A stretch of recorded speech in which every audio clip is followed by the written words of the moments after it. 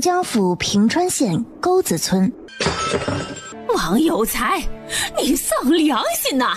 端这么烫的水给我喝，你是不是巴不得老婆子我早点死了？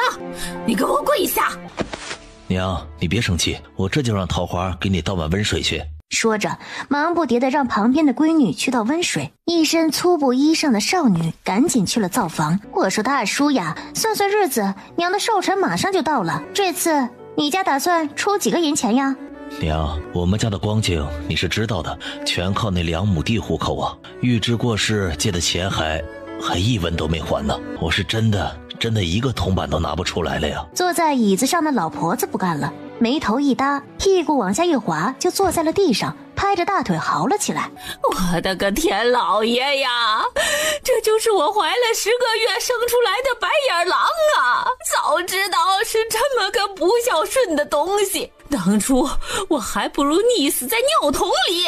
哎呀，没法活了呀！他二叔不是做嫂子的说你，这官家都说了，百事孝为先，给自个亲娘过寿，哪能在乎几个银钱哟？大嫂啊，我是真的一个铜板都拿不出来了，这村里村外能借的我都借遍了。娘，别哭了，小心伤了身子。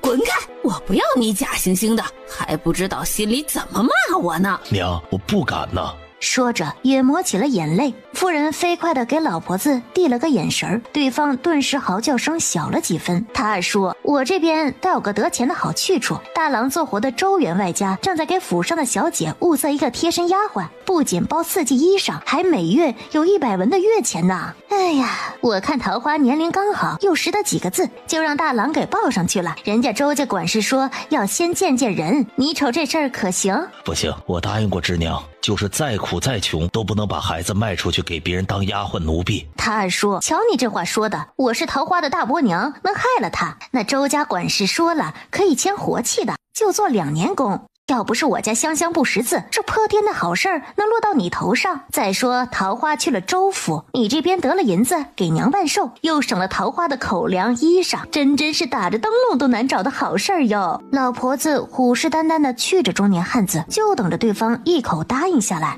大嫂，你忘了桃花是有婚约的，她怎么能去给别人家当丫鬟呢？这以后在李家怎么抬得起头啊？这事儿莫要再说了。夫人又给老婆子使了个眼色。老头子呀，那年我生他时大冷的天哪，我难产了2天2夜呀，那流的血呀，好几个木盆都装不完。如今他全忘了，丧良心呐！以往只要他这么一闹，汉子没有不答应的。可今日不管老婆子如何哭闹，汉子就是死咬着牙不松口。好，果然是我肚子里爬出来的好儿子。老婆子活着也是碍人眼，我现在就去投河。说着就往屋外走去。刚端了温水来的王桃花怯生生地站在门口，奶就被老婆子一巴掌扇倒在地，粗瓷碗又摔了个粉碎。娘啊，咱别闹了行吗？我答应你，过寿时给你1两银子，但桃花不去周家做丫鬟。老婆子干嚎声戛然而止，随即满面笑容。你说的可是真的？汉子无力地点点头，眼睛里是化不开的疲倦、无奈和绝望。好，这才是娘的好儿子。那3天后，记得把银子拿来给娘。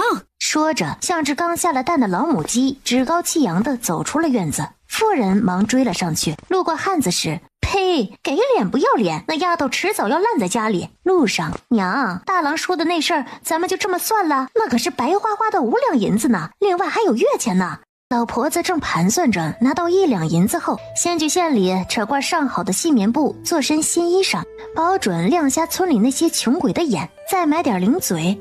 见妇人打断自己，微微拉下了眼皮。老大家的，你这么上赶着要把桃花送去周府，是不是瞒着我老婆子什么？这个死老婆子眼睛可真毒。娘，您老可真厉害，我这心里的小算盘被你看得真真的。我还不就是想着大郎也老大不小了，早点有了这银钱就可以给他讨房媳妇嘛。哎呦呦，看来我这只孙猴子永远跳不出娘这尊如来佛掌的手心哟。这马屁拍的老婆子极为舒帖，鼻孔微微抬起了，哼了声。你个屁股撅起来，我都知道拉什么屎，料你也不敢在我面前耍花招。你放心，大郎是我亲戚的大孙子，他的事儿我能不操心？我都盘算着呢。哎，媳妇儿就知道娘最惦记着大郎，回头我一定要跟大郎说，以后赚了银钱要好好孝敬您。我不惦记谁惦记？你们能住上这青砖大瓦房，不都是我惦记的？行了，日子还长着呢，桃花那事儿翻年后也来得及，咱们找着机会再来，走吧。说着伸出一只手，媳妇儿都听娘的。于是妇人就屁颠地跑过去搀着，老婆子很是满意，一步一摇地往前走去。这还是上次她去县里卖鸡蛋，看到员外家的老夫人去上香都是丫鬟这么搀扶着，觉得很是气派，于是也照猫画虎地学了起来。不料谁家的鸡在这地上拉了一泡屎，老婆子脚下一滑，两人同时摔了个狗啃泥。哎呦，摔死我这把老骨头了！待看到是一泡鸡屎后，老婆子不由得怒声骂道：这是谁家糟瘟的鸡呀？要是被老娘抓到了，非得拔毛炖了。见妇人还在一旁光顾着揉着膝盖，不由得有些愠怒。老大家的，还不快来扶我，没点眼力见。妇人也顾不上膝盖上的疼痛，赶紧去搀扶那老货。这个死老婆子，怎么不摔死你啊？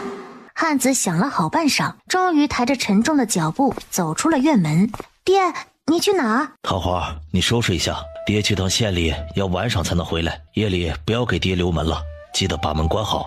说话间，脚步深一脚浅一脚地往县里走去。这天午后，一伙5大3粗的汉子来到王有才家，那扇本就只剩2片木板的木门终于不堪重负，哐当一声倒在了地上。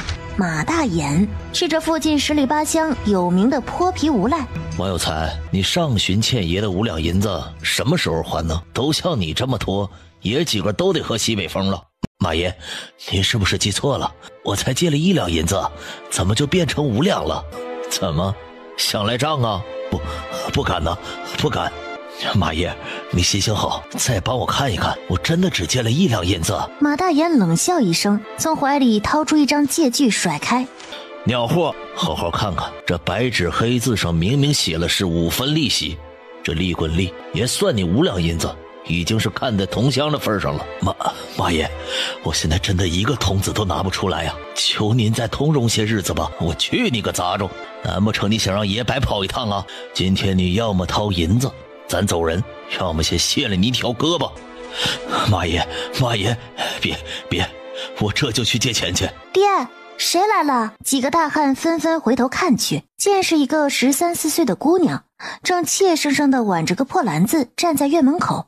哎呀，王有才，想不到你还藏了这么一个水灵灵的小娘子啊！身子虽然瘦了点儿，但这脸蛋儿长得是真不错呀。马爷，您瞧那娘们的屁股，蛮大的呀。马大眼摸着下巴，色眯眯的把王桃花打量了一圈。王有才，你看要不这样，让这小娘子陪我睡上一宿，咱们这银子就一笔勾销了，咋样？哎，对，这择日不如撞日，让这小娘子今天就跟我大哥入洞房。哎呀，不好啊！他赶紧拦在闺女身前，急声说道：桃花啊，刚才张大娘来唤你去磨黑豆子，快去。爹，我走了，你咋办？我叫你去你就去，你要急死我呀！说着，王有才就推着王桃花往院子外走去。滚开！你个狗东西，敢跟爷打马虎眼！今天要么还银子，要么就让你姑娘跟我睡上一觉。我跟你说不亏，县里春花楼输了个清官人，也就2、3两银子。马爷呀，求你放过我家春花吧，我就这么一个闺女啊，她才13岁呀。马爷，这13岁不小了，要说这年纪刚刚来那时候，就跟那初熟的桃子似的，酸酸甜甜的，滋味最好了。马大眼听了这话，一双灯泡似的眼睛瞪得更圆。这爷还能不知道？用你说，马爷啊，你不能啊！桃花是有婚约的，你这样会毁了他一辈子的呀！马大眼被王有才吵得脑袋嗡嗡叫。王有才立马像只破风筝一样落在了1米开外的地方，哇的一口老血吐了出来。爹，爹！桃花，听爹的，快走啊，快走啊！那喷出的血沫子沾满了脸颊，眼瞅着进气多出气少，马大眼看都没看王有才一眼，大步走了出去，像拎只小鸡崽子似的拎着王桃花就往屋里走去。爹，救我！很快屋子里面就传来衣服撕裂的声音和女人的哭喊。王有才想爬起来，后背却被一个泼皮重重踩着，顿时动弹不得了。我说呀，王有才，你也是个拎不清的。你这个姑娘要是把马爷伺候好了，那以后你们一家还不是穿金戴银、吃香喝辣吗？马大爷，你这个杂种畜生，你不得好死！我要去衙门告你！可还没2分钟，那马大眼就光着膀子，骂骂咧咧的捆着裤腰带出了屋子。哎呀，马爷，真是雄精虎猛啊！这么快就把那个小娘子给征服了。回到县里，小的给你整个老鳖补补身子。那小娘子烈得很，费了半天功夫才解开衣裳，倒是让她往柱子上撞去了。啊，马爷，那人呢？死了，真他娘的晦气！王有才听到这话，两眼一翻，一口气登时哽在了喉咙里，呵呵几声后没了动静。王桃花觉得脑袋疼得快要裂开了，迷迷糊糊地睁开眼，竟发现自己在一个陌生的屋子里。这是哪里啊？可还没等他看清地方，一阵头疼再次袭来，王桃花又晕死了过去。直到一碗略带土腥味的温水灌进嘴里，王桃花才缓缓醒了过来。桃花，你可算醒了，你这都睡了一夜了，又发高烧又说胡话的，吓死大娘了。那个大妈，你是谁呀？丫头，你连大娘都不认识了，看来这头是真撞坏了。那马大眼就是个千刀万剐的牲口，老天爷都看着呢，迟早遭了报应去。王桃花看着眼前的老婆子，愣了半天，就感觉脑子里一下子钻进来了无数影子，脑袋一抽一抽的疼。好半晌才知道眼前的老婆子是谁。你是张大娘？哎，我的好儿啊，你可算是记起来了，菩萨保佑。老婆子，这丫头脑门上磕了这么大一个洞，人迷糊一下子也是正常的。你呢，就别跟她再唠叨了，让她再睡会儿吧。是我老婆子想的不周全，桃花，你再睡会儿，大娘回去给你炖个鸡蛋，流了那么多血，得补补。说着，老两口就掩上门出去了。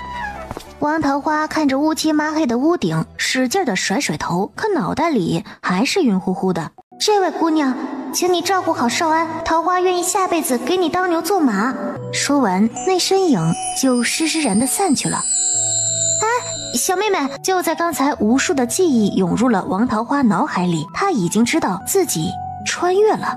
院子里传来了动静，是张老头夫妇俩在嘀咕：老头子，这有才的身子还摆在院里呢，桃花又躺着，家里也没个知事的人，可咋整哟？虎子不是找有贵去了吗？亲弟弟死了，他这个做哥哥的不得来帮衬帮衬呢？哎呦，你个老头子吃炮仗了，嗓门小点，让桃花听到了又得难过了。你瞅着吧，他们家保准不会来。老两口嘴里的人正是自己的亲大伯和亲奶奶。王桃花的爷爷5年前就去世了，奶奶刁氏就做主给兄弟俩分了家。这刁氏是出了名的偏心眼，分家时不仅给王有贵家盖了青砖大瓦房，垒了黄泥院墙，还把绝大部分的田地分给了王有贵。王有才和妻子白氏最后只分来了2亩薄田和这2间破破烂烂的茅草屋。回头呢，你把我那身装老衣服拿出来给有才用吧，总不能让他穿得破破烂烂的去阴间报道啊，给阎王看了生气了，没得影响投胎呀。行，以后这家呀就剩桃花和少安2个孩子过日子了。马大眼做的什么孽哟？老婆子，我记得桃花不是跟李家村定亲了吗？实在不行，让她早点嫁过去吧。这么早嫁过去，还带个弟弟，那李家会同意？不行，这女人没得娘家帮衬就难了，再被看清了，桃花这辈子可就苦了。王桃花还想再听点什么，外面就传来窸窸窣窣的脚步声，看动静是有人进了院子，他忍着头疼坐了起来，嘎吱。院子里忙碌的几人看了过去，就见王桃花脸色惨白的靠在门框上。桃花，你这头上有伤，可不能出来。仔细见了风以后头疼。王桃花就见院子里站了4、5个人，正用几片粗辣辣的木板钉着一口狭小的棺材。王有才穿着一身红色暗符文的寿衣，直挺挺地躺着，许是原主的灵魂还残留了几许。王桃花瞬间眼泪扑簌簌的就往下掉。爹呀，你快醒醒！你怎么可以撇下桃花和少安就走了呀？我没了娘，不能再没了爹呀！桃花啊，这地上凉，你身子虚，快起来，跟大娘进屋吧，让你爹好生走吧。王桃花摇摇头，又趴着哭了好一阵子。就在这时，大家伙都在呢，那感情好，刚好帮老婆子我做个见证。花妹子，你咋来了？来人正是附近10里8乡最有名的媒婆。老姐姐，我是无事不登三宝殿呀，这次是李家村托我来的，那王有才呢？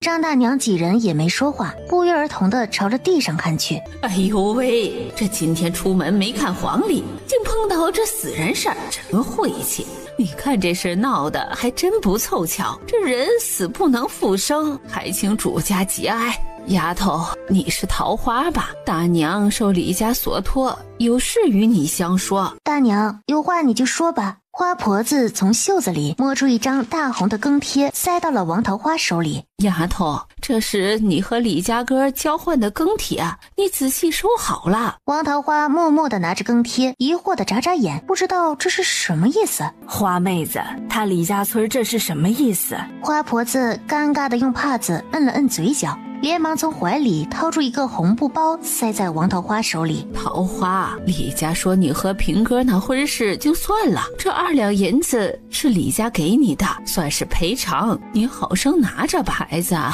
你也别难过，这3条腿的蛤蟆不好找，2条腿的男人可多得很，回头花大娘再给你找家好的啊！王桃花心中突然一阵悸痛，脑海中闪过许多支离片碎的画面，看来这个傻姑娘是喜欢李家哥的。李家想干嘛？这都换更帖了，衙门里也过了文书的，岂是说退就退？是欺负狗子村没人吗？妹子，当初可是他李家上赶着求着到有才这里的，桃花到底哪里配不上他家李康平了？是呀，桃花爹还在地上躺着呢，就来逼人退婚，真没见过这样的人家。老姐姐，这可怨不得我，老婆子我也就是传个话。那李家说桃花已经被马大眼给破了身子，不是清白的姑娘了，所以这亲事才必须得退。放他娘的狗臭屁！咱桃花硬气得很，才没让那狗东西得逞。你瞅瞅他头上的伤，那都是桃花为了保清白磕了柱子的，流了老大一滩的血。你要是不信，去屋里瞧瞧，那柱子上的血还在呢。这张大娘见李家编排王桃花，立马就急了，拉着花婆子就要往屋里走。老姐姐，等等，哎呀，等等呀，手要断了。花婆子赶紧挣开张大娘的手，甩了甩。桃花，大娘知道你是个好的，可人家李家是读书人家，以后要当官老爷的，最是看重名声这种东西。不管怎么说，你也是被马大眼按在床上给摸了亲了不是？王桃花面沉如水地盯着花婆子，这李家怎么可以这么无耻？别人小姑娘为了保住身子命都丢了，还来牵扯这些有的没的东西。我呸！我老婆子活了50来岁，就没见过这么不要脸的人家。花妹子，你现在就去跟李家说，我们家桃花不退亲，他李家要是敢毁了亲事，我们就去衙门门口敲大鼓去。原来这大梁朝有个不成文的规矩，但凡男女间交换了更贴，又在衙门里过了文书，那女子就已经算是婆家的人了。若是被退亲，哪怕女子还是个黄花姑娘，也成了下堂妇，再嫁可就难了。哎呦，老姐姐，你别推了，那哥的更帖我还没拿呢。等等，大娘，这亲事我同意退。桃花，这可是你的终身大事儿，不许开玩笑。那李家家境殷实，若是桃花嫁过去，没准就过上好日子了。等再生个一男半女，这地位不就稳了？女人嘛，不就图个穿衣吃饭吗？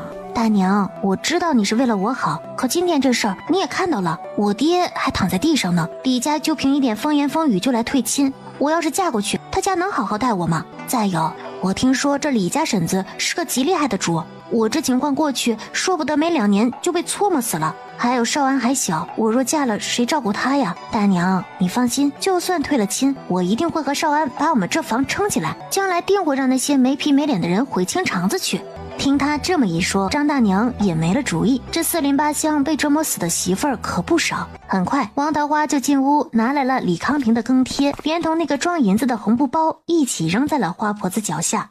花大娘，这是李康平的更贴，还有这银子你也拿回去吧。我王桃花就是饿死也不要他们李家的钱。再有，你给李家带句话，他李康平嫌贫爱富，偏听偏信，背信弃义，始乱终弃，这样的人我王桃花不稀罕。就他这种人也配读圣贤书，他要是能考得上秀才举人，那母猪都会上树。还有，我王家从此跟他李家恩断义绝，老死不相往来，如有违背就如此棍。说着拎起一旁的柴刀，劈断了一根手指粗的木棍。花婆子看着那闪着寒光的刀刃，吓得脸上的肥肉都在颤抖。好，姑娘放心，老婆子我一定带到。他捡起更贴和红布包，也没有查看，就塞进了怀里。姑娘想通了就好，那衙门里李家已经打点过了，你就不用去了。回头大娘保准给你找几户好人家。瞧瞧，李家这是有备而来呀！众人心里也明白了，这样自私自利的人家，还好王桃花没嫁，不然绝对是跳进了火坑。不用了，花大娘，我的事以后就不劳你操心了。我可不想再碰到李家这样的人，没得被恶心死。花婆子顿时面上一红，当初白氏还在世时，这花婆子就3天2天往他家里跑，把个李家和李康夸的是天上有地下无。你这丫头没大没小的，脾气又这般急，难怪人家平哥儿瞧不上你。我呸！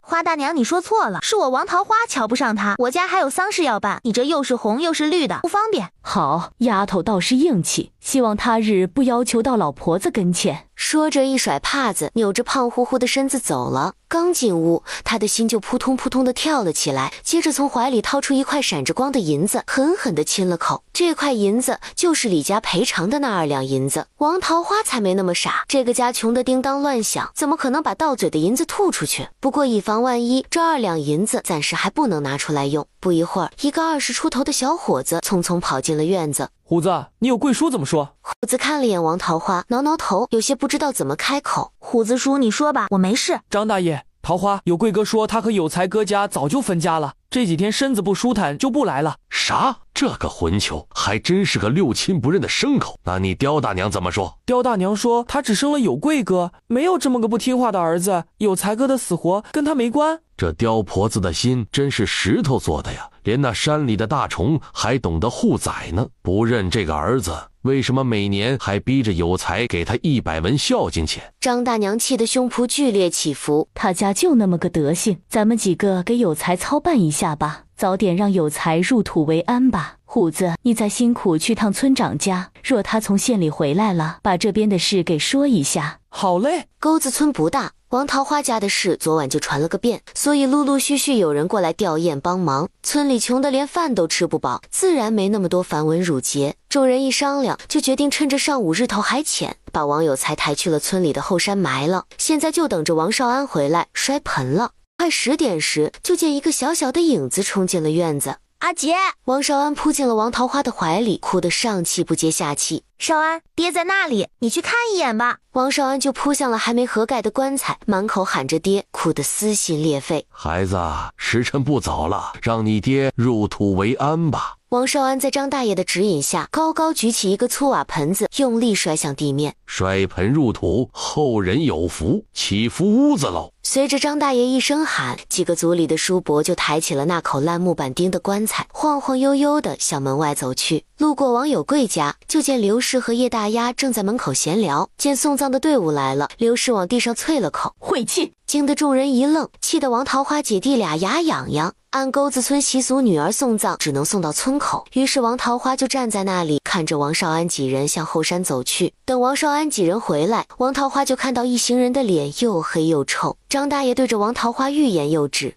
说吧，山上发生了什么事？姐，你怎么知道？你那脸上写了4个大字，山上有事。是咱奶，他扒拉着棺材不让下葬。这是为何？他说自己白发人送黑发人，爹死了孝敬不能少，让我在棺材前发誓，以后还要每年孝敬他100文，不然就不让爹下葬。那最后呢？王桃花快被那死老婆子搞疯了。后来村长爷爷来了，让人把她嫁回家了。不是，这老婆子有病吧？记忆中折磨二房折磨上瘾了，出殡的仪式收尾了。本来按村里惯例得在主家吃顿丧饭，可众人考虑到王家穷的锅都揭不开，也就不讲究这么一顿了。打了个招呼就要回家。今日有劳各位大爷大娘、叔伯婶子来送我爹了。家里穷也供不起一顿饭，但我王桃花姐弟俩记得大家的恩情，他日一定好好报答。说着就给众人磕了个响头。几个大娘婶子赶紧把姐弟俩扶起来。丫头，都是乡里乡亲的，谁差这一顿嘴？以后和少安把日子好好过，有需要搭把手的尽管来找大娘啊。是了，你也受大罪了，赶紧带少安回去吧。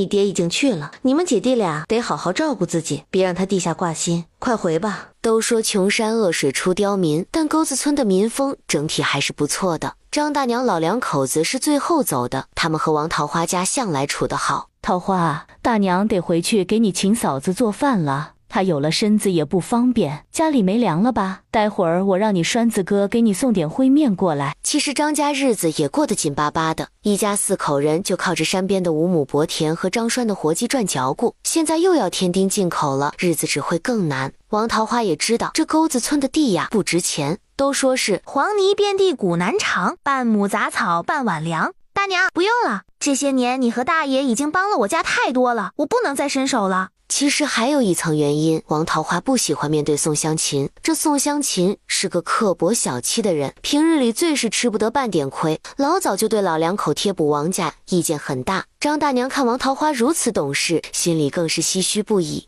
要不是自家也穷，她就做主把两人接家里过日子去了。桃花，别推了，就这么说定了，以后有了再还吧。大爷大娘，你们对我家的好，少安记下了，以后一定好好报答你们。少安啊，在铺子里好好学手艺，以后有门好手艺就不愁没饭吃了。这边老两口刚走不久，张栓就送来了一海碗烩面。这恩欠大发了，咱们以后慢慢还吧。王桃花有些无奈地看着那碗烩面，最后还是端进了灶房。少安饿了吧？姐这就去做饭。阿姐，我不想吃饭，我想爹了。王桃花看着那么个小不点埋着头坐在那里，像只鹌鹑似的，不由得心都软了。少安乖，爹走了，你还有阿姐呢，以后阿姐会保护你，我还要送你去学堂呢。阿姐，少安长大了也会保护你。阿姐当然相信了，不过在长大前，咱们要先填饱肚子，吃饱了才有力气，就没人敢欺负咱们啦。王少安用力的点点头，突然又想到了什么。阿姐，要不我来做饭吧？你受伤了，回屋里躺着去。不用，姐就磕破了点皮，不碍事的。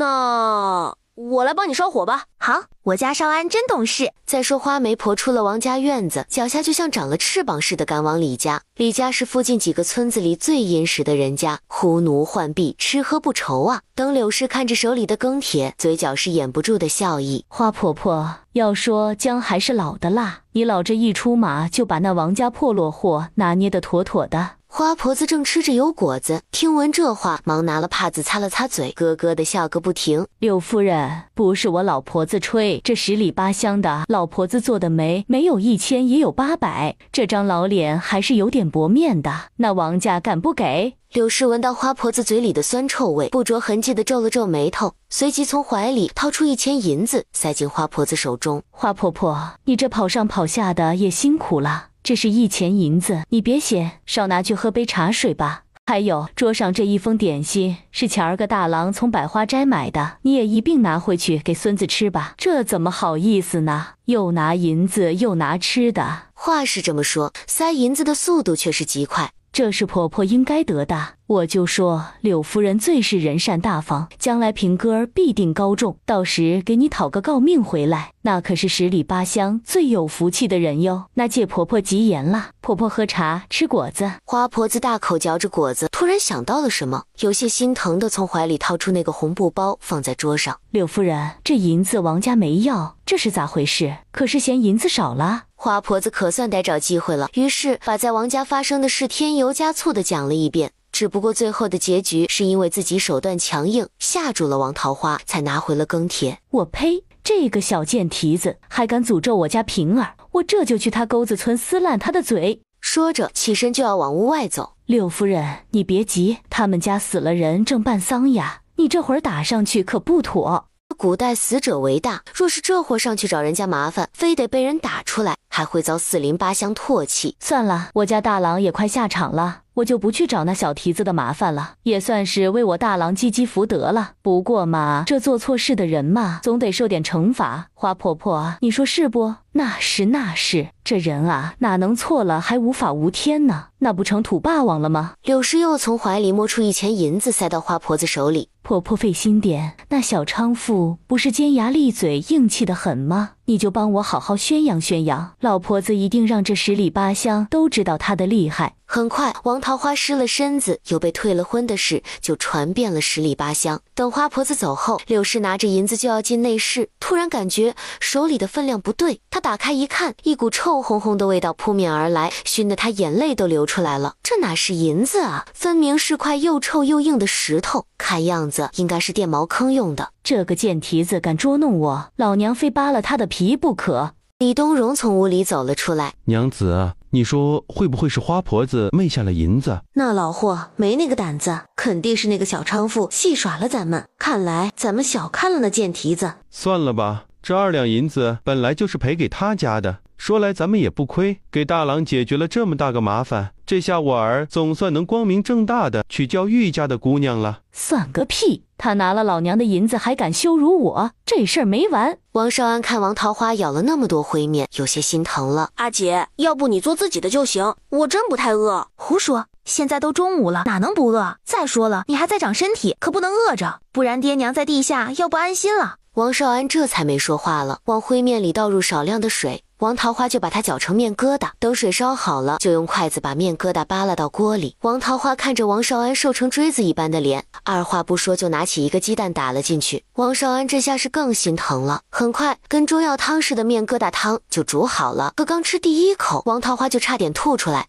哪是面疙瘩啊，又苦又涩又粗糙，咬上去就跟在吃沙子一样。王少安把碗里为数不多的鸡蛋花全划拉进了他的碗里。阿姐，给你，我不爱吃鸡蛋。王桃花看着王少安埋头呼噜呼噜地吃着灰面疙瘩，心里一暖。他刚要把鸡蛋拨回去，王少安就把碗一放。阿姐，我吃好了，你煮的面疙瘩汤比娘煮的好吃。吃完午饭，王少安就帮着王桃花规整院子。姐弟俩花了1个多时辰才把院子给规整好了，又顺带把边边角角的杂草给除了一遍。阿姐，我要回去了，师傅只给了我半天的假。少安，你跟阿姐说实话，师傅对你可好？好着呢，师傅还给我买肉包子吃呢。可他的表情哪能逃得过王桃花的眼睛？好，师傅待你好，我就放心了。你自个儿多机灵点儿，师傅师娘生气的时候躲着点儿，平日里别光想着做事，嘴巴甜点。好了好了，姐，我知道了，你比村口的八婆婆还啰嗦，这才多点大就嫌弃姐了。临出门时，王桃花往王少安口袋里塞了1个温热的鸡蛋。阿姐，我不要，这是给你补身体的。少安，姐身体好着呢，反而是你也得多吃点。你看你才到姐腰上呢，怎么保护姐姐？这鸡蛋你路上饿了吃哈。王少安又瘦又小，说是快7岁了，其实看上去和5岁的孩子差不多。姐，那我走了，再过半个月我就放月假了。再说走了1个时辰，王少安回到了打铁铺子，还没进铺子，就听到牛三破锣嗓子吼道：“二驴子，你没吃饱饭呢？力气那么小，给铁挠痒痒呢。狗子没看到炉里的火快灭了吗？还不添柴火？王八蛋，那柴火不要钱吗？塞那么多，还不赶快拿2根出来？一点小事都做不好，今晚别吃饭了。”王少安瘦弱的身子打了个寒战，磨蹭了半天才进了铺子。师傅，还杵在那儿干嘛？回来就赶紧过去干活，不就死了个爹吗？难不成还要老子安慰你几句？王少安如临大赦，他现在年岁小，还拎不动锤子，牛三就让他负责烧火拉风箱，顺带伺候一家人。那条黑狗突然鼻子一嗅，抬起了脑袋，盯着王少安龇牙咧嘴，呜呜地吼叫了起来。等等，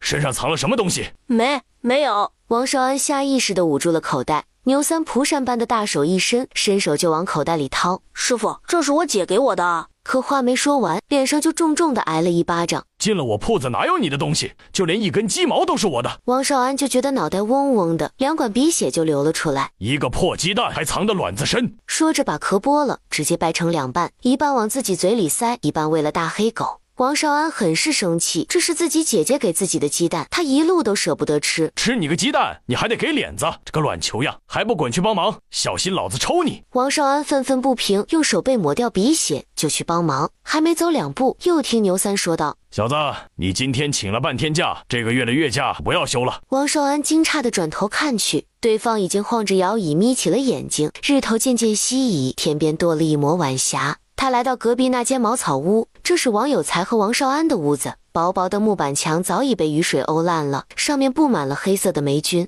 左边靠墙用几块破砖头搭了几块木板当床，上面只有一床破破烂烂的被子。右边靠墙放着几把农具，还有2口大缸。打开缸盖，一口空空如也，另一口里倒有4、5根小孩拳头大小的红薯，皱巴巴的有些干。王桃花越看心越慌，完了完了，穷成这样，这日子没法过了。这时他的视线落在了柜子底下，那里用一块青砖垫了柜子角，费了好大的劲才把柜子挪了开来，掀开砖头，扒去上面的土，下面果然有个巴掌大的木头匣子。我就说嘛，再穷总不可能1文钱都有，原来藏在这里，这便宜爹可真能藏东西。他兴奋地打开一看，可里面除了一张泛黄的纸，再无他物。摊开纸看了看，原来是那2亩地的地契。老天爷，我王桃花上辈子也没做什么伤天害理的事呀，家里竟然真的1毛钱都没有。王桃花欲哭无泪，跟只土拨鼠一样龇牙咧嘴的在床上滚了2圈。第2日阳光极好，等他端来水准备洗漱了，却忘了这个时代没有牙刷。昨天没刷牙，已经把他膈应了1天了，总感觉嘴巴里黏糊糊的，还有股怪味儿。突然他想起曾在一本小说里看过，把柳枝咬开后可以刷牙。王桃花看着这根轻轻的木棍子，犹豫再三，不管了，今天必须刷牙，反正柳枝又毒不死人，试试不就知道了吗？等王桃花试着把外面一层青皮剥掉再咬，发现不仅不苦了，还有一股草木的清香。没有牙膏，他就去灶堂里挖了些草木灰。得，这草木灰有吸附作用，就把它当成是竹炭牙膏了。爷爷说过，这草木灰还能当中药呢，不脏不脏，不刷牙更脏。这草木灰有点淡淡的苦味，牙齿间似乎在磨沙子，口感确实差了点儿。等他漱完口，感觉口腔里顿时清爽了许多。吃完饭，王桃花就拿上小铲子，背上背篓，打算去田里挖点野菜。他按着记忆往前走着，路过张大娘家，就见一个肚子微挺的妇人正在院里喂鸡。香琴嫂子，喂鸡呢。不料那宋香琴当作没看听到，自顾自地给鸡撒了把切得碎碎的野菜。你这糟温的鸡就知道抢人家的吃食，吃了那么多也不见下个蛋给老娘补补，真是个没脸没皮的烟杂货色。王桃花哪能听不懂宋香琴的话里话，脸上一红，嫂子你先忙。恰好这时张大娘端着一盘野菜窝头从灶房里出来，桃花可吃了，快进屋子尝尝大娘刚蒸好的野菜窝头。见宋香琴一张黑脸拉得比驴还长，王桃花哪里有脸进屋？大娘我吃过了，我要去地里挖野菜，回头见。说着忙不迭地向前跑去。桃花，你身子还没好，慢点跑，就在山边挖挖就好了，可千万别往山里头走。前几天你大烈叔说有狼出来了。大娘我知道了。张大娘踮着脚看王桃花走远了，才端着野菜窝头进了堂屋。等王桃花挎着篮子来到村口，就看到眼前的几座大山沿着扁担河分散了几十块大大小小的田地，王桃花家的2亩地也在其中，不过离河很远，都快到那山脚下了，是最不值钱的旱地。现在稻谷、玉米、黑豆都已经收割完了，要说刚收完粮食，王桃花家怎么会揭不开锅呢？这事儿还得说说王桃花家那个奇葩的奶奶王有才。前脚刚收完粮食，刁氏就上门讨要100文养老钱。王有才刚皱了下眉头，刁氏就把腰带一扯，老头子呀，你怎么不把我带走呢？这黑心肝的连亲娘都不养啊！我今天就吊死在这门上，回头我要问问阎王爷，他到底是不是石头缝里蹦出来的。最后王桃花只能眼巴巴地看着刚收的3袋粮食全被自家大伯抬走了，1粒米都不剩。现在家家户户都是数着米粒下锅，所以这野菜自然成了填饱肚子的抢手货。王桃花走遍了好几块田埂，才找到几颗苦苦菜。王桃花也不挑，把中间的几片嫩叶全薅了下来，有总比没有好。等他上了2个田埂，就看到一群大大小小的孩子挎着个破篮筐在土里翻捡着什么，原来是捡穗子。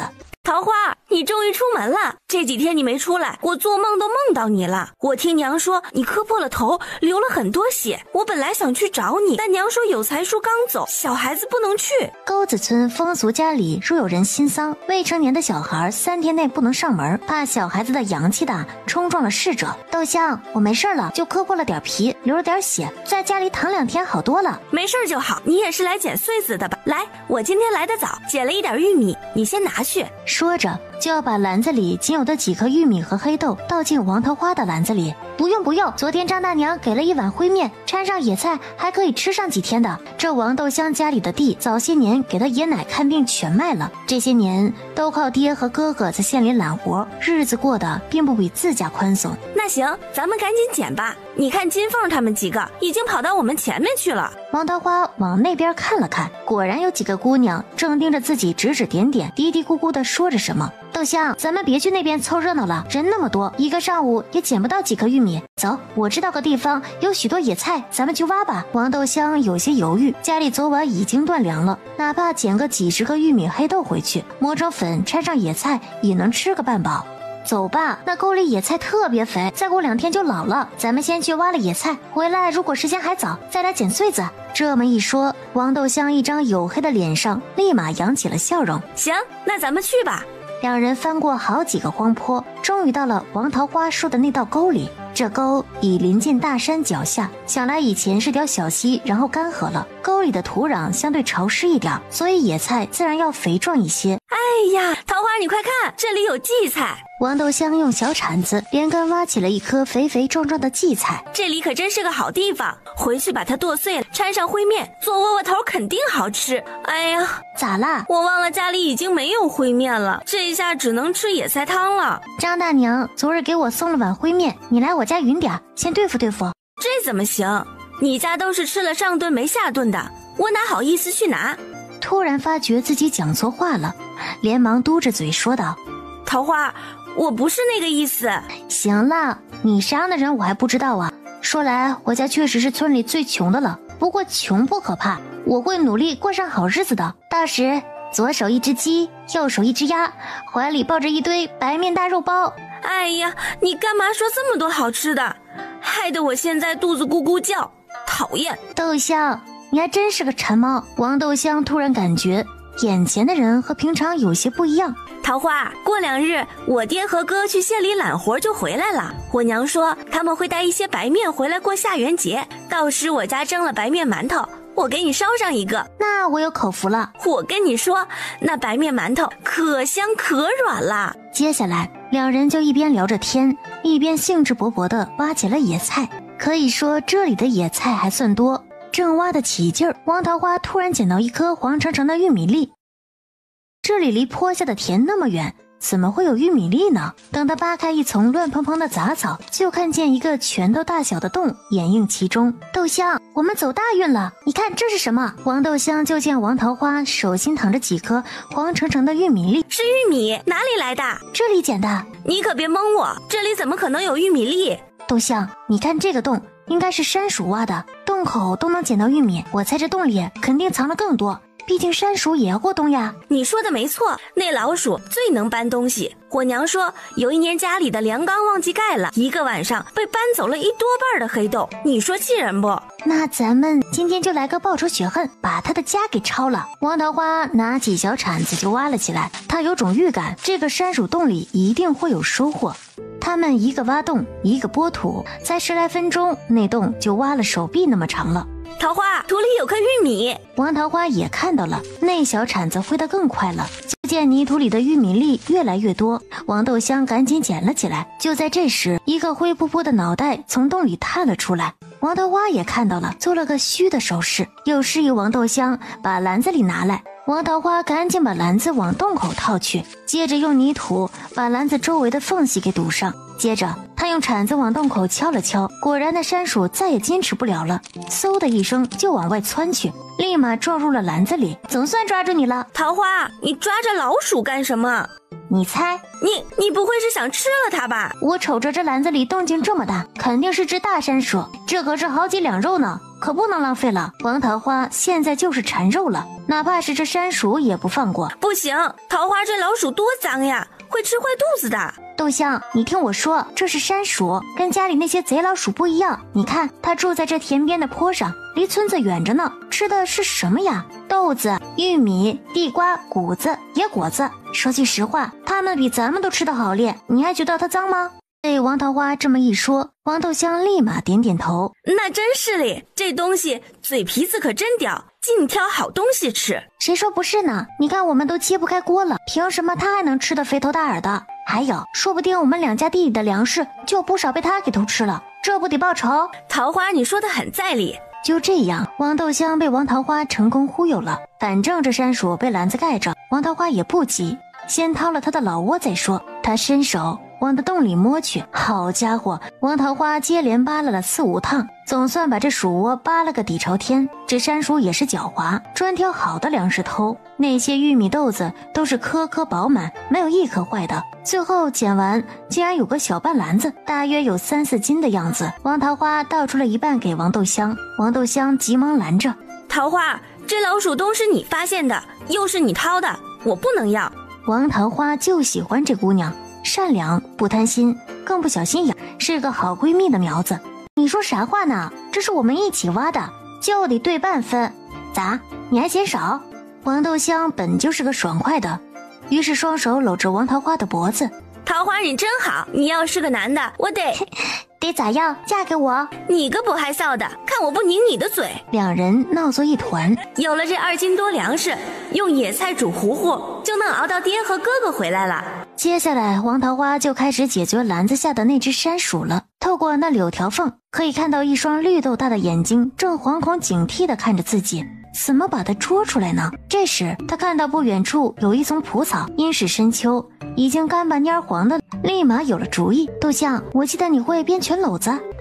我编的拳篓子还是我奶教的，又好看又结实。那你帮我现在编一个，稍微长点，我有用。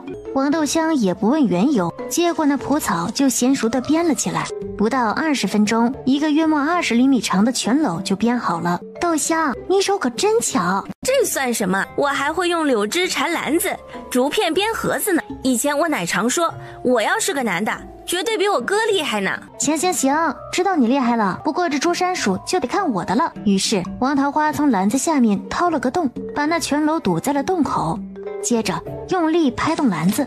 受到惊吓的老鼠四处折腾，看到有个洞就不管不顾地钻了进去。王桃花眼疾手快，把篓子提了起来。小样，敢跟我斗？小家伙，你别急啊，待会儿姐姐带你回去泡个热水澡，然后做个汗蒸哈。很快老鼠就被王桃花秘密给杀死了。豆香，说定了，你中午一定要来我家吃，我给你烤山鼠肉吃。桃花，虽然我有些怕这玩意儿，但是说实话，一听到肉，我口水都流出来了。我上次吃肉还是去年过年的时候。王桃花何尝不是，在原主的记忆里，上次吃肉已经是3年前了。两个人又挖了些野菜，就欢欢喜喜的回了家。毕竟是从山鼠窝里拔出来的东西，怕沾染了细菌，先烧水褪了毛，接着把内脏、头尾和爪子全切掉后，那只山鼠就变得光溜溜、白花花的一团了。家里没有稻谷壳，于是王桃花就去找了那些半湿的柏树枝，放在一口锅里，灯点燃后，一股冲鼻的烟气儿就涌了上来。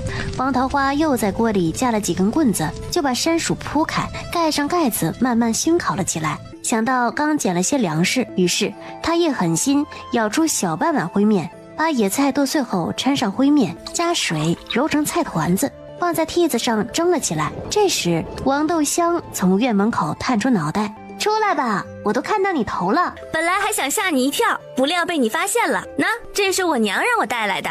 王桃花就看到那簸箕里是几个巴掌大的野菜饼子。你这是做甚？哪有来人家吃饭还得自己带饭的？再说你家都断炊了，哪来的烩面做饼子？我娘说你带我捡了这么多粮食，又挖了野菜，得好好感谢你。就去隔壁婶子家借了小半碗烩面，贴了这菜饼子。桃花，你待会儿好好尝尝我娘做的菜饼子，可好吃了。送都送来了，总不可能让人又拿回去。王桃花只能接过簸箕，指着锅里，那山鼠已经快熏好了。怪不得我老远就闻到了香味了，我还说谁家今天烧肉了，原来是你家院子里的呀，这么香，看来那东西不难吃。你就等好吧。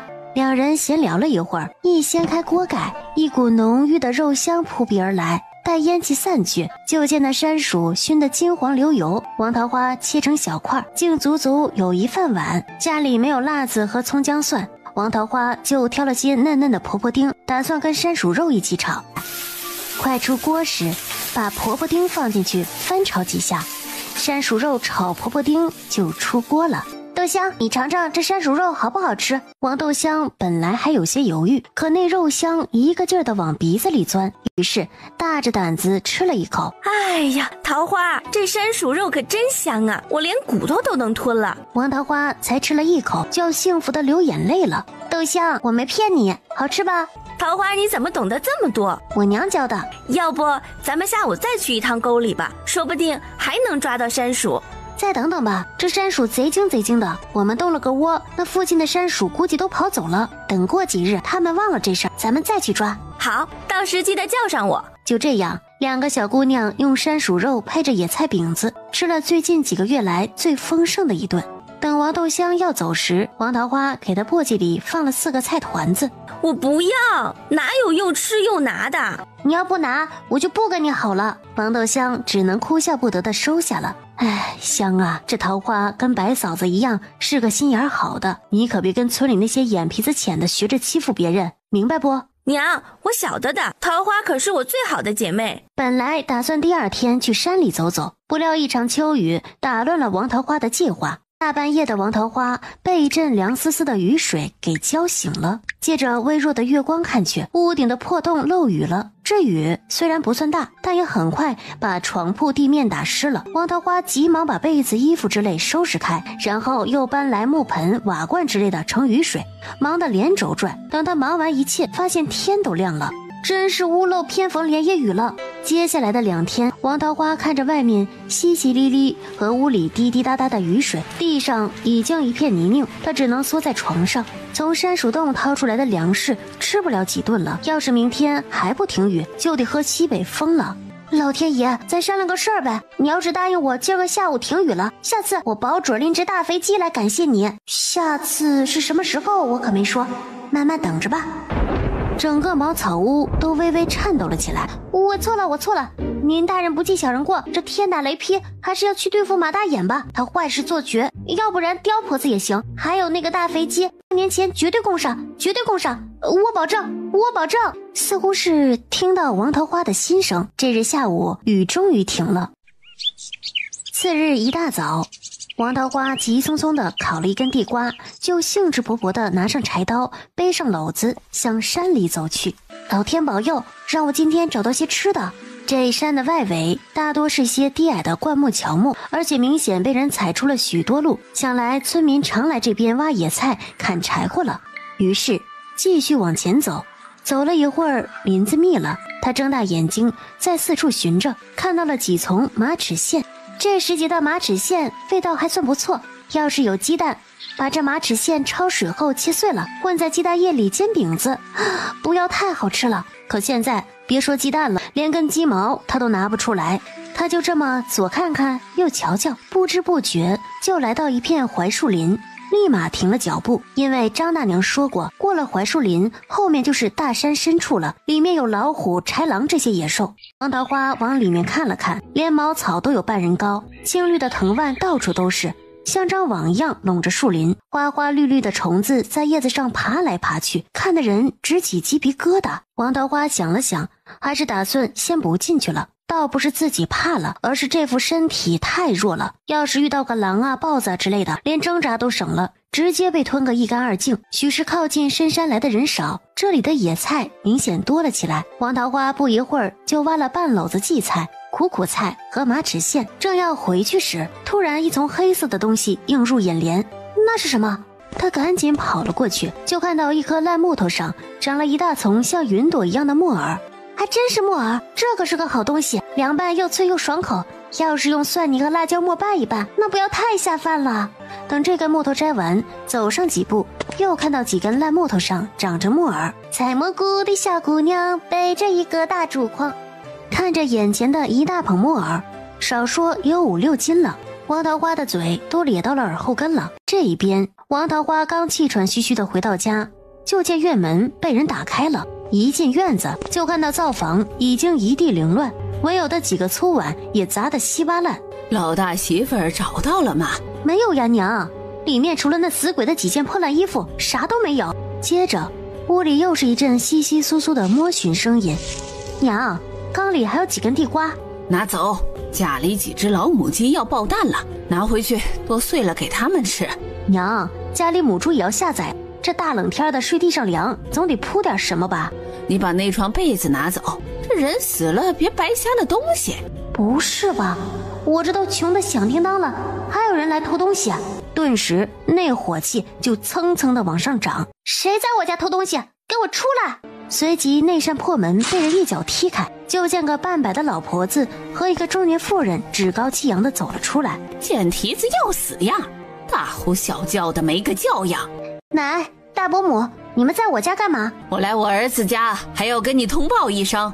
王桃花赶紧跳开，目光就落在了刘氏的手上，顿时黑了脸。就见他左手挽着个破篮子，里面装着剩下的2根地瓜和自己柜子里唯一一件补丁比较少的衣裳。你们这是做什么？帮我收拾屋子？就你家这穷家破户的，有什么好收拾？你爹死了，留着这些东西也是浪费，我拿回去有用。说着不耐烦的摆摆手。奶，我爹不是你亲儿子吗？我们不是你亲孙女吗？你看看我家都穷成什么样了，你咋还好意思来偷东西？你还是不是人啊？你这么做就不怕我爹半夜来找你吗？就你爹那怂样他敢？你个死丫头片子，还有没有礼数？连亲奶奶都敢顶嘴。白玉芝那个贱人果然生不出什么好东西。奶，你过分了。过什么分？你爹都是我肠子里爬出来的，他的东西就是我的东西，谁说我拿不得？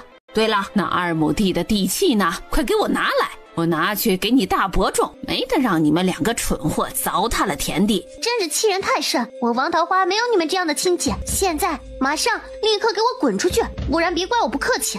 咋还想打我老婆子？来来来，往脸上打！王桃花强忍着怒火，把人一推，刁婆子就直接一屁股坐在地上了。这一下可捅了马蜂窝，就见刁婆子指天指地的干嚎了起来。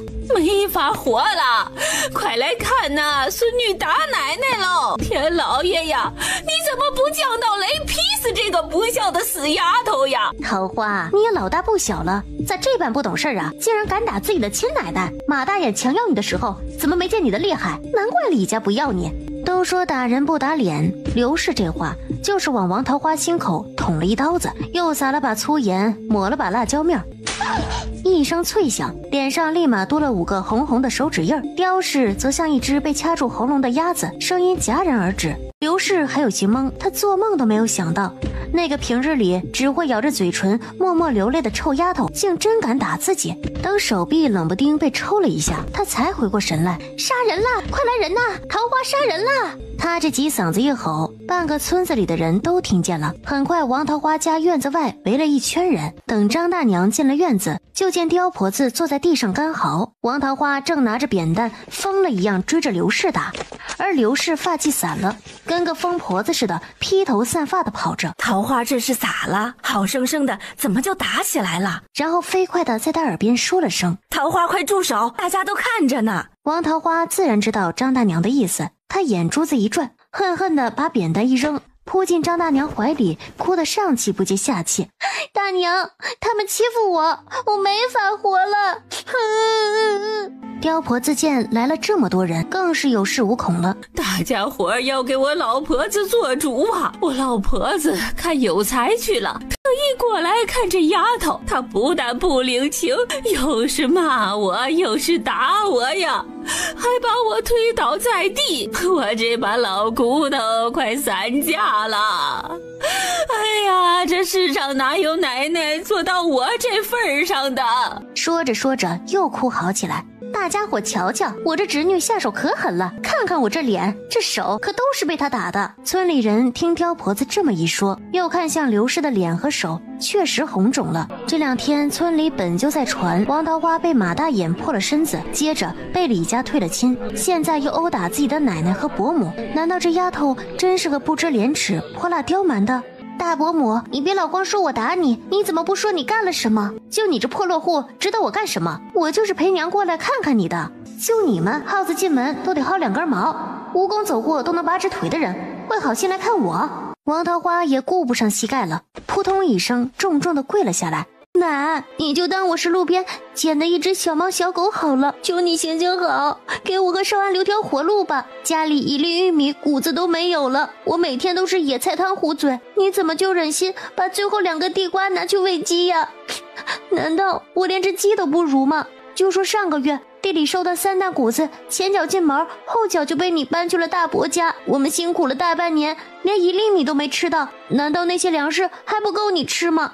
上学你说要腌咸蛋，把家里剩下的半罐子盐全拿去了，我和爹半个月都没吃盐，我爹那腿都肿得不成样子，你还让他上山去给你砍柴火，砍了10来天，那脚心磨的全是血泡，我爹疼得整宿的睡不着。我可怜的爹呀！2个月前你说家里喂鸡的盆坏了，把我家里唯一一个完整的碗拿去当鸡食碗了。还有去年冬日你要是把我娘留下的一件花袄子拿去做了剪棉鞋，出门没袄子，我冷的只能往衣服里塞晒干的玉米须子。同一个村子，大家自然都知道刁婆子偏心大儿子，但偏心到把人家最后几根地瓜拿去喂鸡，连半罐盐、1个碗、一件去世媳妇儿留下的袄子都不放过，就有些狠心了。这还是亲奶奶吗？不帮人家就算了，还来雪上加霜，难怪人家丫头会生气打人，该呀！刁婶子，有贵家10几亩好地，不差这几根地瓜吧？这是我儿子家，我来拿点东西，天经地义。真是狗拿耗子，多管闲事儿。一句话把张大娘堵得无话可说。奶，原来你还认我爹这个儿子呀？那你为什么要害死他？你个死丫头，胡说八道什么呢？你爹是被马大眼给害的，这村里村外谁不知道？可别往我身上泼脏水。都说虎毒不食子，可奶，你比老虎还狠毒呀！要不是你逼着我爹给你1两银子过寿，他怎么会去找马大眼借栗子钱？奶，我爹是你儿子呀！你就不怕午夜梦回，我爹和我爷来找你吗？这话说完，刚好一股凉风卷来。刁婆子本就闹出了一身汗，这一吹，后背竟一阵发寒，脸色也不由得有些难看起来。我有什么怕的？这儿子给娘过寿是天经地义的事儿，难不成我白白养他一场？那可不行，他喝了我多少血水化的奶呢？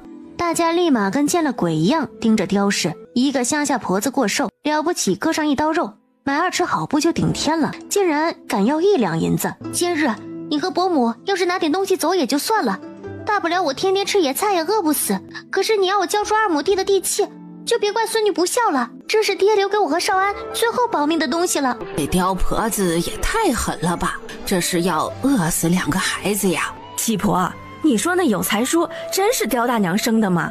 他咋这么狠心？哎呦，这王大哥在地下非得气死了不可，这人才刚死，自己哥嫂就来谋夺家产了。王桃花嘤嘤地哭着，她就是要激起大家的同情心，她就是要塑造自己是无辜弱小又可怜的小白花，不然老拿孝道来说事儿，以后怎么好好收拾大房一家呢？刘氏看村里人对自己2人指指点点，也有些怕了。娘，今天人多，咱们先走吧，以后有的是时间收拾这个贱丫头。走什么走？这地是我儿子的，我要我儿子的东西怎么就不行了？再说这种不孝顺的孙子孙女留给他们干嘛？白白浪费了那地，1个2个都敢和长辈红眼顶嘴的，还不如死了干净，免得以后败坏我王家的名声。老婆子，姐给你上场大戏，张大眼睛好好看，真是便宜你了。好好好。王桃花惨然一笑，朝着后山的方向磕了3个响头。老天爷呀，我的命怎么这么苦？娘死了，爹也死了，天天吃不饱穿不暖就罢了，现在奶奶还要逼着我死，我到底做错了什么？这一声哭诉如杜鹃啼血，有些心软的婆子媳妇儿已经在抹眼泪了。行，你要我死是吧？我就全了你们的心意。爹呀，娘，我来陪你们了。说着飞快地往院门撞去，众人顿时吓了一跳，快拦住他！好在离门最近的一个嫂子赶紧拉了王桃花一把，泄了大半的力道，王桃花才没有来个血溅当场。王桃花心里暗暗呼了口气，突头好疼啊，肯定撞出包了。算了算了，舍不得孩子套不住狼。刁氏婆媳俩也吓了一跳，想不到这丫头如此烈性，要是当场死了，自己非得被人戳着脊梁骨骂，说不定还会被抓去县衙打板子。刁氏待不住了，迈开脚就要往外走去。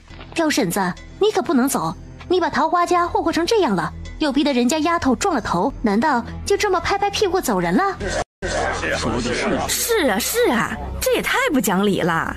放你狗娘的屁！王铁牛，他就是真死了，那也是我老王家自己的事儿，要你管。死婆子，你他娘敢催我，老子锤死你！大牛叔别客气，揍他丫的，加油！王铁牛手一伸，像拎小鸡崽子一样把刁婆子拎起来了，朝他晃了晃沙包大的拳头。刁婆子吓得腿都软了，很快空气里就弥漫了一股尿骚味儿。哟，刁婶子尿裤子了！在场的所有人都笑出了声。刁婆子一张老脸臊得通红，看什么看？没看过老太太撒尿啊？打死你这个臭老婆子，脏了老子的手！不料刁婆子受死大辱，不管不顾地躺在地上撒起泼来。早问的畜生，看头的杂种，你有种就把我老婆子打死呀！看我家有贵不剥了你的皮！你个贼阎王，我咒你以后婆娘偷人，儿女都给花子排去了，该欠刀的。你娘生气时那屁眼塞了草吧，生出你这么个顶长疮的脚底流脓的下流东西！啊呸！啊呸！呸！听刁婆子说的越来越难听，王铁牛这暴脾气立马又上来了。你个死老婆子，是吃了屎吗？满嘴的胡气！再说，老子非抽死你不可！就在这剑拔弩张之时，村长来了。哎呀，住手！铁牛，你个大老爷们打个娘们好意思吗？况且这刁氏还是长辈。王梦山这一吼，王铁牛顿时偃旗息鼓，不过嘴里依然嘟嘟囔囔道：像这样的长辈，活着也是祸害人，还不如早死了好呢。王梦山一双老眼瞪去，王铁牛把没说完的话吞进了肚子。说说吧，是怎么回事啊？很快就有人把事情给说了一遍。铁牛，你去把梅大娘请过来，给桃花看看。刁氏啊，你们两个先留一下。很快，那梅婆子就被王铁牛给背来了。梅婆子掰了掰王桃花的眼皮，又把了把脉，这丫头伤到不重，许是刚才一下子撞得狠了，晕过去了。我给她扎一针就好了。我的娘呀，还要扎针？不知道疼不疼？哎呦，我老婆子好多年不扎针了，也不知道手有没有生疏了。不过我扎针不疼，老头在世的时候都夸我来着。王桃花心下一惊，她知道梅婆子肯定是看出自己撞晕了，但她为何没有揭穿自己呢？难不成是心善可怜自己？就见梅婆子从袖子里掏出一个布包，从里面取出一枚最细的银针，朝王桃花人中刺去。王桃花就觉得嘴唇上方真像被蚂蚁叮了一下，一点都不痛，心里顿时松了口气。然后等了约莫1分钟，才慢悠悠地醒来。大娘，我这是在哪儿呀？好孩子，在自个儿家院子里呢。大娘，我奶他们走了吗？算了，那些东西就让他们拿去吧，全当是我爹给的了。我今天上午刚去挖了大半篓子野菜，能吃上好长一段时间了。这王桃花自顾自地说着，周围的人听了又是一阵发酸。待王桃花假装看到众人，先是一惊，再看到刁氏婆媳，立马又委屈地捂着脸哭了起来。桃花，村长爷爷来了，他会给你做主的。村长爷爷，我奶真不是我推的，但我确实打了我伯娘，我当时真的气狠了，谁让他们想断了我和少安的生路。我王桃花虽然是个女人，但我发誓，谁要敢欺负我和我弟，我就和谁拼命。这话说的极硬气，让人不由得对着小姑娘高看了几分。是个聪明胆大的孩子。他斟酌了片刻，说道：刁氏啊，这有才再怎么说也是你儿子，先不说他这次的祸事还是因你而起，就是他刚死没2天，你就好意思来拿东西？再说了，这丫头和少安可都是你老王家的种啊，把地要回去，你这是打算活活饿死他们吗？你若是敢这样做，我就开祠堂了。刁婆子吓得脸都白了。女子进了祠堂的下场有几个是好的，往往不是打上一顿，就是赶出村子。村长，这都没有的事儿，我跟这丫头闹着玩呢。老婆子，我今天就是过来看看。今天好在这丫头没事儿，若是出了人命，我定把你们2个送去县衙。这大梁律法有规定，儿女孝顺是本分，但这父母无故伤儿孙性命者，是为不仁不爱，也要挨板子的，罚赔300里啊！婆媳俩听了这话，害出了一身的冷汗。王梦山其实也不想把事情闹大，让别的村子看笑话。这牙齿尚且还有上下打架的时候，念在你们是骨肉至亲，这丫头伤的也不重，这次就不开祠堂了。不过你们把人家灶房给砸了，先赔3个碗来，再赔2斤烩面来。这丫头本就气血不足，这次虽没伤筋动骨，但也引出了之前的旧伤，得好好躺上段日子，不然得亏了身子骨啊。这媒婆子明显是在帮我说话呀。既然梅嫂子说要躺上段日子，这样吧，除了碗，再赔半斗烩面和5个鸡蛋来吧。村长，你不能看这丫头家穷就偏袒她呀。这丫头不是活蹦乱跳的站着吗？额上也就撞个包，哪用得着半斗烩面？你这么做丧良心呐！听到要赔这么多东西，真比割了他的心肝还疼，说话也就口无遮拦了。刘氏，你不服？好，铁牛，你现在就去县里衙门敲大鼓，就说有人私闯民宅抢东西，还打伤了人，证词我这就亲自去写，这屋里屋外都是证人，待会儿都留下来按手印儿。刘氏早在说完那话就后悔了。村长，我这张嘴啊就是没个把门的，您老千万别往心里去，那个不用麻烦大家了，我赔。在大家的见证下，刘氏去家里提来了半斗烩面和5个鸡蛋，还有3个碗。跑去的人回来说笑道，那刘氏把一篮子鸡蛋是摸了又摸，最后才选出了这5个鸡蛋。众人看去，果然那5个鸡蛋也就比李子大上2圈，想来是其中最小的几个，连带3个碗都是有缺口的，布满了灰，也不知道是哪个犄角旮旯里翻出来的。村长爷爷，谢谢你帮我主持公道。丫头啊，你爹去了，少安还小，以后这家呀你就得担着了。村长爷爷，我不怕，我爹说过，人只要不懒，就一定能够吃饱穿暖。肯干是好的，可他心里却为桃花姐弟俩多了一分担忧。他家就2亩薄地，活命都难，哪能吃饱穿暖哟？丫头，以后记得有事情就来找我。好，一定要跟这老头交好。老话不常说，背靠大树好乘凉吗？这王梦山就是沟子村的大树啊。王梦山背着手晃晃悠悠的走了。孩子有空来家玩，也颤颤巍巍的走了。张大娘则留下来帮王桃花收拾灶房。等他收拾到盐罐子，不由得皱起了眉头。桃花，你这没盐了也不跟我说，待会儿跟大娘去家一趟，我先拿点给你对付下。这人呢，不吃盐哪行？大娘，你可真好，就跟那救苦救难的观音菩萨一个样。张大娘赶紧往地上呸呸2口，双手合十拜了拜。你这孩子胆子真大，连菩萨玩笑也敢开。接着2人把刘氏赔的烩面倒进缸里，王桃花拿了那粗布袋子，顺手舀了小半袋，打算把张大娘上次给的烩面还了。你这丫头尽是精怪，我那是给你吃的，你还啥？眼下离明年收成还有8、9个月，你这半斗烩面就算掺上野菜能顶几天？大娘想过了，从明儿开始你就跟着我在家里好好织布，我算过了，勤快点儿，1个月能织上1匹布。虽然这2年布价低，好歹也能换上40来文钱，够买10多斤烩面了，保准饿不到肚子啊！织布啊！一提到织布，王桃花就垮了下来。他记忆里白氏从早织到晚的织布，一说眼睛都快熬瞎了。最令人受不了的是坐在那里一整天重复一个动作，最是枯燥无味。桃花，你怎么了？脸色这么差，可是不舒服？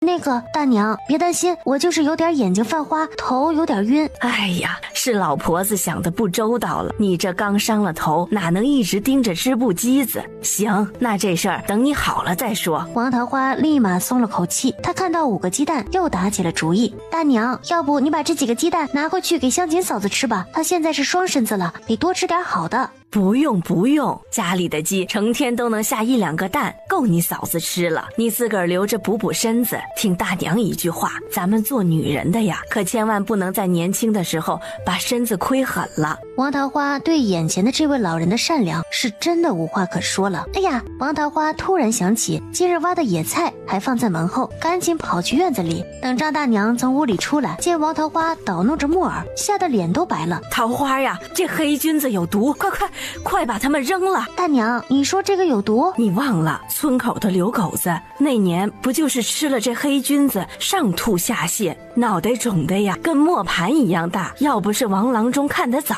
小命都怕没得了哟。王桃花稍微想了想，就明白怎么回事了。她曾经刷某音时看过一则消息，说新鲜的木耳中还有一种光感物质，有些人群好像不能适应之类的。大娘，这东西真能吃，刘叔吃了它中毒，是因为吃的是新鲜的，只要把它晒干了就没毒了。晒干了就没毒？还有这事儿？那可不是，我爹前段时间不是带我去县里卖过一次野菜吗？我在街上见过这东西，那大娘跟我说这叫木耳，后来我去山上挖野菜也摘过几次这木耳，都吃了好几回了。你看我不活得好好的？丫头，你胆子可真大，万一认错了吃错了可咋办？再说这黑不溜秋的能好吃吗？大娘，这东西别看长得丑，吃起来脆脆的滑滑的，比那野菜味道好多了。等我晒好了给你送点尝尝。这没粮食了，来大娘家拿，下次可千万不能随便摘东西吃了，明白不？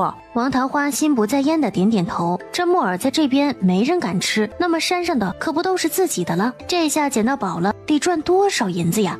趁着张大娘去拿盐，宋香琴阴阳怪气的指着其中一只鸡说道：桃花呀，你瞧那只带麻花点的鸡最是讨人嫌，仗着自己嗓门亮，天天都跑去别人家里院子抢食，这成日里白吃白喝的，我都没脸去找他了。你说他的脸皮是不是比县里的城墙还厚啊？王桃花自是知道宋香琴指桑骂槐的本事，但看在张大娘的面子上，只能强忍着怒意笑道：香琴嫂子说笑了，想来是那只鸡是个活泼聪明的，说不定哪天会给他家下个蛋报答一下呢。但愿如此吧，可千万别吃了人家的，还在人家院里下一泡屎，那就真笑死个人了。不多时，张大娘就从灶房里出来，手里还多了一包用南瓜叶子包了的东西。这盐你先吃着，没了再跟大娘说，这人不吃盐哪有力气，得大脖子病可就麻烦了。宋香琴见自己婆婆把8文钱1斤的盐给王桃花那么一大包，气得心口直疼，一跺脚往屋里走去。张大娘往儿子屋子看去，叹了口气也进了屋。而村子另一头的王有贵家就鸡飞狗跳了，刁婆子站在院子里把王桃花、王有才和白氏足足骂了1个时辰。刘氏因赔了东西也气得在床上哎呦哎呦的躺了起来。老大家的还在屋里躺尸呢，眼看日头要下山了，还不做晚饭，咋的？你也要造反呐？一个个丧良心的，什么都得我老婆子来操心。刘氏这才急急忙忙地爬了起来，不情不愿地去了灶房。等到日头西沉，刁氏几人围坐在一张水曲柳的老木桌上吃饭。王有贵和刘氏生有2儿1女，大儿子王大坤17岁，在县里周员外家帮工，每月有1吊月钱。二儿子王大海15岁，不学无术，成日里跟一些地痞混子偷鸡摸狗。小女儿王香香12岁，又馋又懒，性子颇为刁蛮。王家桌上有一盘醋溜大白菜，一盘香葱炒蛋，还有一盘腌萝卜条。这伙食在顿顿灰面野菜湖的沟子村可以说是名列前茅了。王香香早就看上那盘鸡蛋了，正想夹上一块，刁氏的筷子就打了过来。奶，你干嘛打我？女孩子家吃什么鸡蛋？这鸡蛋是给你爹和2个哥哥吃的，他们要下地干活，不得吃点好的？王香香立马可怜巴巴地看向刘氏，可刘氏愣是半个眼皮子也没甩过来。王有贵有些不忍，可见自己娘和婆娘都没发话，也不敢夹鸡蛋给闺女，于是夹了块醋溜白菜给王香香。香香，你娘这白菜今儿炒得不错呀，又酸又开胃，来尝尝。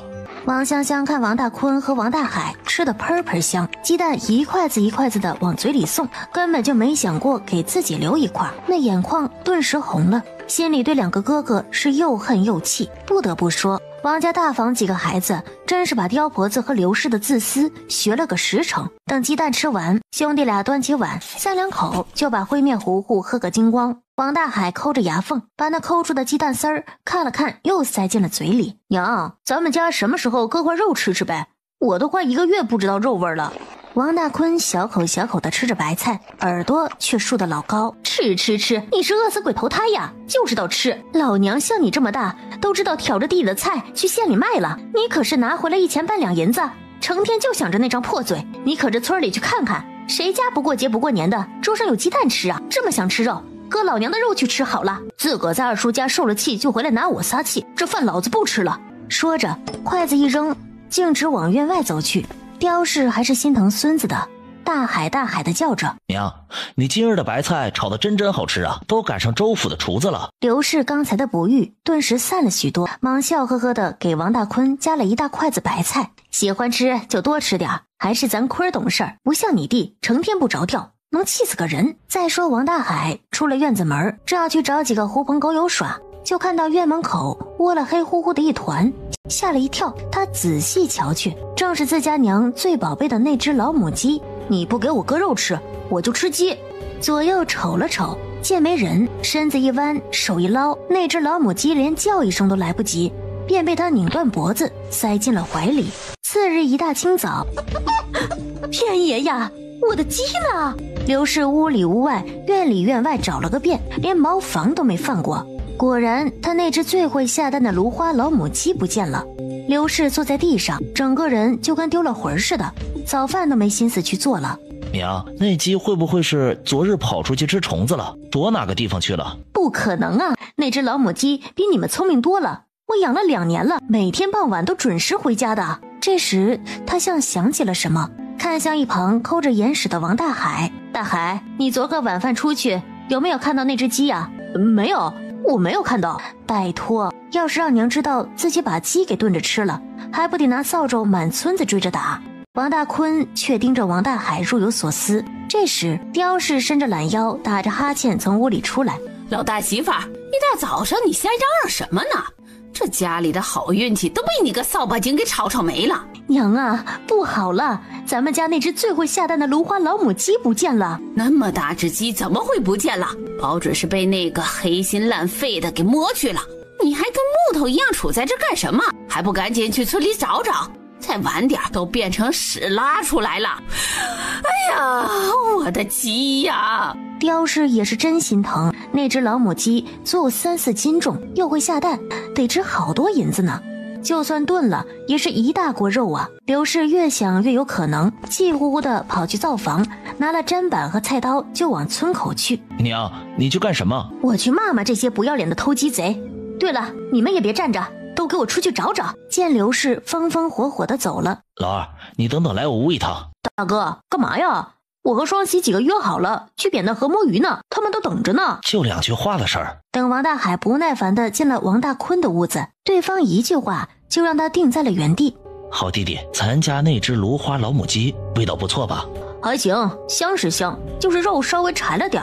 王大海立马浑身一个机灵，又惊又怒地看去。王大坤，你什么意思啊？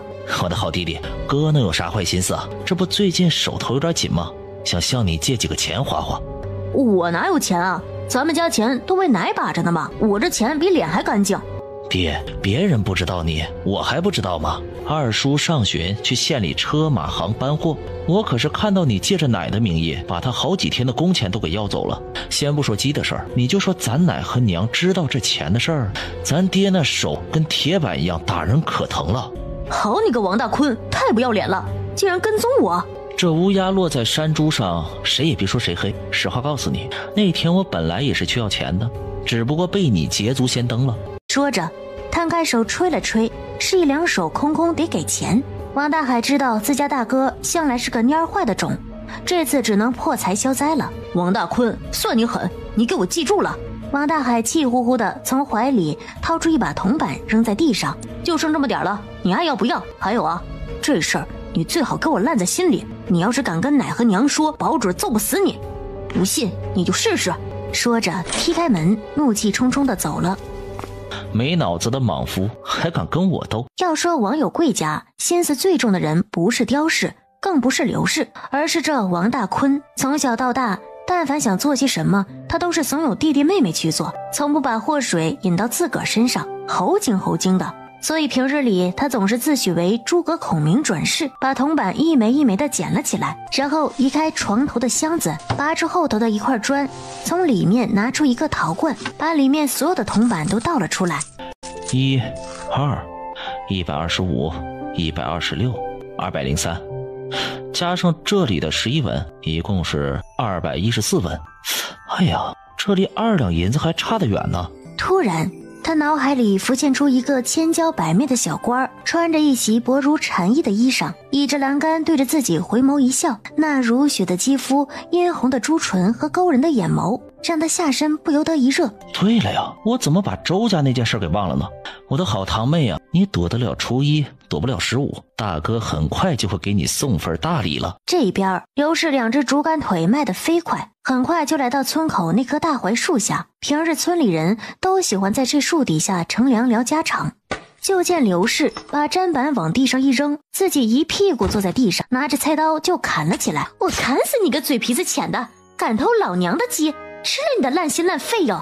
吃了我的鸡，以后就等着被抓老脸，铡刀砍了你的头。吃了我的鸡，你穿肠烂肚，屁股流脓，不得好死。偷了我的鸡，明天你媳妇姑娘也偷人儿。这时有个跟刘氏交好的婶子偷偷来到刘氏咬耳朵：翠凤啊，我昨个傍晚看到铁牛家杀鸡了，老大一只，看样子做3-4斤呢。真的？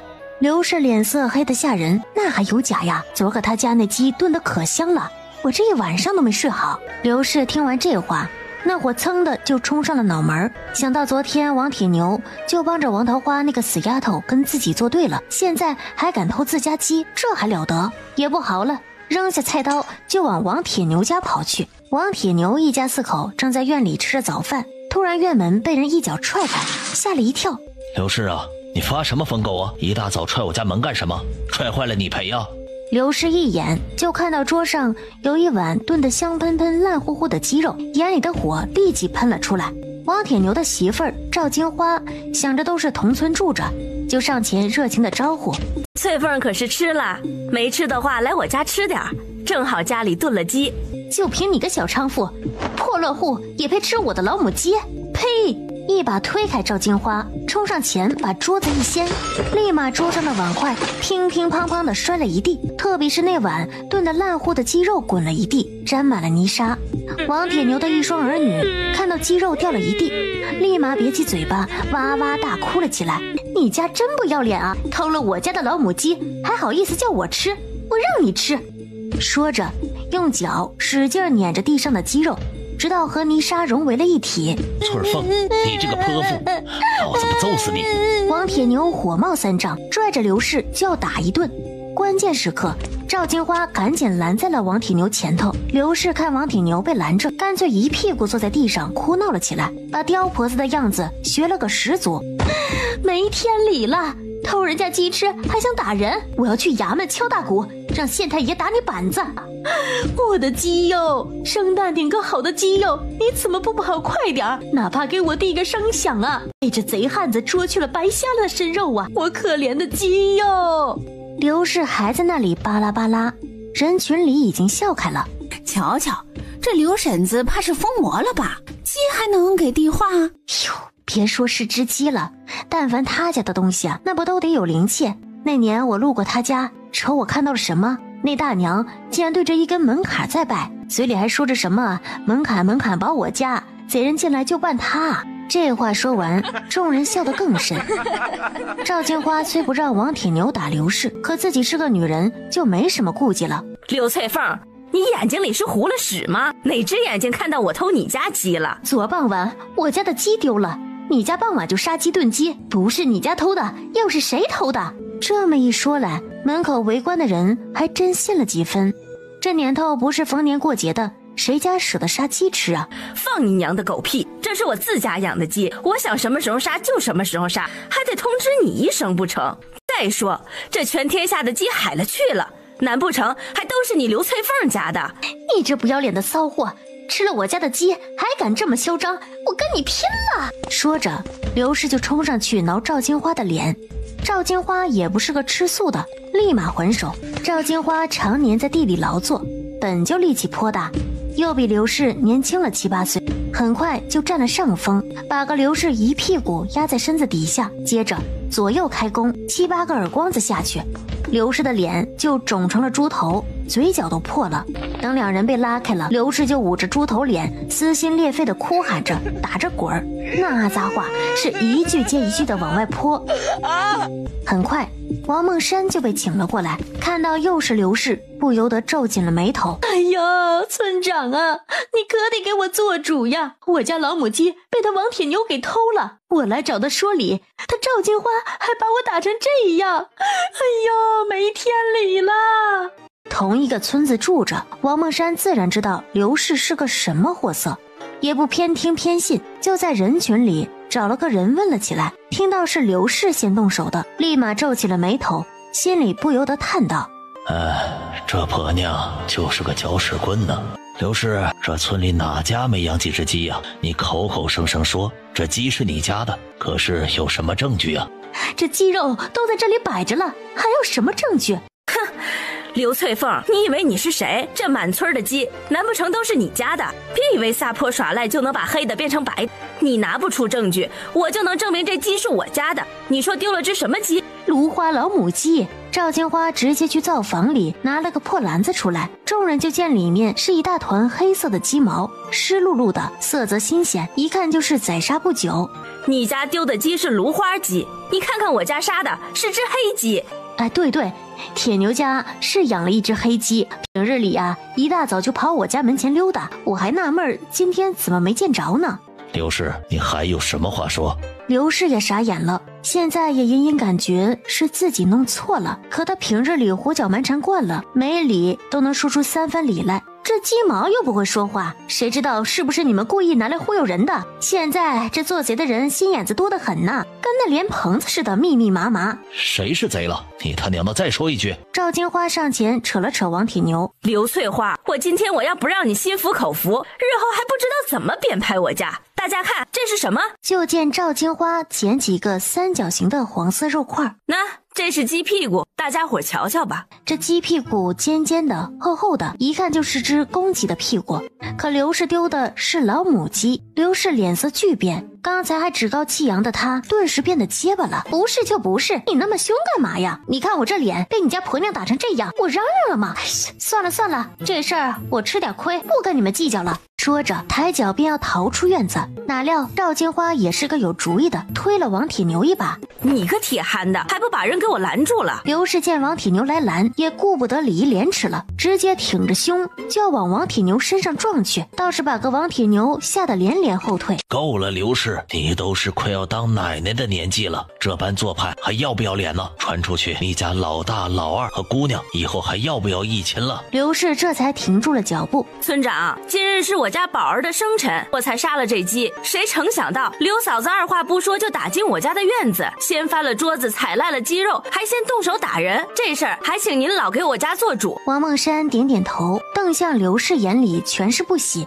刘氏啊，你诬赖他人在先，掀了人家桌子，砸了盆碗，毁了一碗鸡，这些你不赔，就算你出了这个院子，铁牛能不去你们家闹？你男人打得过他？刘氏看着脸色黑沉如墨的王铁牛，那我还被他婆娘打成这样呢？那是你活该，你没弄清楚事情就打上人家门，难不成别人还要站在那里让你打不成吗？这样，你赔王铁牛家20文碗盆钱，再抓上一只鸡。啥？刘氏激动的满脸通红，正要争辩。你要是不服也行，我们开了祠堂，找来族老来断个清楚。村长，别开祠堂，我赔还不行吗？2天之内赔了2次，刘氏就跟死了爹娘似的，脸拉得老长。这时他突然想到这事儿是手帕胶跟自己说的，村长，这事儿也不能全怪我呀，是春芳告诉我铁牛家昨晚杀了鸡，不然我也不能来呀。不行，他也得赔一些吧。王大头家的出来一下。村长，这可跟我没关系，我只是说王铁牛家杀了鸡，又没说是他偷了鸡呀。你也是个嘴碎的，一天到晚东家长西家短的惹是生非，回头我非要让蛮子好好的管教管教你。这事儿说来还是因你而起，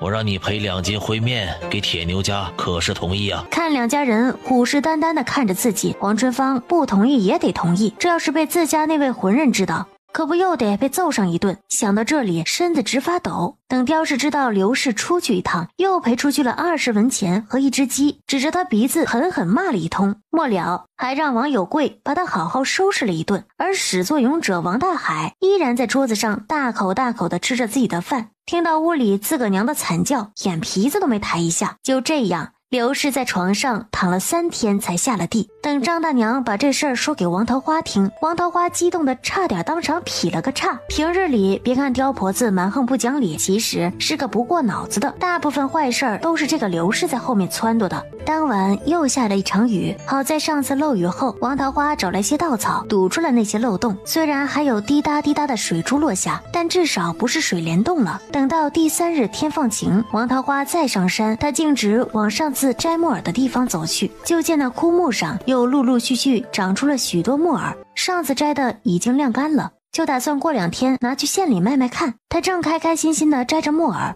突然看到不远处的草丛动了动，我去，不会是有什么野兽出来了吧？心扑通扑通的跳着，草丛里露出了一对灰色的长耳朵，是野兔。一只肥嘟嘟的野兔子捧着一颗野菜吃得正欢，脑海里瞬间闪各种兔肉美食，什么冷吃兔丁、红烧兔肉、麻辣兔头。屏住呼吸，伸手扑了过去。这山里的野兔子贼精，脚下一蹬就跳出了老远。王桃花不仅连毛都没抓到一根，还溅了满脸的泥水。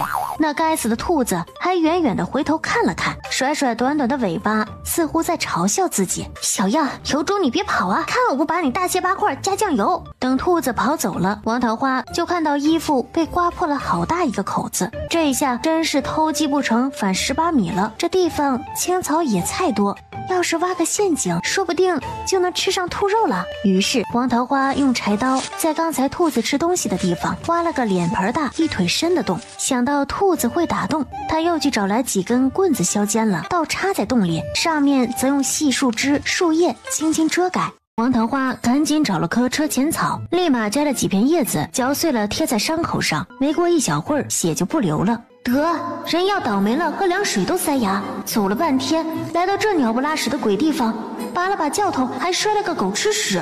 背篓里的木耳和野菜翻落了一地，王桃花只能耐着性子捡了起来。突然，眼前出现一大片绿色的植物，小腿高，叶子偏大，乍看有点像花生的叶子。咦，这东西怎么这么眼熟啊？决明子，决明子豆荚，这决明子可是个好东西，晒干了可以当中药，枕着睡还可以清晰明目。就是不知道要不收不收，管它呢，先摘点去卖卖，哪怕1文钱也是好的。这一大片可不得了。遗憾的是，这片决明子还没有完全成熟，还得再等个几天。有了决明子这一茬，王桃花这心情美得很，一边哼着歌，一边往山下走去。要交代，虽然已经是百花开。刚走到村口，迎面就碰到了3个10来岁的小姑娘，正掐着路边的野菊花比划着往头上插，其中一个正是她的堂妹王香香。哎呦，哪里来的臭味啊？肯定是有一些人10天8天不洗澡不换衣服。也难怪，穷的都要坑别人家的粮食和鸡蛋了，哪来的会洗衣服？香香，你说的没错，咱们快闻闻花，换换气。让开，好狗不挡道。王桃花，你说谁是狗呢？谁挡我道，谁就是狗。你敢骂我们？3人都指着自己的鼻子，有些不可思议，满嘴脏话，果然是有个娘生没娘养的杂种。我跟你们俩说，我奶说她娘是个娼妇，最勾引人了，所以呀才会遭报应，死得那么早。我娘也说她娘是狐狸精变的，最会勾引汉子，晚上经常跟人钻草垛子。王桃花眯着眼睛攥紧拳头，你们再说一句。你王桃花被马大眼强了，村里谁不知道？连平哥哥都跟你退婚了，不要你了。哼，我要是你呀，哪还有脸活下去？直接去后山找歪脖子树吊死得了。王香香这张嘴还真跟刘氏一模一样，又毒又狠，专戳人肺管子。这要是以前的王桃花，老早就捧着脸哭回家了。听说那马大眼比他爹年纪还大呢，这身子都脏了，以后还不只能嫁给山里采石头的那些男人。我听说那些人呀，又脏又臭，半年都不洗澡呢，而且还爱打婆娘。王桃花没有说话，脸色却越发的阴沉了起来。做了这种伤风败俗的事儿，还不许人说啦！你要是现在给我们3个跪下磕20个响头，我们就原谅你。不然怎么样？四喜，你力气大，待会儿抱住他。金凤，你抓住他的手，我要剥了他的衣裳，让他在村里没脸见人。这才多大点的孩子，心思就这般歹毒了。果然龙生龙，凤生凤，老鼠生来打地洞啊！今天姐姐就让你见识一下什么叫奴作奴待。王香香就见王桃花板着脸朝自己走来，你要干什么？王香香一声惨叫，直接被踹出了1米多远，那头刚好就栽到了路边一坨牛粪里，还是一坨发酵了2、3天的牛粪。王金凤和王四喜见状，也不去拉王香香，吓得拔腿就跑。王香香，你给我记着，下次如果还敢乱说，就不是脸糊牛粪这么简单了。王桃花，你这个贱人，我跟你拼了！王桃花咻的一声从身后拿出柴刀扬了起来，在一边哭哭啼啼。王桃花捏着鼻子从王香香身前大摇大摆地走过，哪来的臭味啊？太臭了！耶，不会是有人吃屎了吧？王香香听了这话，哭得更伤心了。今天山里发现宝，又教训了贱人，真是个好日子，好想来杯奶茶庆祝一下。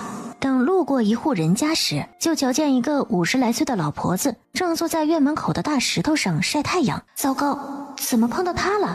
哟，这不是桃花吗？这是去挖野菜了。还没等王桃花说话，就自顾自地去翻她的篓子。丁大娘，这丁婆子是村里鼎鼎有名的抠搜鬼，比刘氏还要强上几分。关于她的抠搜事啊，那是3天3夜也说不完。据说有次丁婆子去人家家里闲聊，话说到一半，突然急匆匆往家里赶去，把一众人弄得一头雾水。后来她儿媳说漏了嘴，大家才知道是这老婆子屎急了，可又不愿意在别人家茅坑拉，便宜了别人，硬是憋着回家拉了。这事儿惹得村里人一阵好笑，但凡被她盯上，准没好事儿。果然，丁婆子翻了翻篓子，见底下是嫩的能掐出水的酵头，立马笑出了声。哎呦呦，桃花，你这小根蒜哪里挖的呀？这么嫩生生的，看着就好吃。大娘我这几天没啥胃口，这小根蒜最是开胃了。话都说到这里了，王桃花哪里还有不明白的？这老婆子脸皮真厚，连个饭都吃不饱的小姑娘的东西也好意思要。嘿，就那边山岗上摘的，丁大娘要想吃自个去摘吧，那边还有许多呢。天不早了，我先回去了。这到嘴的鸭子，丁婆子岂有让它飞了的道理？她不由分说抓了一大把出来。桃花，大娘看你这篓子里挺多的，你也吃不完，就分大娘一把吧。大娘这把老骨头呀，也活不了多久了，就当体谅体谅老婆子我了。等回头大娘有了好菜，也分你一些。说完，转身就往院里走，那速度贼快。哎，你怎么？院门关了，王桃花气得半死。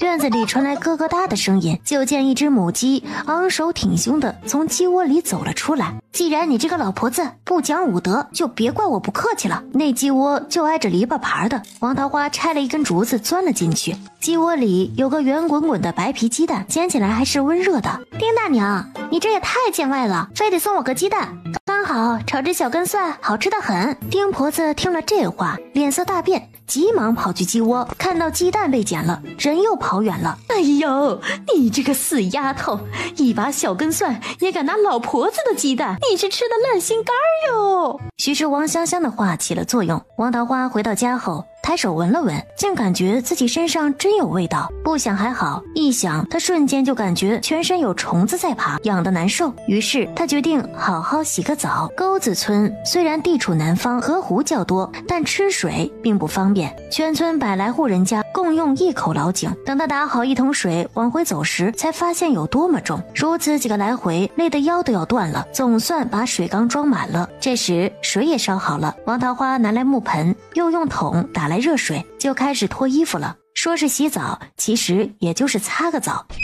村子东边见四周无人，一道影子像泥鳅一般钻了出去。哎呀，这六平儿虽然年纪大了点，但是这味道还是真不错呀，比家里那黄脸婆好了不知道多少倍呀。想到这里，王二狗把松松垮垮的腰带系紧。等王二狗路过王桃花家，脚步不由得顿了一下。听说这丫头被马大眼破了身子，哎呀，可惜了可惜了。恰好这时，桃花提着1桶热水进了屋子。这是要洗澡吗？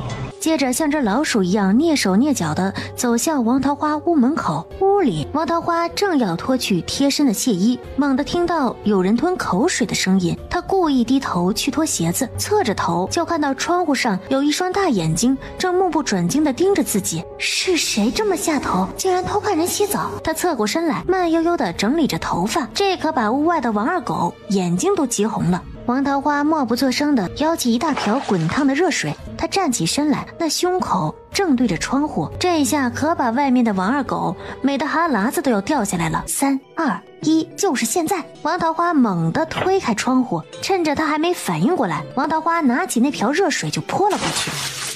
哎呦我的娘啊，他烫死我了！王桃花赶紧穿上袄裙，从床头拿了门栓就跑了出来。王二狗，我好歹也叫你声叔，你也太不要脸了吧，竟然偷看我洗澡！王二狗的脸上被烫得红彤彤的，跟个煮熟的虾子似的。你这个死丫头，胡说八道什么呀？谁偷看你洗澡了？那你来我家干什么？我家有只鸡跑了，我看呢跑到你家院里了，我过来找找。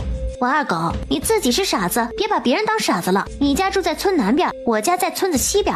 你家鸡是成仙了还是入魔了，能蹦得到这里？我家鸡身体好，就喜欢蹦的，你管得着吗？你无缘无故的用热水把我泼成这个样子，我不管，赔钱。你这是猪八戒拜阵，倒打一耙呀！你这嘴是吃了屎吧？这么恶心的话也能说得出来？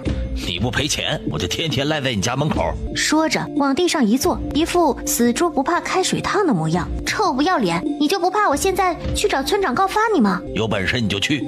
我说丫头，抓贼还得抓赃，你这物证人证可都没有，就是闹到县太爷那儿去，老子也没的事儿。再说了，你若是惹急了我，大不了说是你水性杨花，耐不住寂寞勾引了我，看村里人不把你赶出去。王桃花气得说不出话来了，心里也在飞快地想着办法。自己因马大眼的退婚的事儿本就坏了名声，可不能再让这赖皮狗咬一口。王桃花突然看向王二狗的眼神里全是寒冰。丫头啊，这不赔钱也行，走进屋，躺床上把老子伺候舒坦了。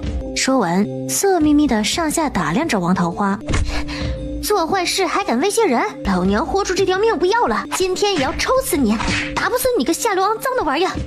哎呦，这个小娘皮的你还敢打我，够辣呀，够味儿啊，老子喜欢，看老子怎么教训教训你这匹烈马。烈你个头，癞蛤蟆还想吃天鹅，不自量力！接着没头没脑的挥着门栓敲来，王二狗头上就结结实实的挨了一棍子，脑袋顿时嗡嗡作响。可王桃花没有停下手，反而敲得更凶了。王二狗一边捂着脑袋，一边跳着脚跑到门口，小心警惕地看向对方。你这个小娘们儿，别给脸不要脸，老子稀罕你是你的福气，你一个被马大爷压了的烂货，还给老子装出一副贞洁烈女的样子，我呸！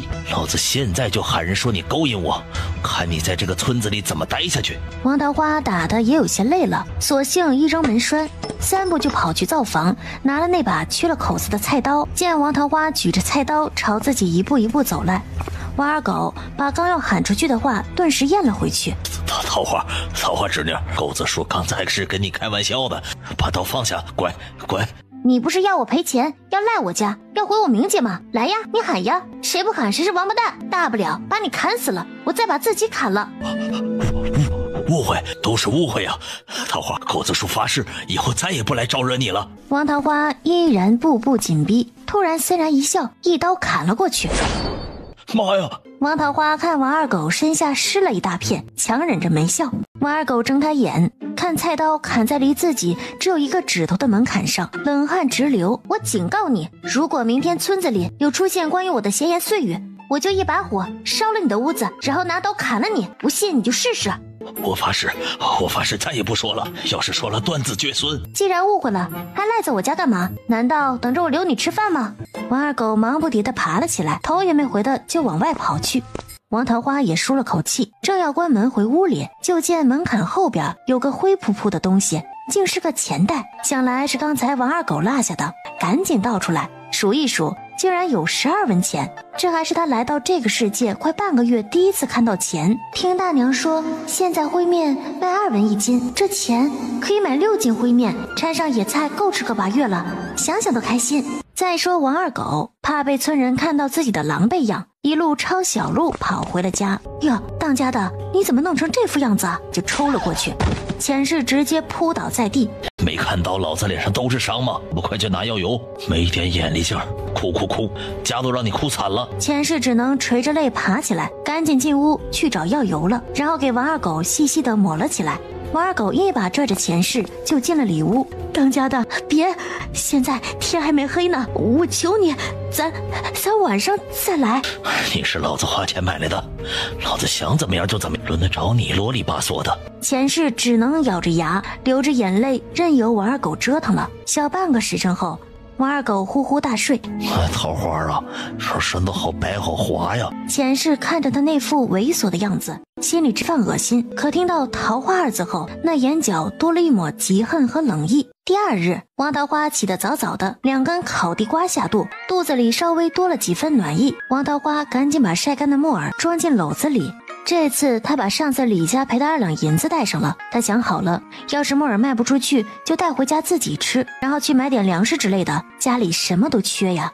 锁了门，他背上篓子就往村口走去。等路过张大娘家，就听到宋香琴正在抱怨：张栓，你就是个榆木疙瘩，老娘嫁给你真是倒了8辈子的霉，这大冬天怀着孩子，没件保暖的袄子就算了，连碗热乎乎的白面汤都没喝上，同样是怀身子，你再看看他苗明翠过的是个什么日子哟。这苗明翠是村长王梦山的小儿媳妇儿，村长家有田，大儿子又是酒楼掌柜，所以日子在村里是数1数2的。自打苗明翠怀孕后，不说每天大鱼大肉供着，那也是鸡蛋白面没有少过。香琪，我求你小点声吧，待会儿让爹娘听到了。小什么小啊，我就是要让他们听到，成日里糊里糊涂的对待自家媳妇儿小气巴拉的，对待别人倒是大方了，今天送面明天送盐的，拎不清谁才是一家人。另外一间房里突然传来一声老年男子剧烈的咳嗽声，宋香琴这才不情不愿地闭上了嘴巴。王桃花心里有些不好受，看来自己给张大娘2口子惹麻烦了。刚到村口，迎面就撞见了黄春芳。桃花，走那么快干嘛呀？等等婶子。春芳婶子，你有事啊？桃花，这一大早雾都没散，你这是要去哪儿啊？家里没粮食了，我采了点野菜拿去县里看看能不能卖几个钱买点粮食。卖的是啥野菜呀？还要盖起来，神神秘秘的。上次王桃花摘了木耳，晒木耳也有很多人看到。上次在山上摘了点黑菌子，想着看看能不能卖几个钱。啥？你去卖那黑菌子？接着他捂着嘴想笑，又忍着没笑。桃花果然是个能干的，你赶紧去吧。黄春芳看着远去的人影，往地上啐了口，那呸，真是个蠢笨的，连黑菌子都敢拿去卖，也不怕把人给吃死。不到半天功夫，全村人都知道王桃花拿黑菌子去县里卖了，有看笑话的，有说风凉话的，有可怜他的。卖吧卖吧，等吃死了人，那2亩地就是我家的了。这去县里的路，王桃花并不陌生，以前也跟着自家爹去县里卖过几次柴火。等王桃花走出了一层毛汗，终于看见了城门，跟电视里的一模一样。慢着，进城税呢？啥？进城还要交税？以前也不收啊。小姑娘，很久没进城了吧？王桃花想了想，确实有好几个月没进城了，于是点点头。前日知县大人出了文书，朝廷边关战事吃紧，为筹军饷，大梁州县入城均需要收取入城税，拿来吧，1文钱。王桃花看着那张大手，又看看近在咫尺的城门，只能苦着脸从钱袋里摸出1文钱。这边还没走出城门，就听到那个黑胖子小声的和瘦高个嘀咕起来：这鬼天气越来越冷了，听说北边打得可凶了，胡人烧杀了好几个镇子。好在呢，朝廷这次已经派了郭将军去了。就怕呀，没等郭将军赶到边关，胡人就杀到城下了。我家妻女表舅就住在大池县，离边关还有上百里路呢。昨个就托信过来了，要举家搬来咱们县。我听刘捕头说，咱县太爷前几日就偷偷往老家扬州运了好几车东西回去，箱子死重的，保准是金银细软呢。瞎，你可别瞎说呀。瘦高个正想说些什么，就看到王桃花竖着耳朵站在那里听。去，大老爷们说话，你个小姑娘听什么呀？美得害臊。不会这么衰吧？穿到一个这么穷的人家，难道又赶上了兵荒马乱？就算退1万步，沟子村偏僻，胡人找不到，但只要打仗，那粮食肯定会嗖的往上涨。不行，我得赶紧赚钱，囤点粮食衣物，保命要紧呐。平川县虽是下等县，但是进了城才发现人是真的多，吆喝声、唱曲声、叫好声、铲子的敲击声、五饼店拍打面团声，声浪嘈杂，不绝于耳。跟那古话中一样，街道上摆满了各种摊子，什么胭脂水粉的、扇子香囊的、箩筐布匹，应有尽有。抓贼呀！快拦住他！一个贼眉鼠眼的汉子飞奔而来，后头还有一个年轻的小胖子。等那贼汉子快路过王桃花时，王桃花鬼使神差的伸出脚，立马那汉子就摔了个狗啃泥。谁他妈敢办老子？大家皆是缩紧了脖子，大气都不敢喘一口。王桃花不着痕迹的往边上挪了挪。小姑娘皮的，别他妈敢引老子，以后再跟你算账。说完，恶狠狠的瞪了眼王桃花，也来不及捡地上的玉佩，爬起来就跑。谢谢姑娘你出手相助。人呢？扫墨四处寻找，哪里还有那姑娘的身影？扫墨，那贼子呢？爷，被他给溜了。平日里叫你少吃点，你看看现在都胖成球了，连个贼人都追不上，还敢说跟冷侍卫学过招数？爷，你打就打，人身攻击，小的吃这么胖，还不是你隔三差五叫我来试菜，怪我了？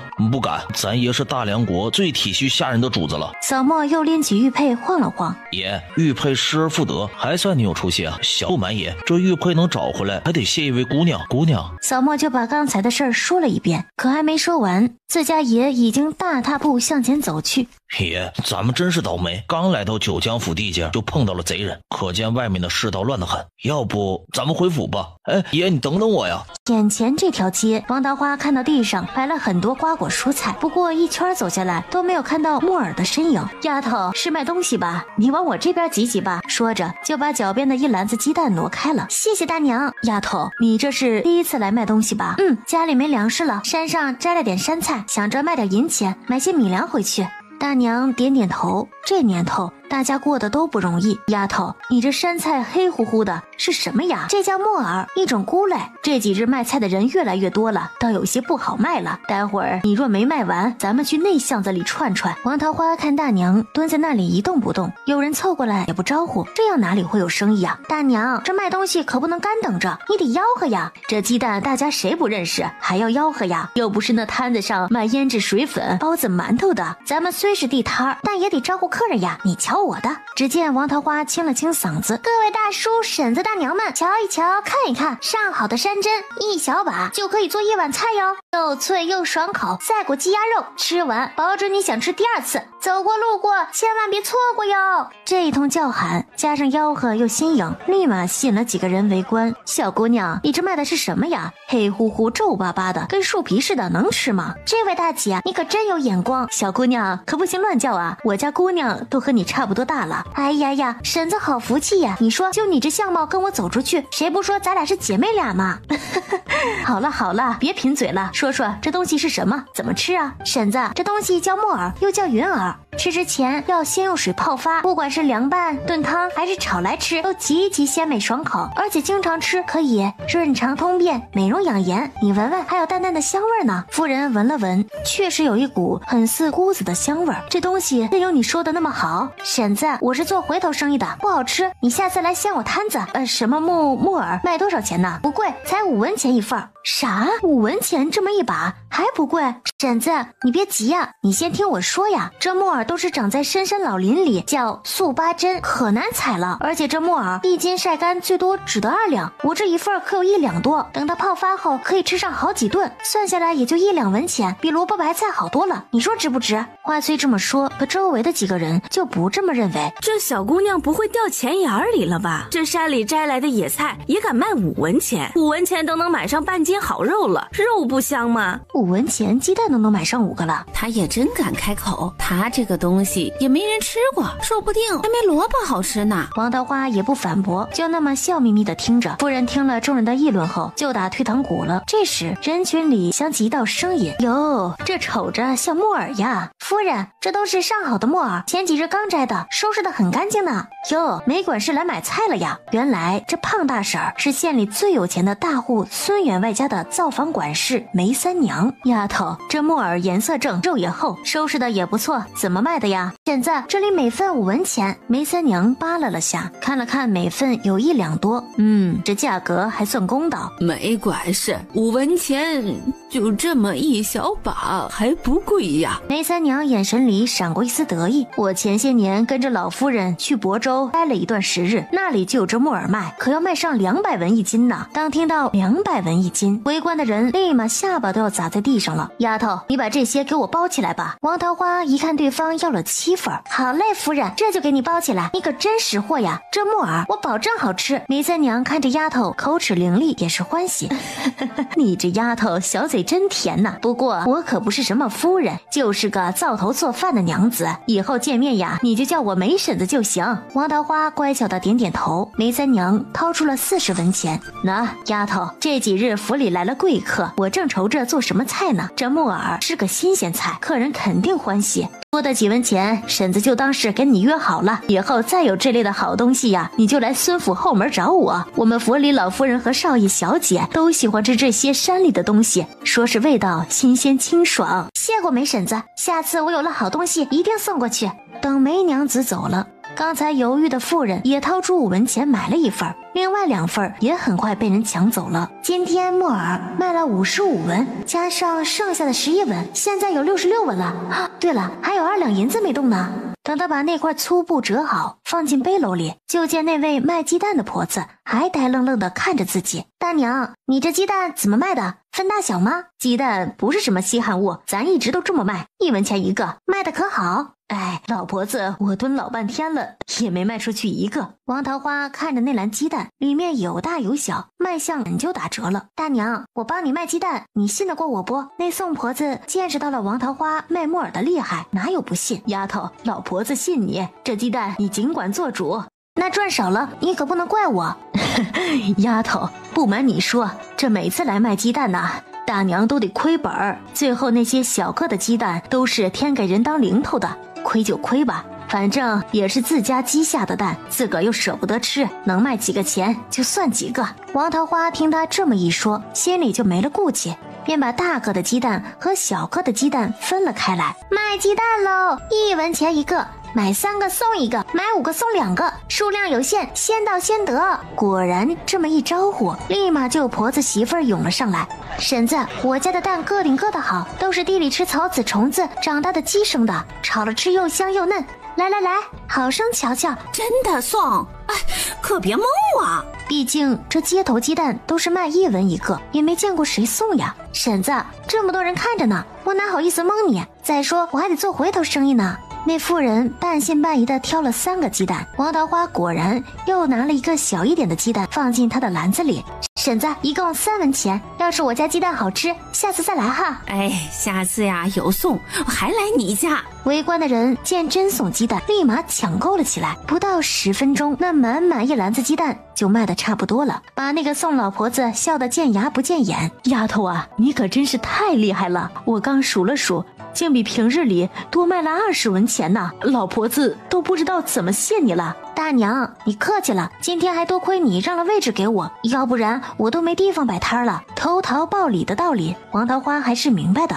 丫头，我家就住在城外头不远的村子，进城比较方便，以后啊，我都给你占个位置。大娘，你可真好。临走时，宋婆子把特意留下来的2个鸡蛋硬塞给王桃花。看着王桃花远去的身影，宋老婆子叹了口气，这丫头是个厉害心善的，以后绝对会有出息。我老婆子这双眼睛保准不会看错啊。卖包子了啊，新鲜出炉的肉包子，香得很呢。蒸笼里暄软蓬松的包子正散发着热气儿，嘴巴里立马溢出了口水。小姑娘要买包子吗？咱家的包子个个面白肉多，来上几个？大叔，这包子怎么卖的？素包子呢，1文钱一个；肉包子2文钱一个。老板，我要一个素的，一个肉的，分开装。好嘞。王桃花把包子放进了背篓，突然想到自己还不知道铁铺在哪儿。大叔，你知道牛记铁铺在哪儿吗？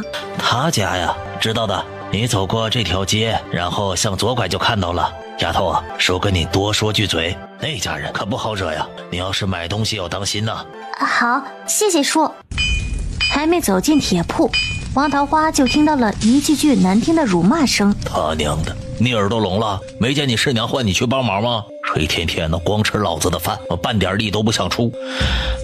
不想学就赶紧滚出我铺子，老子见你就烦。很快，一个孩子就被一个5大3粗的汉子拧着耳朵扔了出来。住手！王桃花眼睛都要喷火了。那被拧的孩子不是别人，正是自己的弟弟王少安。阿姐，你怎么来了？王桃花就见王少安比前几天又瘦了一圈，头发跟鸡窝似的乱成一团。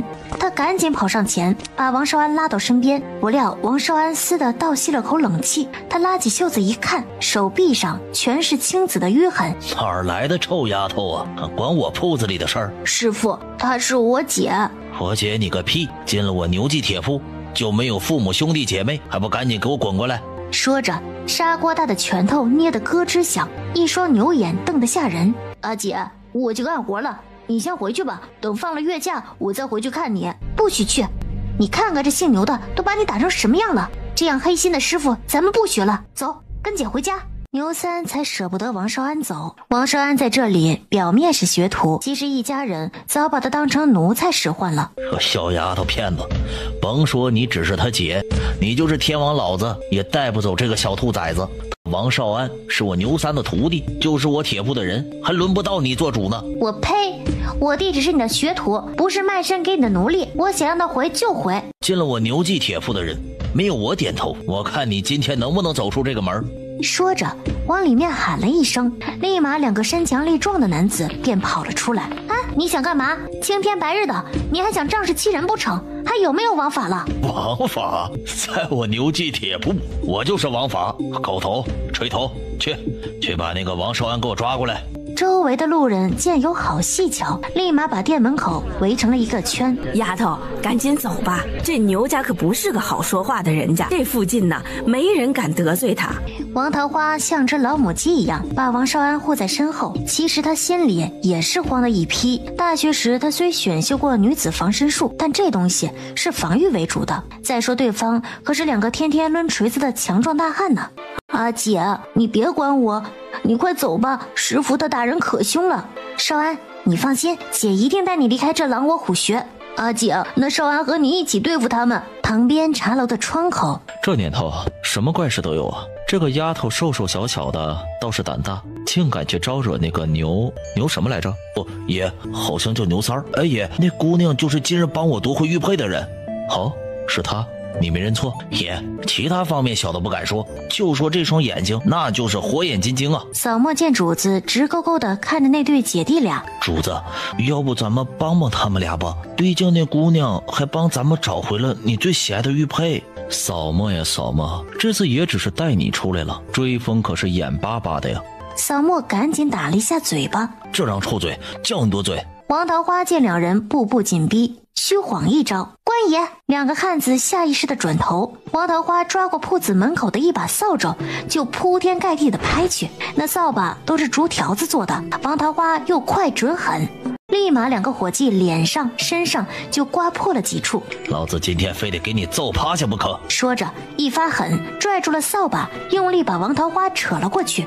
王桃花也不怵，跟着走了几步，抬脚就往他2腿间用力踢去。狗头捂着裆部，满脸涨得通红，倒在地上滚了起来。这一变故令围观的人倒吸了一口冷气，特别是男人们纷纷往后退了半步，不由得夹紧了大腿。爷，这小娘子就是女侠呀，这也太彪悍了吧！以后谁娶了她，保准河东狮吼啊！这丫头确实够狠辣呀，比京城里那些端着的大家闺秀有意思多了。小梦，你去一趟衙门。没用的家伙，连个小娘皮你都搞不定，白吃老子那么多饭，看着干啥呀？还不赶紧上，不然收拾东西滚出我的铺子！锤头见牛三生气了，只能硬着头皮朝王桃花打去。王桃花不敢正面应对，只能左右躲闪着。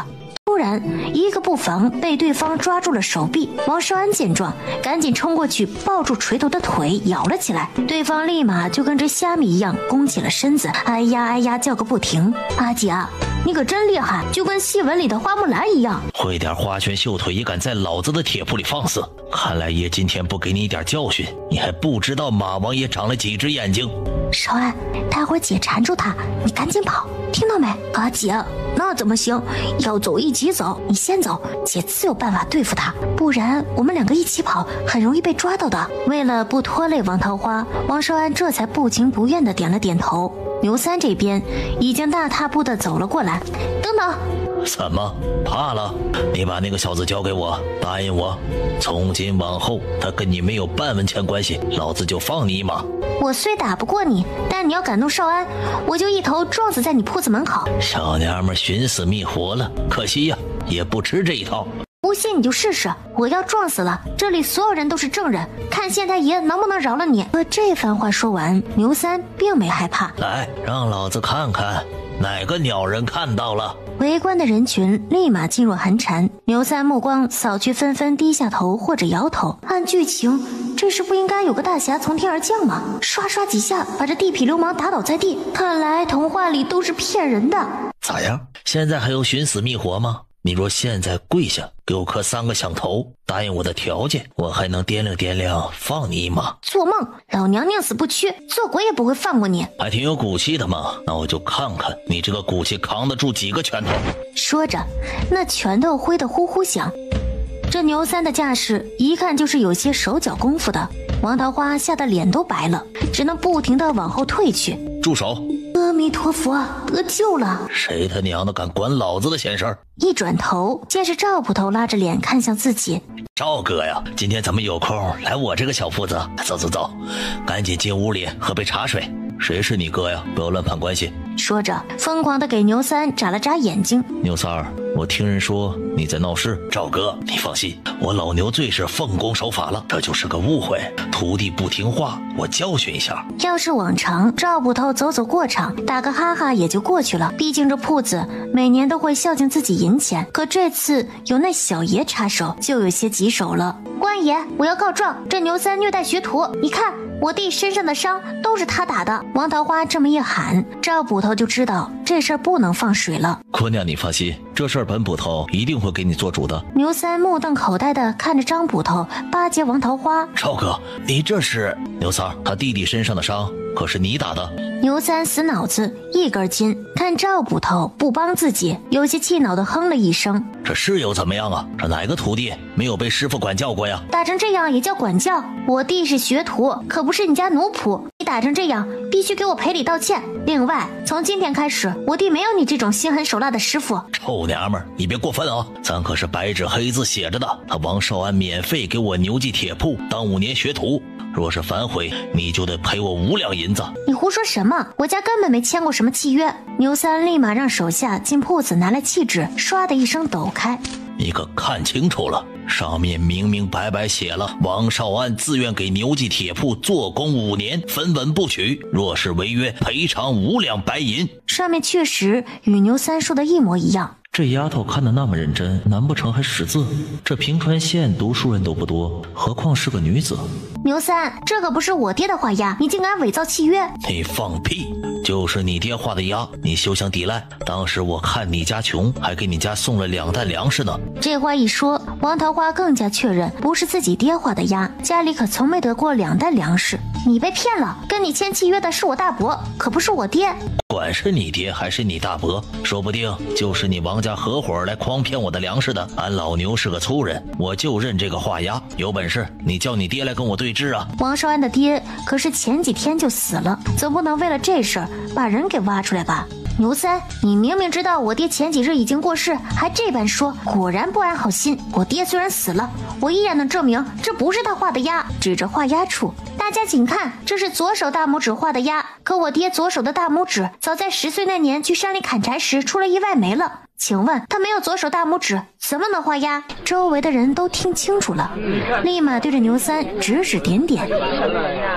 反正你爹死了，还不是你想说什么就说什么呀？这件事并不是秘密，我们沟子村的人都知道。你若还不信，可以去县衙查查往年出徭役的簿子，里面都没有我爹的名字，因为我朝规定手足双目聋哑残者不入役。生前王有才总是说自己因祸得福，虽然少了一个大拇指，却躲过了无数次徭役。这话一说完，牛三就冷汗涔涔了。他已经可以断定自己是被王家给骗了。官爷，事情已经水落石出了，他牛三殴打虐待学徒，还请官爷为我们姐弟做主。赵捕头吓了一跳，赶紧拉着王桃花姐弟俩起来，接着让手下的几个衙役把围观的人驱散了。他把牛三叫到了一边，嘀嘀咕咕地说了起来，还时不时指指王桃花，又指指天。牛三脸上的神情当时从一脸不屑到一脸惊慌。姑娘，是我老牛有眼不识金镶玉，得罪了你，在这里给你赔个不是啊！这个小王八蛋，哦，不，是王少安，你带回去吧。赵捕头咳了声，牛三极其不情愿地从怀里掏出一个钱袋。姑娘，这里有些钱，就当是我赔的医药费了。王桃花狐疑地看着牛三，这厮前后变化也太大了吧？这是怎么回事？捕头到底说了些什么呢？姑娘，拿着吧，这是你应得的。王桃花接过钱袋，在手里掂了掂。我弟受了这么大的罪，你就给我这么几个铜板，打发叫花子呢？赵捕头又咳一声，牛三憋着一张红脸，咬着牙从怀里摸出一个银饺子。王桃花立马抢了过来，看在我弟弟也叫过你一声师傅的份上，以前的事儿我就不再计较，不过从此以后我弟跟你再无瓜葛。少安，走，姐，我去收拾下。王少安离家的时候就带了一床打满补丁的破被子，王桃花知道里面棉花只有一小半，多半塞的是芦花。算了，少安，那被子早破得不成样子了，拿回去也用处不大，走吧。姑娘，请等等。官爷，还有事儿？姑娘，下次还请你多在骆公子面前给我美言几句。啥骆公子花公子的，王桃花根本不认识。他下意识的点点头，就一脸莫名其妙的带着王少安走了。阿姐，你别生气了，你都被欺负成这样了，还藏着掖着，你眼里还有没有我这个姐姐？要不是这次恰好来看他，还不知道这小子要遭受多少苦。阿姐，对不起，我下次要是再遇上这种事，绝对不瞒你了。还敢有下次？王少安赶紧抱着王桃花的手摇啊摇，不敢了，不敢了，我阿姐最好了。少安，你是姐在这个世上唯一的亲人了，你要是出了事，姐一个人怎么活？怎么对得起死去的爹娘？姐，我错了。王桃花看火候差不多，捏了捏她的脸蛋。好了，这事儿到此结束，别愁眉苦脸的了，姐给你看样东西。说着从篓子里掏出2个包子。包子，快吃吧。把肉包塞给王少安，自己拿起了素包子。他咬了一口，又香又软，可真好吃啊。正要吃第2口，半个肉包子递了过来。阿姐，你吃这个，我咬。你是素的，我是肉的，你不吃我也不吃，只能接过了半个肉包子，又把自己的素包子掰了一半给王少安。接着2人蹲在路边，像松鼠一般捧着包子细细的嚼了起来。阿姐，肉包子可真好吃，我舌头都要吞掉了。等姐以后赚了钱，让你每天都吃肉包子。阿姐，我觉得今天好幸福啊，这还是我第一次吃肉包子呢，上次爹买的都被奶拿去了。少安，以后姐会保护你，不会再让你被人欺负。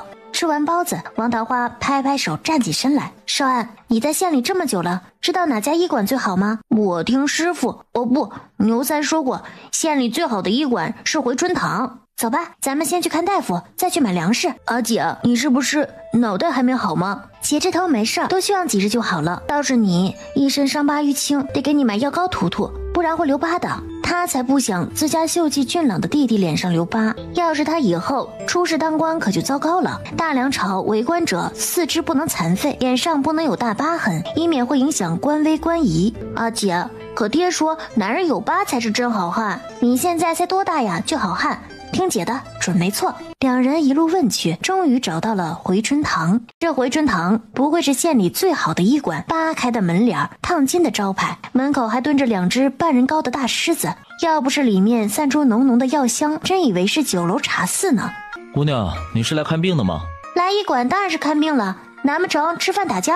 我们回春堂的坐堂大夫可是宫里退下来的御医，进门得先付问诊诊费1两银子。啥？看个病这么贵？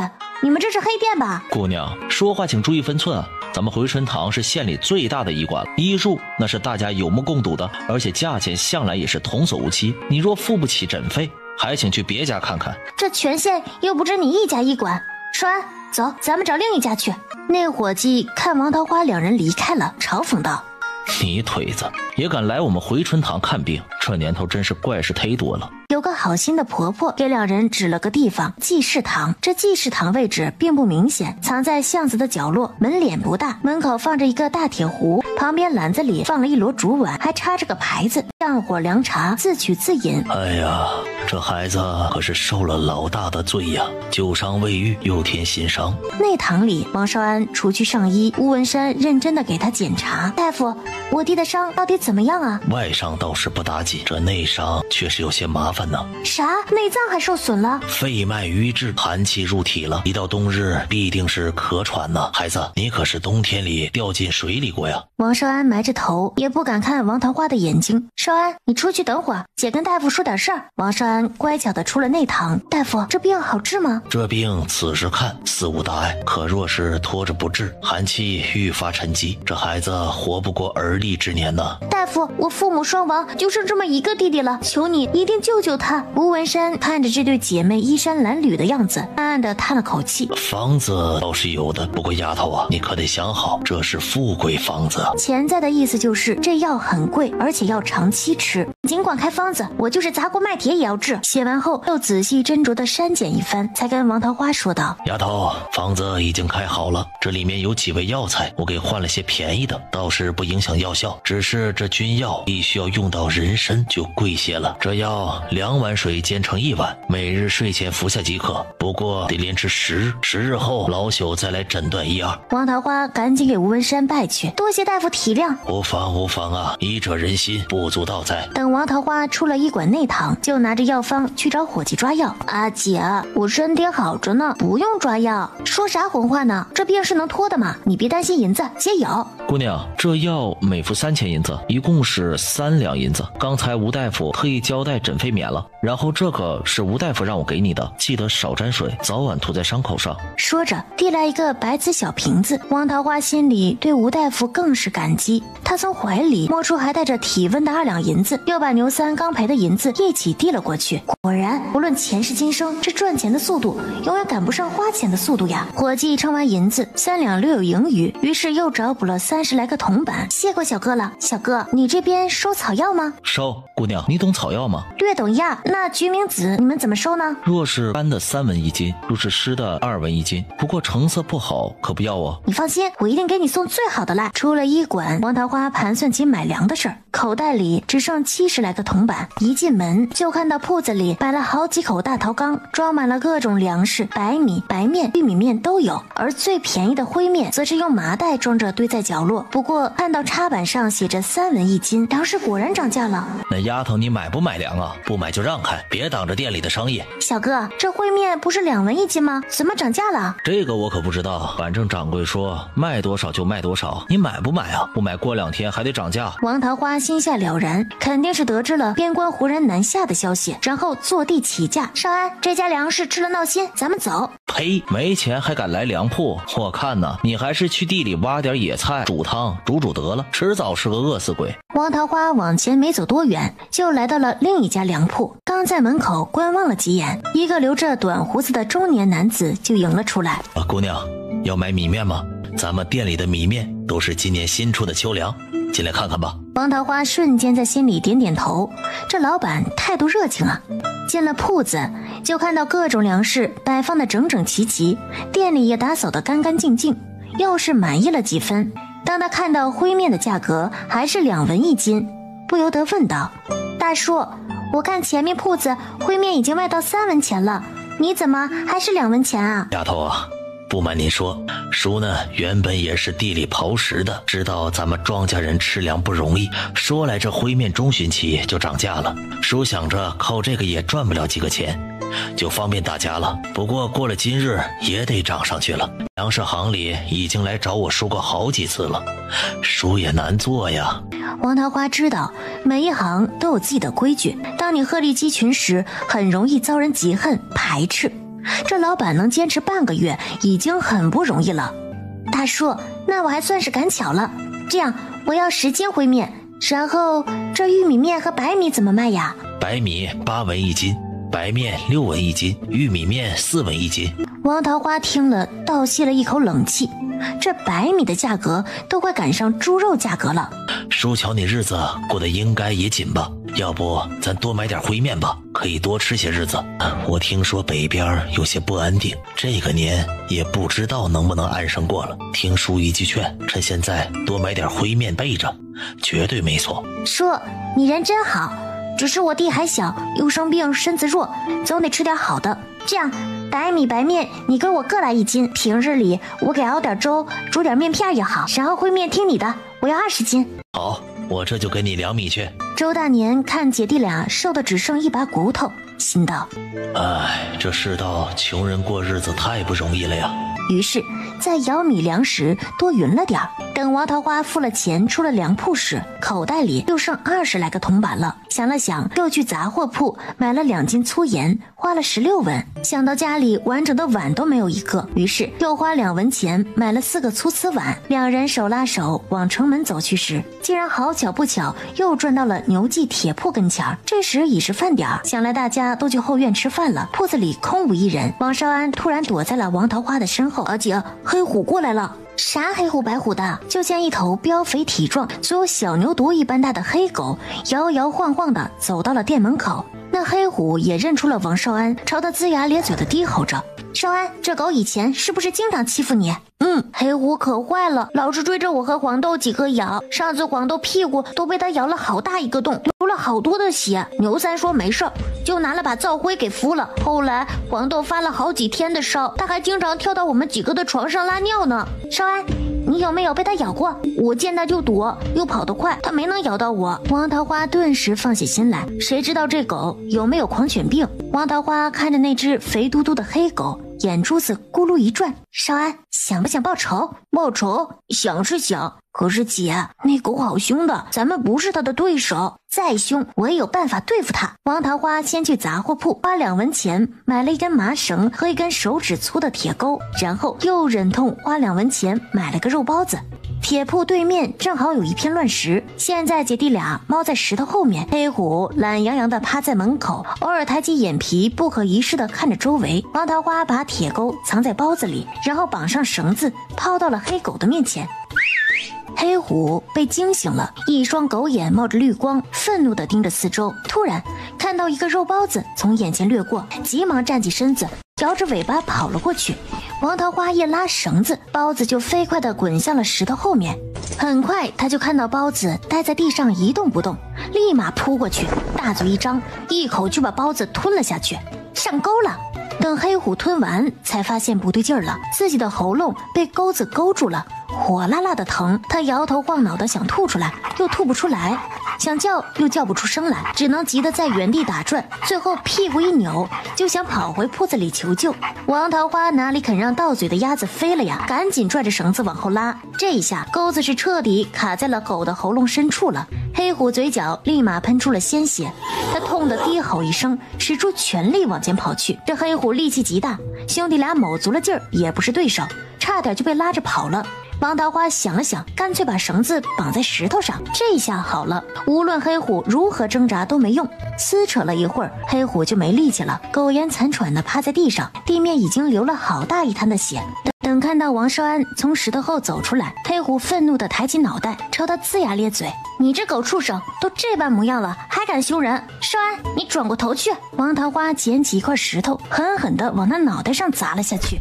那黑虎本就身受重伤，嗷嗷叫了2声，就咽了气儿。姐，我们赶紧走吧，那牛三很宝贵这狗的，要是被他发现了，可就糟了呀！我才不怕那头大黑牛，咱们把黑虎带走。阿姐，你这是要干嘛呀？这秋冬最是进补的好时节，怎么能便宜了黑虎这一身腱子肉呢？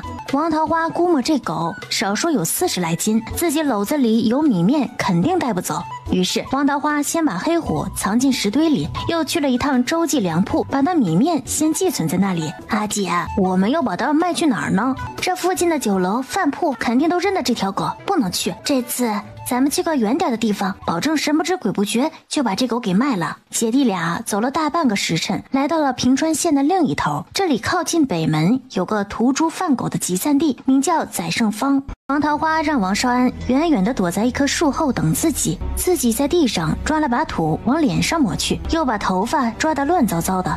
宰胜坊说是坊，其实也就是一条100来米长的巷子，不过巷子很宽，足有3、4米，可能是为了方便运送猪羊等物。两处有10来个牲口铺子，此刻铺子里的人都在忙碌着杀猪、分猪、处理内脏等，也没人关注巷子里多了一个人。我说姑娘，你走错地方了吧？要买胭脂水粉，你得去南城铺子，这地方臭烘烘的，可不好玩啊。请问你们掌柜在吗？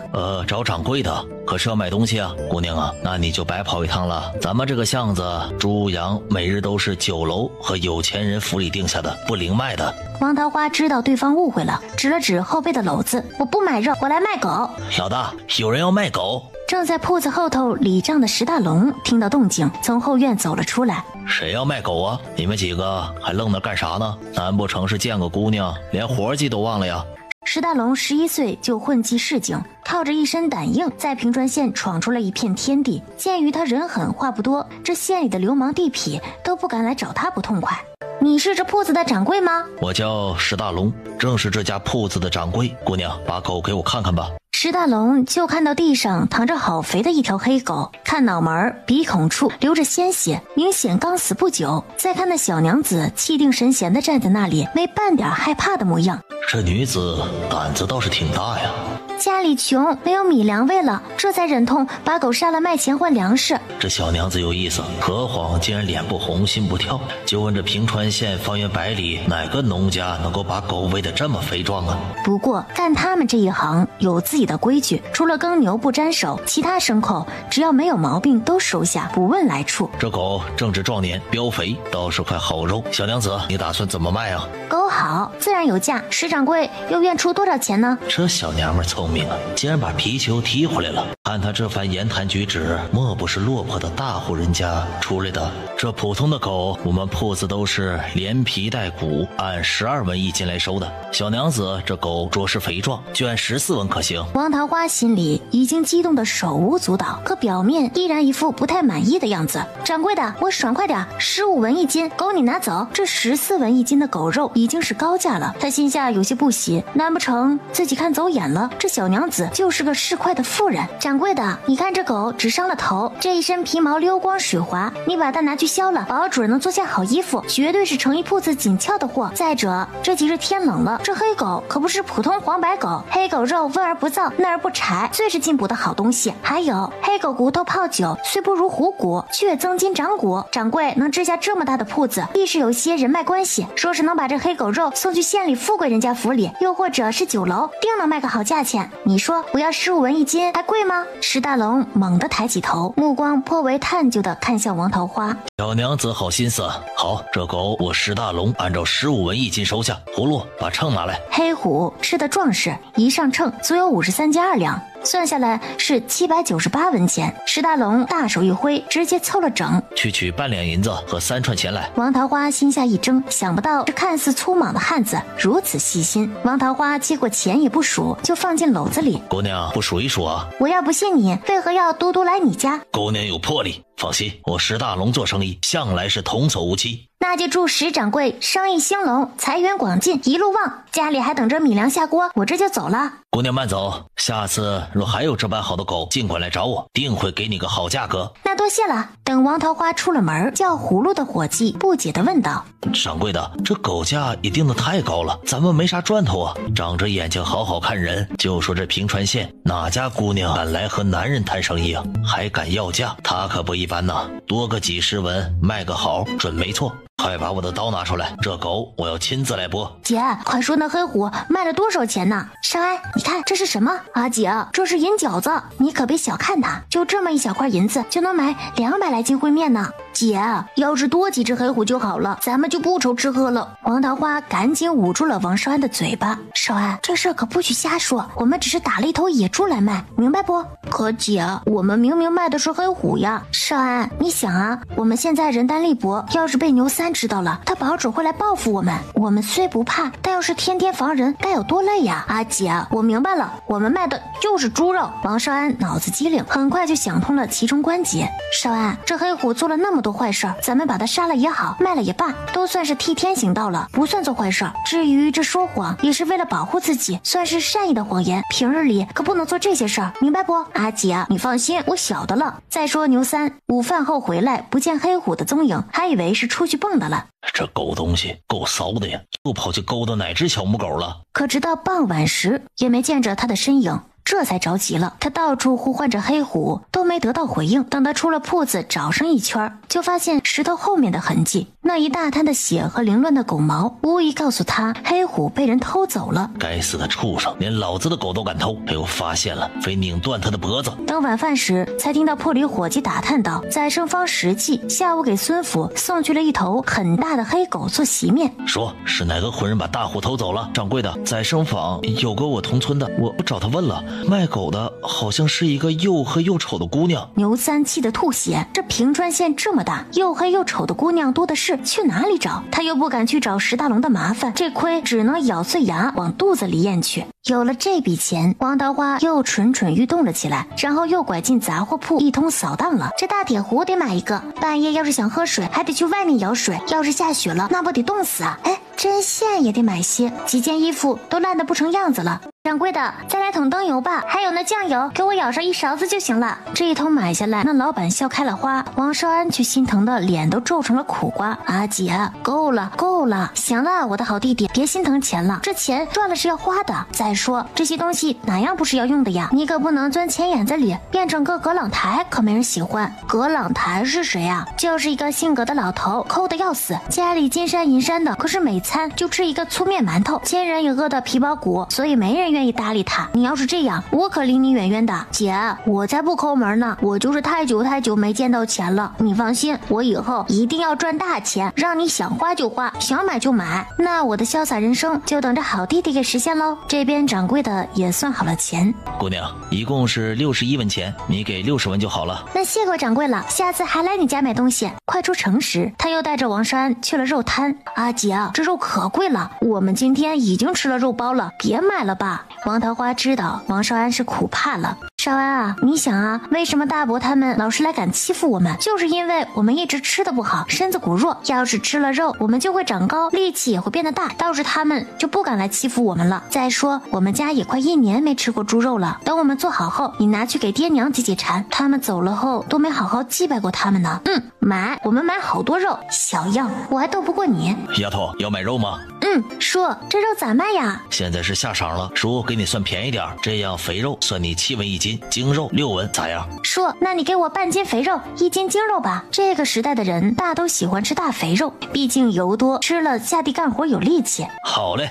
朱顺一刀下去，秤头准准的。王桃花数出11文钱，正要走，看到摊子下的筐里有几根剔得没有一丝肉的骨头。大叔，这骨头咋卖呀？丫头啊，这东西没有肉，平日呢都是拿去给狗解馋馋的。你要的话呢，1文钱全拿去吧。就见有4根猪筒骨，2根扇子骨，喜滋滋的递了1文钱过去。回去的路上，王少安有些不解的问道：这骨头又硬又没肉，黑虎见了都不吃，你买来干什么呀？炖汤，这骨头没肉炖汤能好吃吗？那当然，俗话说得好，骨头炖汤神仙不当。你看那些馄饨摊子、面摊子，可不都用这骨头炖汤做底子，而且经常喝骨头汤，容易长高呢。他现在才1.5米出头，可月薪已经来了，他要趁着这2年好好补补，说不定还能长到1.6米呢。当2人背着满满1背篓的东西出现在村口，果然引起了村人的注意。桃花，你咋买了这么多东西呀？东子嫂，你是知道我家的什么都缺，家里米缸早就见底了，想着去一趟城里还得交入城钱，就多买了点儿。是了，苦了你了。另外几个妇人却不管王桃花是否同意，就去翻着篓子里的东西。王桃花赶紧侧过身子，捡起一根树枝就朝几双手抽去。干嘛呢？青天白日的抢人家东西啊！都是同个村子的人，看看都不行啊，真是小家子气。婶子们都是同一个村子的人，那我去你家看看匣子里有多少银钱可以吗？果然是个牙尖嘴利的。我说桃花，你这也太不地道了吧。王桃花看去，正是和刘氏交好的黄春芳。春芳婶子，这话怎么说呢？这还要怎么说呀？你爹去世那会儿，你哭穷，连丧饭都没请大家吃一顿。瞧瞧，现在竟然有钱买那么多东西，看来也是个心思多的呀。都是乡里乡亲的，可不能光想着占大家便宜，你们说是吧？除了东子婶，其他几个人都一副看好戏的样子。春芳婶子说笑了，帮过我家的人，我心里记得门清楚，他日自会感谢。不过里面好像没有大头书吧，就不劳春芳婶子惦记了，不然让外人知道了，还以为婶子贪那顿饭呢。你个死丫头，这嘴巴子跟刀子似的，肠子拐了18道弯，怪不得李家要退了你的婚。黄春芳的丈夫叫王有生，王有才去世那天，王大头夫妻俩知道王桃花家没有准备丧饭，就没去帮忙。婶子操心有点多，难怪看起来比其他婶子要老。其他几个妇人纷纷捂嘴笑了起来。你个小蹄子，敢骂我，我撕烂你的嘴！别介呀，婶子这么大个人了，还跟我个小姑娘一般见识，传出去不好听。到时别人问沟子村最凶的女人是谁，都说你，可就不好了。你，哼！婶子们也不要瞎打听了，这买东西的钱嘛。就见几个妇人的耳朵立马竖了起来。当然是我最近上山挖野菜卖的，我可不像各位婶子家有田有地的，我家里穷的是叮当乱响，只能没日没夜的上山挖野菜卖。对了，刚才春芳婶子提起了丧饭的事儿，我也想安排，要不婶子借我点钱吧，我立马张罗村里人来吃上一顿。啊呸！你个小贱蹄子，脸多大呀？就凭你也配借我家的钱？死了这条心吧！唉，你看这都乡里乡亲的，婶子是一点情面都不讲啊。那算了，我自个想法子挣钱吧。婶子们先聊着，我们家去了。黄春芳看着远去的背影，山上挖野菜，骗鬼呢？什么野菜能卖这么多钱呢？可这劲儿把这满山的野菜挖了去卖，也不值得3文5文。这小蹄子还真当咱们几个是傻的，说不得是做了什么见不得人的事情。啥？不会吧？怎么不会呀？背篓里的东西少不得要100来文，这么多钱，他一个丫头片子哪里赚去？指不定啊，就是做那岔开腿的生意。春芳，可不能这么说人家小姑娘，结巴鬼！我又没说你，狗拿耗子多管闲事，你认为它香，你去舔那臭脚好了。说着扭着腰走了。可到了傍晚，王桃花不守妇道，水性杨花，在县里卖身子的事儿就传遍了村子。2人路过张大娘家，远远的就看到了张大娘正在院子里的梨树下缝补衣裳。大娘，哎，少安，你怎么回来了？王桃花把事情简单说了下，少安以后就不去铁铺了。呸，这牛三儿真是个浑人，这么小的孩子也下得了手，迟早遭了报应啊！疼惜的抚摸着王少安的脑袋，又看了看手臂上的伤。哎呦呦，这么多伤啊，真是受了老大的罪过了。你俩等着，大娘给拿果子吃去。张大娘向来特别疼王少安，说是张大娘有次冬日里去地里滑倒了，当时怀着王少安的白事，见了赶紧过来扶人，却不料动了胎气，孩子早出生了1个月，所以张大娘一直觉得自己亏欠了王少安。等他出来，就从袖子里掏出一把红枣。少安，桃花，吃枣子。这红枣个个圆润饱满，散发着甜甜的香气，不是山上那些瘦巴巴的野枣子。大娘，这枣子很金贵吧？你留着着给嫂子吃，她怀了身子，刚好补补。你们吃，家里还有呢。这枣子呀，是昨日我那妹子来家里拿来的。这东西在我们这地方算金贵，在他们那儿家家都种。放心，你嫂子那边我留着呢。这么一说，王桃花和王少安就各拿了一颗吃了起来，肉很厚还甜。两人正吃着，隔壁屋子的门哐当一声被大力的推开，就见宋香琴板着个脸走了出来。嫂子，哟，是桃花呀，你们又来了。那个大娘，嫂子家里还有事儿，我们先走了。说着，王桃花拉着王少安头也不回的走了。哎，你们俩等等。张大娘还想把枣子塞给两人。娘，我这2天胃口不好，你给我煮个鸡蛋汤吧，记得撒几个红枣下去，你孙子爱吃这口。突然又摸摸自己的肚子，自言自语道：哎呀，我的好儿子呀，你可得多吃点，再不吃啊，可都进了别人嘴里。张大娘被宋香琴阴阳怪气的一番话气得心口疼。王桃花回了家，就和王少安把所有东西都规整好了。少安，这天气越来越冷了，你屋里的被子已经被我搬到我屋里了，这几天你先跟我睡，等过几日姐去买了新棉花，再给你打床新棉被。姐，我还是睡原来的屋子吧，我不怕冷，有个褥子就行了。不行，要是冻到了可不得了。又见王少安红着脸讷讷的，顿时猜到了缘由。你个小屁孩才多大呀，就知道害羞了。你别忘了，去年还是姐给你洗的澡，你尿床了也是姐给你换的衣裳。好了，姐别说了，我答应就是了。那咱们可说好了，得分被子睡。再说刘氏正在地里摘野菜，黄春芳就火急火燎的跑来找他。翠凤呀，你怎么还在这摘菜呀？你家出大事喽！啥？有贵怎么了？还是大坤、大海出事了？哎呀，都不是，是你家桃花。我跟你说呀，他把王桃花买了一大堆东西的事儿说了一遍，又有声有色地说王桃花勾三搭四，不守妇道，就跟亲眼看见王桃花在街上拉客似的。刘氏越听越气，大郎马上就要议亲了，这外人要是知道……他还没把话给听完，就把菜篮子一扔，风风火火地回了家。娘，不好了！刁婆子抠了抠眼角的眼屎，打着哈欠从里屋出来。刘氏，你大白天叫魂啊，屋里大呼小叫的，没点规矩，有屁快放！娘，我刚才听春芳说，桃花那死丫头去县里勾搭男人，做了那等肮脏生意，她还买了一大堆东西呢。你说什么？桃花去县里勾搭了男人？我说的是后面一句，她还买了一大堆东西。刁婆子顿时眼睛一亮，你这个死丫头，买了东西也不懂孝敬奶奶，真是有娘生没娘管。走，叫上大海，咱们接个去好好管教管教个伤风败俗的臭丫头。好，我这就去叫大海。很快王大海就被叫来了，他本来是很不情不愿的，但听自家娘说可以分一些好处给自己，立马卷起袖子说要去好好管教一下这个不懂事的堂妹。这边王桃花把洗干净的肥肉切成拇指大的小块，然后往锅里下了半碗的水，随着肥肉变小变干，很快半斤猪肉炸出了一小碗猪油。王桃花把锅里剩下的油渣铲了出来，撒上了点盐，等油渣稍微凉了凉，就往王栓的嘴里塞了一块。姐，这油渣又酥又香，真好吃。王桃花也捻了块尝尝，油香四溢，酥脆可口，确实好吃了。王桃花和王少安你一块我一块，连吃了好几块，看着还剩小半碗。少安，要不咱们今天吃顿饺子吧？一来你回来了，姐给你接个风洗个尘，从此一切顺态；二来张大娘帮了咱们这么多，以前没钱就算了，现在赚了钱应该去谢谢了。姐，我听你的。这时节也没啥好菜包饺子，于是王桃花把家里留着的一点木耳泡发了，切成细细的丝儿，然后跟切碎的油渣放到一起，皮上放了馅儿，两手一掐，一个鼓鼓囊囊的饺子就包好了。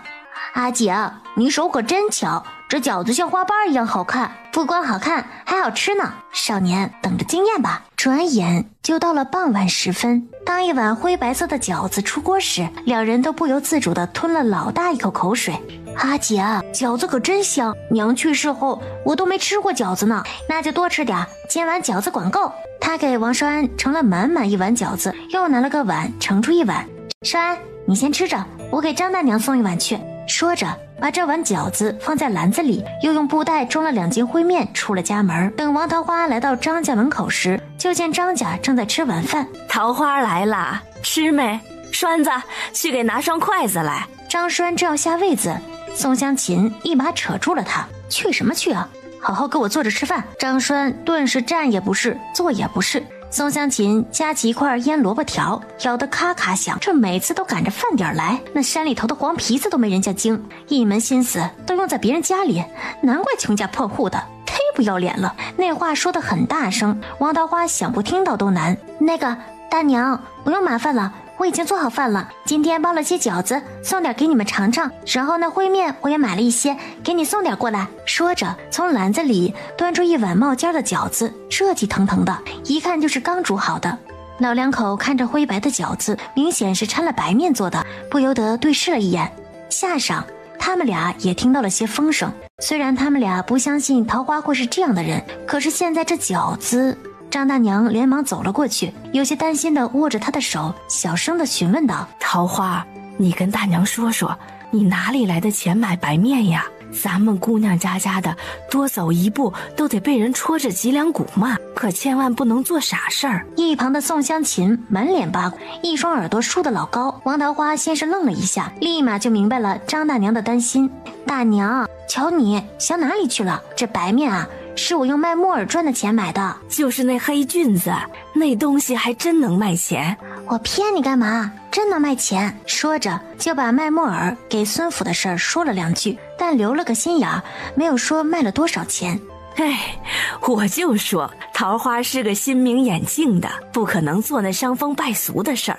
下次还有人乱嚼舌根，大娘帮你啐他去。大娘，今天这饺子就是用那木耳做的，我拌了油滋了，可香了。待会儿你好好尝尝我的手艺。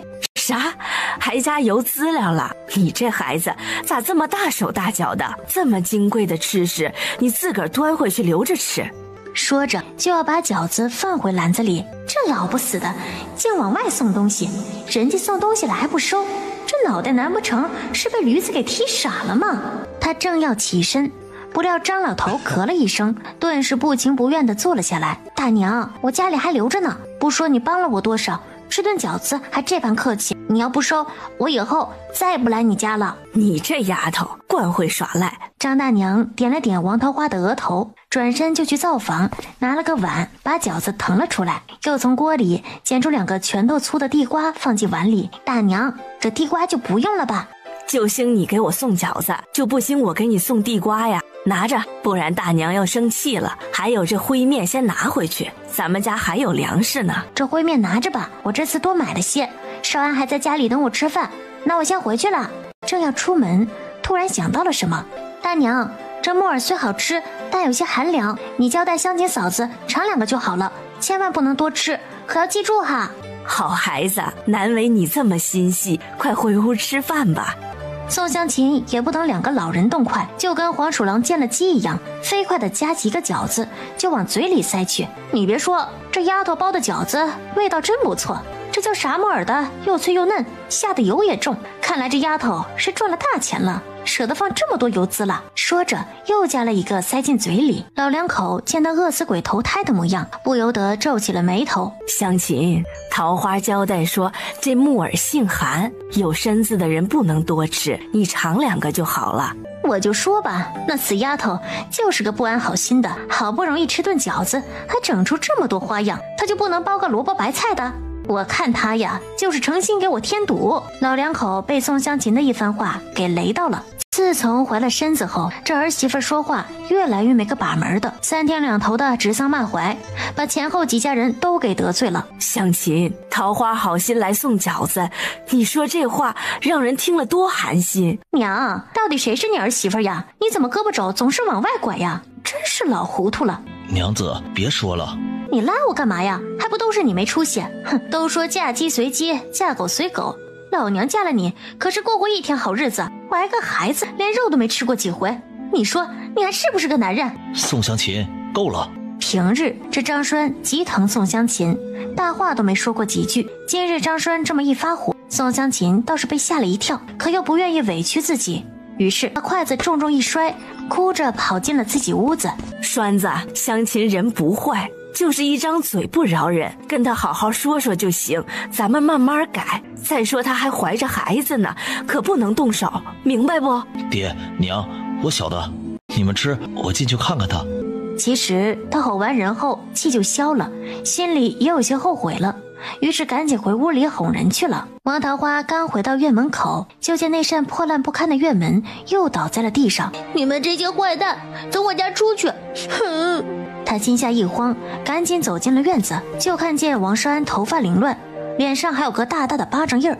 阿姐，他们欺负人，他们都是坏人。少安，来挤看看，疼不疼？王少安摇摇头，擦干眼泪。阿姐，奶他们来，把咱们刚买的东西都抢走了。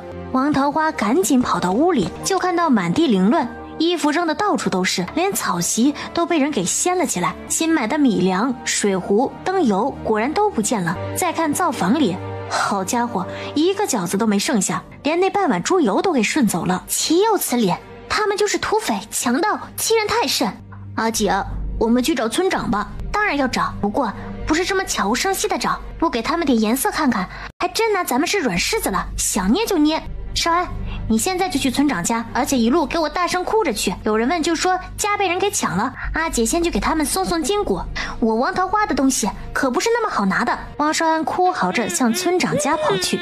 王桃花想了想，往怀里藏了把菜刀，又拿了一朵干木耳，然后拎着根烧火棍，杀气腾腾地往王有贵家走去。一路上遇见的人看到王桃花这般模样，都好奇地询问。王桃花只说家里被抢了，现在上门去讨东西。大家一听有好戏瞧，立马一窝蜂地跟了上去。再说刁氏三人把王桃花刚买的东西全给打包了回家。娘，这小贱人还是赚了些银两的，你看光灰面都买了20来斤，还有这大米白面也有好几斤，还熬了猪油，可真舍得花钱呐。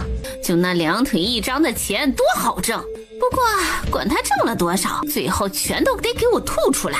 她这做姑娘的不得替她死了的老子孝敬我？是娘，不仅是我们家的定海神针，还是我们家的财神奶奶呀。我屋里的水壶刚好也旧了，这水壶刚好我换上，那白米白面留着给我胃口不好时熬点粥做点面吃吃，其他粮食你就放灶房去。这几天咱们家敞开肚皮吃灰面饼子。都听娘的。刘氏白得了这么多东西，早乐的忘了东南西北。奶娘，你们怎么把我给忘了？说好的给我好处呢？刁氏闻言立马眼观鼻，鼻观心。刘氏见他事不关己，高高挂起的模样，恨得牙痒痒。哎呀，那个死兔崽子，吃家里用家里，帮家里做点事儿还好意思伸手。娘，我这大老远的把东西提回来，没有功劳有苦劳吧？给，那个讨债鬼从怀里掏出荷包，摸出2枚铜板，给你2文钱，去买个肉包子吧。娘，你打发叫花子呢？说着一把抢过那荷包，倒出来有几10来个铜板。多谢娘，以后我会好好孝敬你的。你这鬼崽子，省着点花，老娘的钱也不是大风刮来的。三人吓了一跳，门被人从外头狠狠地踹了开来。哎呦，我的老榆木大门呐！就见王桃花黑着脸，拎着根烧火棍站在门口。死丫头，门踢坏了你赔呀！快把从我家拿来的东西还回来，要不然别说是门了，屋顶我都给你掀翻了。你个死丫头，我可是你亲奶奶，是你爹的亲娘，你这么做就是大逆不道，我要去衙门要告你。好啊，去啊，告啊，我倒要看看这做强盗的人该怎么判。王桃花，你也不看看这是哪里，还敢跑我家里来撒野，识相点赶紧滚，否则别怪老子揍你了。就凭你酒囊饭袋一个，活着浪费空气，死了也是浪费土地。围观的人顿时轰然大笑。王大海一张脸腾的就红了半边，握着拳头就朝王桃花冲来。王桃花也不怵，拿着烧火棍就劈头盖脸的打去。王大海还没靠近王桃花，就被抽得上蹿下跳。王桃花趁机把他一脚踹翻，接着痛打落水狗。刘氏心疼儿子过来帮忙，不料王桃花一棍子抽在他手背上，立马就红肿了起来。烦了，连长辈都敢打，死丫头，你有本事就打死我这把老骨头！刁婆子不顾一切的冲到王桃花面前，王桃花猛地收住了烧火棍。刘氏、王大海可以打，可这死老婆子真不能打。王桃花嘴高高翘起，打不得人我就气死你！说着飞快的往堂屋里抡起烧火棍就是一通乱砸，哐当，笤帚上的一个喜鹊灯枝的花瓶被砸了个粉碎。哎呦，我的大花瓶啊，那可是花了50文买的呀！哐当，另一个富贵牡丹的花瓶也碎了。刁婆子已经说不出话了，身子开始颤抖。桌上那套画福字的茶壶被敲碎了。老曲柳的靠背椅子被摔得四分五裂，刁婆子再也受不住了，口吐白沫，啊的一声，直挺挺的倒下了。哎呦喂，我的花瓶哟，我的茶壶哦，心疼的跟刀子割了一般。王桃花可没闲着，又爬上桌子，对准屋顶就是一通乱捅。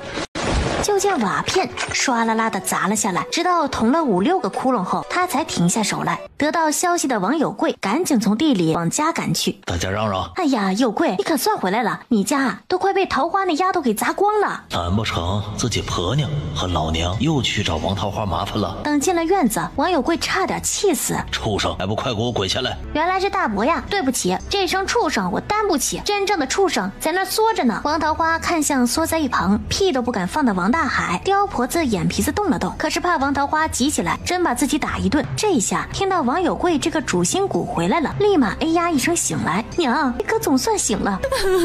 有贵呀，这花瓶，这茶壶，这屋顶都让那个小娼妇给毁了，你现在就给我打死他！王有贵脑门青筋直突突，他上前一把抓住烧火棍，把王桃花扯了过来。你这个丫头不孝不顺，刁蛮任性，今天我就带二弟好好管教你。说着，王有贵抡起烧火棍就狠狠地朝王桃花敲去，好在王桃花及时躲了开来。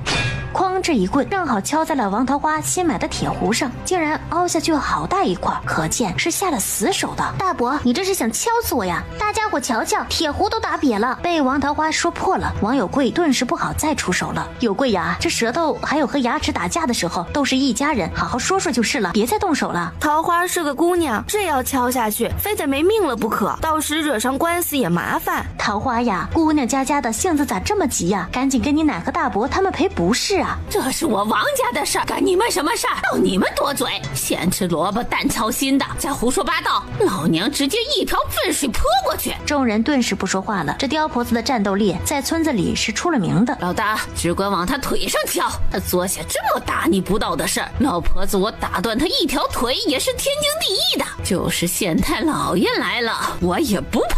有了刁婆子的支持，王有贵顿时散了心中的忧虑，抡起烧火棍就要朝王桃花大腿敲去。住手！这一声大喊，王有贵一棍子敲偏了，砰的把那桶灯油给打翻了。就见王梦山走进了院中，这又是闹哪一出啊？村长呀，你要给我老婆子做主，你看看呐，这贱人把这家糟蹋成这个样子呀！刁氏拽着村长的衣袖，那鼻涕眼泪糊了他一手臂，还咳的一声往地上吐了口浓痰，把王梦山恶心的直抽抽。得，疯狗乱咬人，恶人先告状。你们几个是闲的长疮了，这3天2天的闹哪头啊？村长，桃花这丫头在县里勾三搭四，不守妇道，我们作为长辈就上门说了她几句，她就把我好好的家砸成这样，还拿烧火棍抽我。这事儿我可没扯谎，大家伙可都看着呢。对，这种不知廉耻伤风败俗的孙女，我王家不要。村长，你开祠堂把她沉塘了吧，省得以后败坏了我们沟子村的名声。这婆媳俩一说一唱，众人不由得想起了听到的事儿，看向王桃花的眼神就微妙了起来。村长，这事儿可不能就这么算了，要是村里名声坏了，我家姑娘可就耽搁了。村长可不能因为一颗老鼠屎坏了一锅粥呀！我们沟子村100年来出去的姑娘都是清清白白的，怎么会生出这么不要脸的人哟？桃花啊，他们说的可是真的？当然是真的。村长，你看这灰面、这饺子还有这些东西，都是那些狗男人给我侄女买的。我婆婆也是怕她糟践了东西，就拿过来替她保管。我竟然不知抢人东西还能说成是保管，这脸皮真比平川县的城墙还厚。这王桃花家穷得连丧饭都请不起，哪来钱买这些东西？刁氏几人见大家全在指责王桃花，脸上闪过一丝得意。各位叔伯婶子，我王桃花是你们看着长大的，我是个什么人你们最是清楚。本来我还念着他们是我奶和伯母，想着这事儿就算了，可是他们硬要把屎盆子扣我头上，还想开祠堂把我沉塘，我就不能不说句话了。首先我没有勾引任何男人，其次这些东西都是我上山挖野菜卖钱买的。我说桃花，你又说胡话了吧？这野菜能卖几文钱呢？村里人谁不知道，你就是把满山的野菜挖光了，也卖不到几个铜板吧？众人都未说话，看来都是认同刘氏的话了。你卖不到那是你的事儿，我王桃花就可以。说着从怀里拿出一朵干巴巴的木耳，这就是我挖的野菜，它叫。我说桃花呀，你都当大家傻呀？这黑菌子可是有毒的，哪个傻子会买？人群又炸开了锅。桃花这丫丫头不老实，拿这东西出来扯谎。我看呢是做贼心虚，随便拿个东西来搪塞我们了。王桃花面对众人的质疑，依旧表情淡定，倒让王梦山多了几分探究。大家听我说，这东西我娘告诉我叫木耳，新鲜的吃多了确实有毒，但是晒干后就没毒了。这东西在云贵两广那边吃的很多，这次我把一大半的木耳卖给了县里孙员外家的造房管事娘子梅三娘，你们若不信，现在就随我去孙府问问。见王桃花说的有鼻子有眼，大家顿时信了几分。听到消息的张大娘来了，这木耳确实可以吃。桃花去山上采了好几趟了，每次都会给老婆子我送点，巧了，今天还送了一碗去我家，我们几个吃了大半，还剩几个在碗里，大家不信可以去看看。王桃花感激地看向张大娘，张大娘的为人向来不错的，她这么一说，信的人更多了。再有，今日我来她家闹也是给逼的。说着指着桌子上的饺子说道，刚才我去给张大娘送了一碗，他们几个就趁机跑到我家抢东西，你们去看看，我那屋里糟践的不比这边差，但凡我今日买的东西全被他们搜刮了去，抢东西就算了，他们还打人。这时王少安从人群里挤了出来，尊长爷爷，阿姐说的是真的，他去给张大娘送饺子，我奶他们就上门来抢东西，我见他们抢钱匣子就拦着他们，他们就打我掐我。众人看着手上东一块西块的掐痕，倒吸一口冷气，你放屁，老娘就拿了灰面，你是拿了钱匣子，还有我就掐了你2下，怎么可能出现这么多伤痕？刁氏话刚说完，就见所有人都看向自己，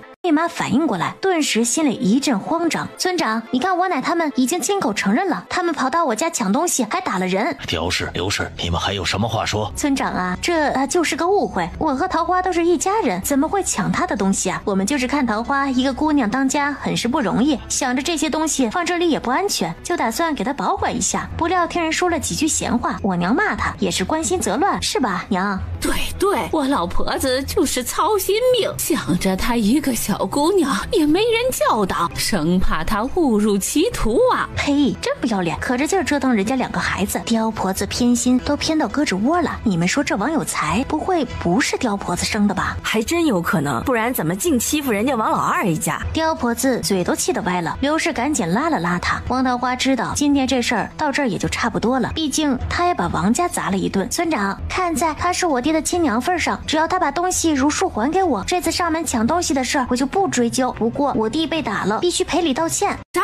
我一个当奶奶的要跟孙子道歉，他也不怕遭天谴折了腰啊？说着又往地上一坐。哎呀，老天爷呀，没得活了！一个丫头崽子都能骑我老婆子身上喽！他爹还是我肚子里爬出来的，就敢这么对我老婆子！我要去县衙敲大鼓，告你忤逆不孝，让县太老爷打你板子，砍了你的脑袋！别嚎了，刁婆子还是怕村长的，立马的声音小了许多。丫头啊，你奶虽然有不对，但毕竟是你血亲长辈，我看道歉就算了，不如让他家赔你10个鸡蛋可行啊？少安，你来决定吧。村长爷爷赔礼就算了吧，他毕竟是我奶奶，打一下也无妨。我爹说要敬爱长辈。好孩子啊，真懂事儿。你放心，下次你奶再打你，你就来找村长爷爷，我给你做主。谢谢村长爷爷。村长愈发满意，等看向刁氏婆媳俩，立马又黑云罩顶。你看看你们俩一大把年纪，还不如一个孩子。是啊，你现在去拿10个鸡蛋来。家里没有那么多鸡蛋。你家圈里可是养了10来只鸡呢，成天村里村外炫耀会生蛋，蛋没有。行，那抓1只鸡来吧。什么？抓鸡？那怎么能行啊？开玩笑，一只鸡可以买5、60只蛋了。我去屋里找找，看看能不能凑齐。没几分钟，就用个破笸箩装了10来个鸡蛋出来。王桃花接过鸡蛋，就去大堂里拿自己的东西，他一样一样的清点着。村长爷爷还少了块棉布，我本来准备拿来给少安做件衣裳的。你个死丫头，胡说八道什么呢？哪有什么布？怎么没有布了？我明明花了30文钱买的呢。你红口白牙的骗人，就不怕下地狱阎王爷拔舌头吗？我才不怕，阎王爷才不会惩罚好人。再说要拔舌头也肯定是你先去，天天诓骗大家。刁婆子都快气疯了。好了，奶奶跟孙女吵架，合着这10里8村也没有见到啊，传出去没得让人笑话。要是你拿了布就赶紧拿出来。最后王有贵拿出了30文钱，才算了了布的事。事儿。王桃花带着自己的东西大摇大摆的回家了，而刁婆子据说气得在床上哼哼了好几天。不过今日闹了这么一出，王桃花算是明白了，这木耳的事再也要瞒不住了。果不其然，接下来的几天陆续就有人上山去采木耳，一个赚钱的点子就这么没了。那山的外围去的人多，肯定没剩什么好东西，看来还得再往里面走走才行。王桃花和王少安回到家后，把门一关，两人就抱在一起放肆的笑了起来。阿姐，太爽了，你没看到奶奶和伯母那张脸就跟吃了屎一样难看，活该，谁让他们不干人事儿。突然又似想到了什么，认真的嘱咐了起来。少安，姐交代你个事儿，不管咱奶他们说了什么做了什么，在外人面前你都不能去骂他们，更不能去动手，明白没？为什么呀？坏人不应该接受惩罚吗？惩罚有姐就够，但你不能参与，你是男子，以后是要上学堂的，要当官的，最要注意名声。那婆子再怎么说也是咱们血亲奶奶，你若骂了她打了她，名声就全毁了。那么连锁反应就是没人肯教导你读书，也当不了官，在村里更会被人指指点点的。这个时代三纲五常已根深蒂固，不是自己能轻易触碰的。阿姐，为什么一定要读书当官呢？读书可以让你变聪明，让你了解这个世界，不会成为井底之蛙。至于当官嘛，当了官就有了权力，就没人敢轻易欺负你了。你看马大眼敢明目张胆的欺负人，就是因为我们太弱小了。王桃花看着低头思考的王少安，这个话题还早着呢，只要你以后的志向不影响他人，当不当官都无所谓，姐都支持你。不，阿姐，我就要当官，而且要当最大的官，我要把坏人全部抓去坐牢。王少安在这一刻立下了一生的志向。阿姐，那为什么你就可以对付他们呀？阿姐是女子，有啥好担心的？那我以后看到他们就躲得远远的，就当他们是个屁，拒绝靠近。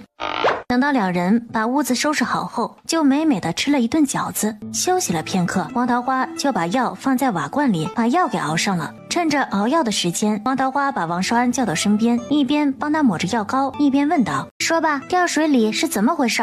姐，我说，但你不能生气。姐不生气。去年过小年的时候，刁氏嘴馋，吃多了柿子，拉了好几天的肚子。刘氏就找来王有才，让他派王桃花去伺候刁氏。王有才想都没想就答应了。那些日子，王桃花在刁氏屋里伺候，自然是顾不上王少安了。这天，王有才去山里砍柴，王少安就端着衣服去河边洗衣服。天气冷，河边的水已经结冰了，小小的个人费劲的拧着衣服，冻得脸都白了。扑通，王少安被水溅了一脸。喂，王少安，你个大男人竟然学女人洗衣服，真丢我们男人的脸，你到底长没长那玩意儿？王大海见王少安不搭理自己，又接连朝水窝里扔了几块石头，这一下王少安不仅脸上、头发上、衣服上全湿了。你哑巴了呀？哥哥，我跟你说话也敢不应？我看你是皮痒了欠揍吧？我洗衣服跟你有什么关系？你见了哥哥不叫，还敢顶嘴？看来二叔也是草包一个，连个孩子都不会教。不许你说我爹，你作为侄子骂自己的亲叔叔才是草包一个，小兔崽子！你说什么？王大海本就是个愣头青，一个箭步跳了下来。你个小畜生，敢骂我是草包，信不信老子揍死你？放开我！你以大欺小，不亲爱弟妹，我娘说你这种人以后会被人唾弃。我呸！别以为认识几个字就敢在我面前装腔作势。你娘是秀才家的女儿又怎么样？娘说的不守妇道，最会勾搭人，难怪死得这么早。不许你说我娘！小小的王少安用脚使劲的踹着。王大海给了王少安一耳刮子，我就说你想怎么样？你娘就是贱人，就是水性杨花。王少安像头愤怒的狮子，不停地挣扎着。王大海突然想到，如果王少安死了，那么二叔家的香火就断了，以后二叔的钱和那2亩地不都是自家的吗？他四下看了看，见周围没有人，恶向胆边生。好弟弟，你肯定很想二婶子了吧？来，二哥帮你去和她团聚吧。扑通，王少安掉进了水窝里。现在本就是大冷的冬天，王少安的破棉袄一吸水，立马变得死沉，他只能不停地扑腾着。王大海那时毕竟也才14岁，见王少安就要被淹死了，也有些怕，就匆匆离去了。好在王少安命不该绝，那水窝并不太深，他挣扎了半天，总算爬上了岸。王桃花听了，猛地一拍桌子：这该死的王大海，丧尽天良，简直就是畜生，连5岁的孩子都不放过，老娘迟早剁了他。这事儿你为何没有跟我说？我回了家跟爹说了这事儿，爹只是抱着我哭了一通，就让我把这事忘了。那天晚上我发了烧，爹就背我去找梅婆婆看病。王桃花想起来了，那几日他拖着疲惫的身子回家，不见王少安的踪影。爹说他感染了风寒，在屋子里养病。这王有才也太糊涂太懦弱了，自己唯一的儿子都被扔冰窟窿里了，连去讨个说法都不敢。还好死得早，不然也是拖自己后腿的。阿姐，你别生气了，你看我现在能吃能睡，不是好好的吗？好个屁！吴大夫说你要是不把病看好，以后长大了咳个不停，到时有的你罪受。阿姐，那我保证以后乖乖喝药，喝药是必须的。不过嘛，此仇不报非君子，我要让王大海付出代价。感动我的人，王大海，你简直是活腻了。第二日一大早，王桃花就带着王少安去了后山。坡上除了树，全是大大小小的坟包。来到王有才的坟包前，旁边还有一座矮一点的坟包，不过上面没有什么杂草，看来平日里王有才打扫得很勤。王桃花从篮子里拿出2碗饺子，又拿出蜡烛、纸钱等物。爹娘，你们放心，我一定会照顾好少安的，你们九泉之下安息吧。娘，少安好想你，少安答应你一定会好好读书，以后当大官，让别人再也不敢欺负我和阿姐了。你们夫妻俩放心吧，我既然占了你们女儿的身子，我一定会好好爱惜。我答应你们会好好照看好少安，不让任何人伤害他，直到他长大成人。一阵风吹来，地上的灰屑似蝴蝶一样随风飘起，接着有一片晃晃悠悠的落在了王桃花手心。等两人回了家，王桃花把家里的事儿简单交代了几句，就背上篓子急匆匆的往山上跑去。那一大片决明子应该成熟了，那可都是钱呀。他吭哧吭哧的往上爬着，就看到山坡上许多灌木丛枝折叶落，杂草也铺倒了一片。动静这么大，不用说，木儿肯定保不住了。果然，等他到了槐树林，就看到到处是脚印和扒拉的痕迹，那几棵长木耳的木头果然不见了踪影。王桃花又跑去看歹兔子的陷阱，好在那陷阱被杂草掩盖了，倒没人发现，里面就传来扑通的声响。探头一看，果然是一只灰色兔子被木刺刺穿了，正在做垂死挣扎。总算逮到你了吧，瞧你上次臭屁的，还不是成了我的掌中之物。王桃花喜滋滋的拎着这只野兔，这么肥，少说有5、6斤吧，够吃好几顿了。可惜自己不会削皮，不然冬天拿着兔子皮做个围脖还是不错的。他穿过槐树林，直奔那片决明子，果然隔了几天，豆荚已经发黄，一掐已经是实心的了，熟了，可以摘了。王桃花立马甩开膀子摘了起来。2个多小时后，篓子被装得满满的，大概有40斤左右。今天就到这吧，不然多了也背不回去。他看了看这一片的黄色豆荚，才摘去了1/5，这么算下来，这一片能收200斤，去掉了壳，少说有150来斤，晒干后1斤能出7两，这样就有100斤干果，按3文1斤算，有3000银子。如果买灰面，可以买100斤了。等王桃花把一背篓决明子背到家时，老远儿就看到王少安站在自家门前张望。阿姐，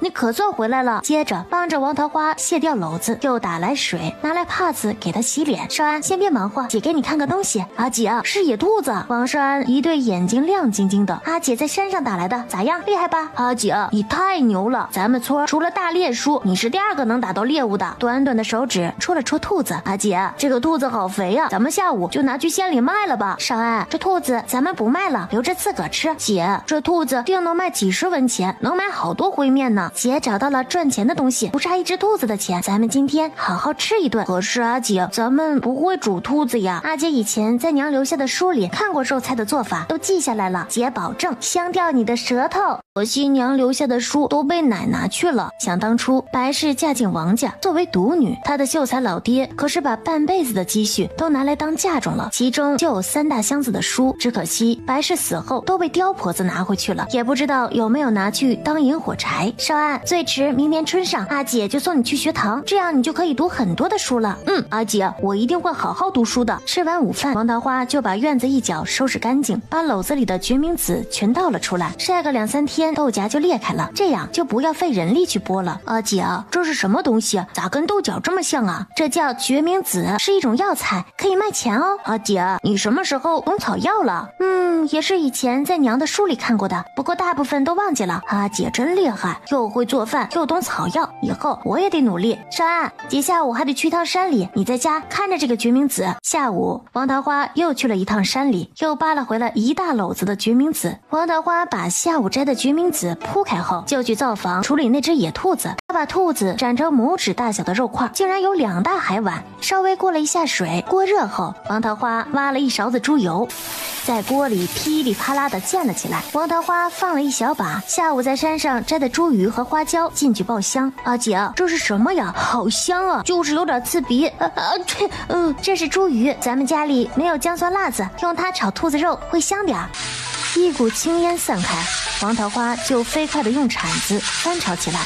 王桃花夹起一块吹了吹，塞进了他嘴里。姐，好烫，好香啊，好好吃，我舌头都要吞进去了。王桃花也吃了一块，这兔子肉一点都不膻，而且又嫩又滑。他拿了个碗给王少安盛了几块。少安，你先吃着，姐去给张大娘、豆香姐姐和村长送点去。说着又拿来3个饭碗。好在这兔子够大，丢着装完，家里还剩一大碗。他刚到张大娘门口，就听到宋香琴碎碎念念的声音：娘，怎么又是这清汤寡水的？咱们都半个月没闻肉香了。哎呦，你是不知道，你孙子这2天在肚子里踢我好几脚了。香琴，今年地里收成不好，家里剩下的几个银子还得留着给你生孩子时候用。这样，娘去给你蒸碗鸡蛋羹可行？好吧，那娘你快点啊，记得放勺猪油在上面。行，你先喝碗面糊糊垫垫肚子。张大娘刚推开屋门，就看到王桃花笑盈盈地站在院门前。桃花站那儿干啥？快进来。宋香琴听到王桃花来了，来到门口。哎呦，今年这秋风刮得紧，再这么刮下去呀，全家都得喝西北风了。张大娘脸色立马敛了下来，转身就想说上2句。大娘，我有好东西给你。说着放下背篓，从里面端出一个碗。桃花，这是今天上山摘木耳，打到一只兔子，我端来一碗来给你和大爷打打牙祭，特意说是给老2口的。哎呦，那山上的兔子都成了精，你个小姑娘能追得上？王桃花把荷叶揭开，立马一阵香气扑了出来。你看，肉都在碗里了，还能有假？兔子不知道在那拐了一只脚，这才被我抓住了。桃花呀，你也1年半载难得吃1次肉，大娘不要，你自个儿留着吃。宋香琴早在闻到肉香时，哈喇子就吸溜个不停。她看婆婆在拒绝兔子肉，心下着急，劈手把碗夺了过来。娘，这是桃花的一片心意，咱们怎么好拒绝？再说咱们家也常给桃花送东西呀，这有来有往才是邻里相亲啊。香姐嫂子说的没错，大娘，你帮了我家那么多，哪是1碗兔子肉就能还完的？张大娘看自己儿媳妇儿没皮没脸的样子，也是一阵头疼。那行，这次就收下了，下次可别再给我送吃食了，你家也不容易，我去把碗换了给你。娘，我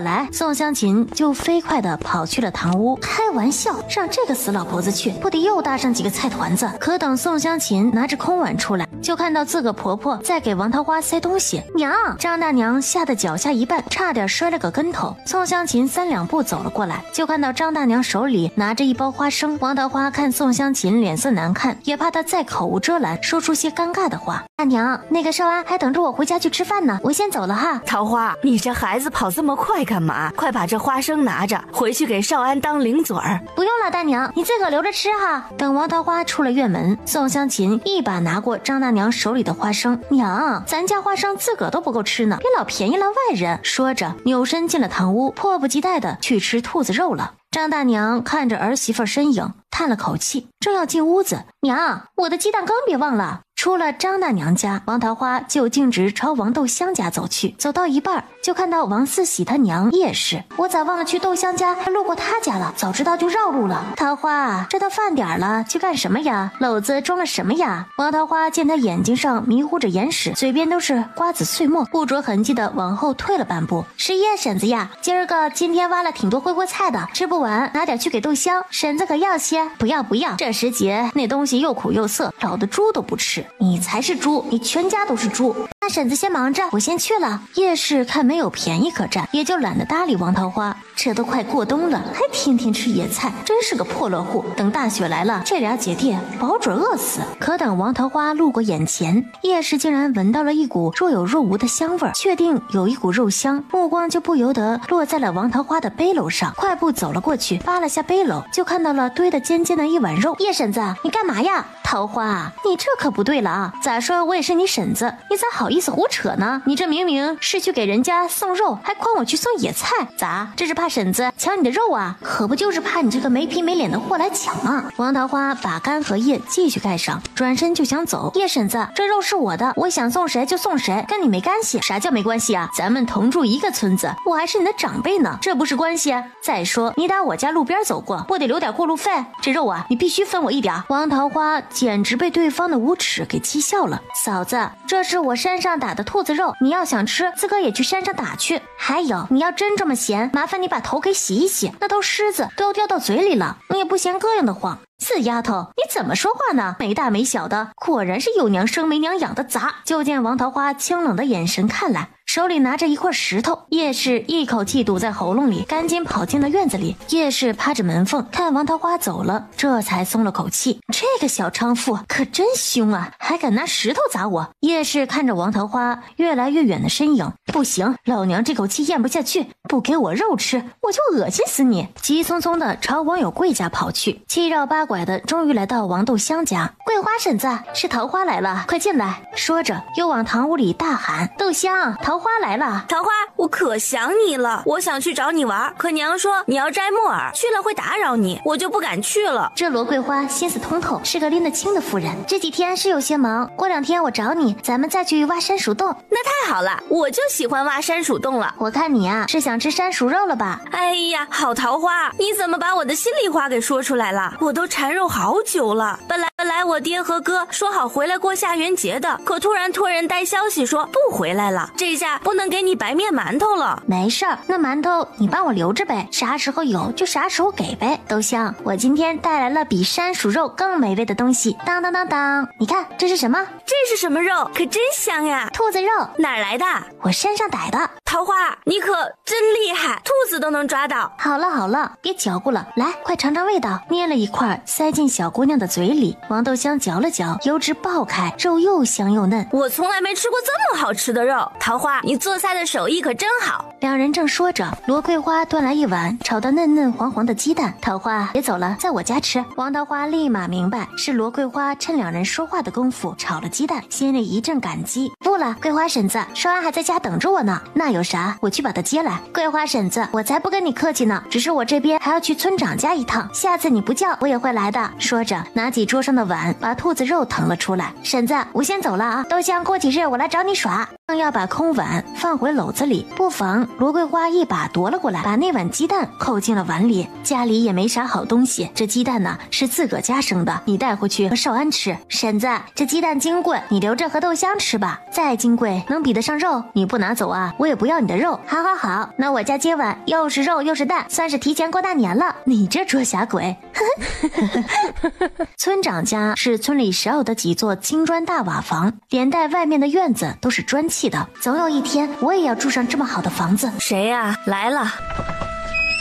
这不是桃花吗？这许久不见，出落的愈发标致了。明翠婶子，村长爷爷在家吗？在，屋外凉，快进来。这妇人是王梦山二儿子的媳妇儿苗明翠，前年已生了一个男孩，现在正怀着第二胎。公爹，桃花来了。王梦山几人正在吃晚饭，桌上除去一碗炒萝卜和腌黄豆，再有就是一盘炒鸡蛋。桃花，让大娘看看。哎呦，我可怜的孩子呀，你看这小脸瘦的呀。苗氏早搬来一张椅子，拿来一副碗筷。丫头别站着了，有什么事儿咱们一边吃一边说。婶子别忙活了，我马上就走。丫头啊，可是有事？王桃花连忙从篓子里端出那碗兔子肉。村长爷爷，今儿个我上山摘木耳运气好，打到一只野兔子，拿了一碗给你们尝尝，手艺不好可别嫌弃。这几次我伯母他们来找麻烦，还多亏了村长爷爷主持公道。王梦山眼中闪过一丝赞赏。丫头，东西你拿回去，老夫身为一村之长，这些是我应该做的。村长爷爷，其他村长我不知道是怎样的，但在我心里，你分辨是非，为人最是公正，我都记在心里。这兔子肉也不是什么好东西，你就收下吧。这话说的王梦山心里十分妥帖。公爹收下吧，难为桃花这么大老远送过来。丫头啊，你和少安过日子不容易，你奶他们又是那般情况，以后有事记得来找我。谢谢村长爷爷。临出门时，王桃花碗里多了3个拳头大的杂菜团子，苗氏又往他篓子里塞了好几个白胖胖的大萝卜。桃花，婶子家萝卜种的还不错，水灵灵的，拿回去尝尝，好吃再来找我要。王桃花看着篓子里的鸡蛋、菜团子、萝卜，心里暖暖的。啊姐啊，这些是哪里来的？鸡蛋是罗婶子家的，杂菜团子是村长家的。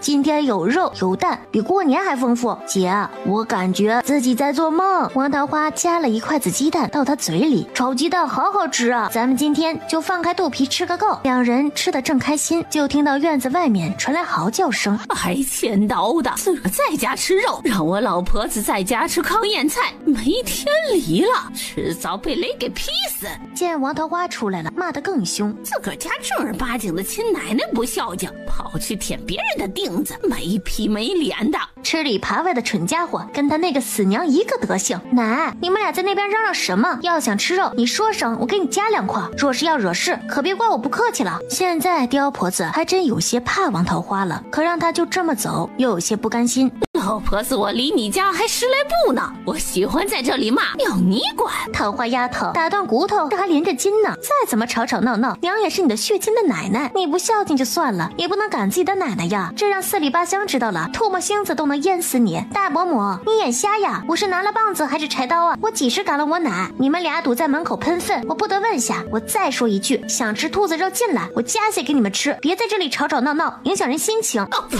我才不吃你家的肉呢，吃了我怕穿肠烂肚。不吃拉倒，你们自个儿在这边玩吧，姐才不陪你们犯贱呢。王桃花把门一关，眼不见心不烦。饭桌上，王桃花左一口兔子肉，右一口鸡蛋，吃得不亦乐乎。阿姐，奶他们还在骂呢，就当2只狗在汪汪叫了。可很快2人就坐不住了。原来刁婆子见骂了半天，王桃花也不再开门，就开始数落起白氏的过往。白玉之生的好儿女呀，六亲不认，冷血无情，还秀才家的女儿，我呸！这10里8乡没有比他更下贱的了，不然怎么会生这么个孽障？当初我本就不同意这门婚事，他白玉之死皮赖脸的赖着我儿子，勾搭我儿子，我呸！难怪年轻轻就死了，这是遭老天爷的报应了呀！姐，他骂娘。少安，走，姐让他们见识见识什么叫祸从口出。路过的人看不下去了，劝了几句。这是我儿媳，我想骂就骂，你这么护着她，难不成钻了那草垛子，做了那拔灰的事儿？劝说的人立马灰溜溜的逃走了。刁婆子见没人敢劝了，还越骂越兴奋了，仿佛要把这段时间在王桃花这里受的气全发泄出来。就见门突然开了，王桃花和王少安脸上都蒙了一块布，手里提了个木桶，也不知道搞什么鬼。咱们就让你感受一下什么叫天女散花。接着拿起一个葫芦瓢，往桶里一舀，就朝刁婆子和刘氏泼去。紧接着一股恶臭喷涌而来。哎呦，娘，这是粪水！呸呸呸！刁婆子脸都气绿了，那一阵又一阵的恶臭让她想吐。粪水依然飞落下来。住手！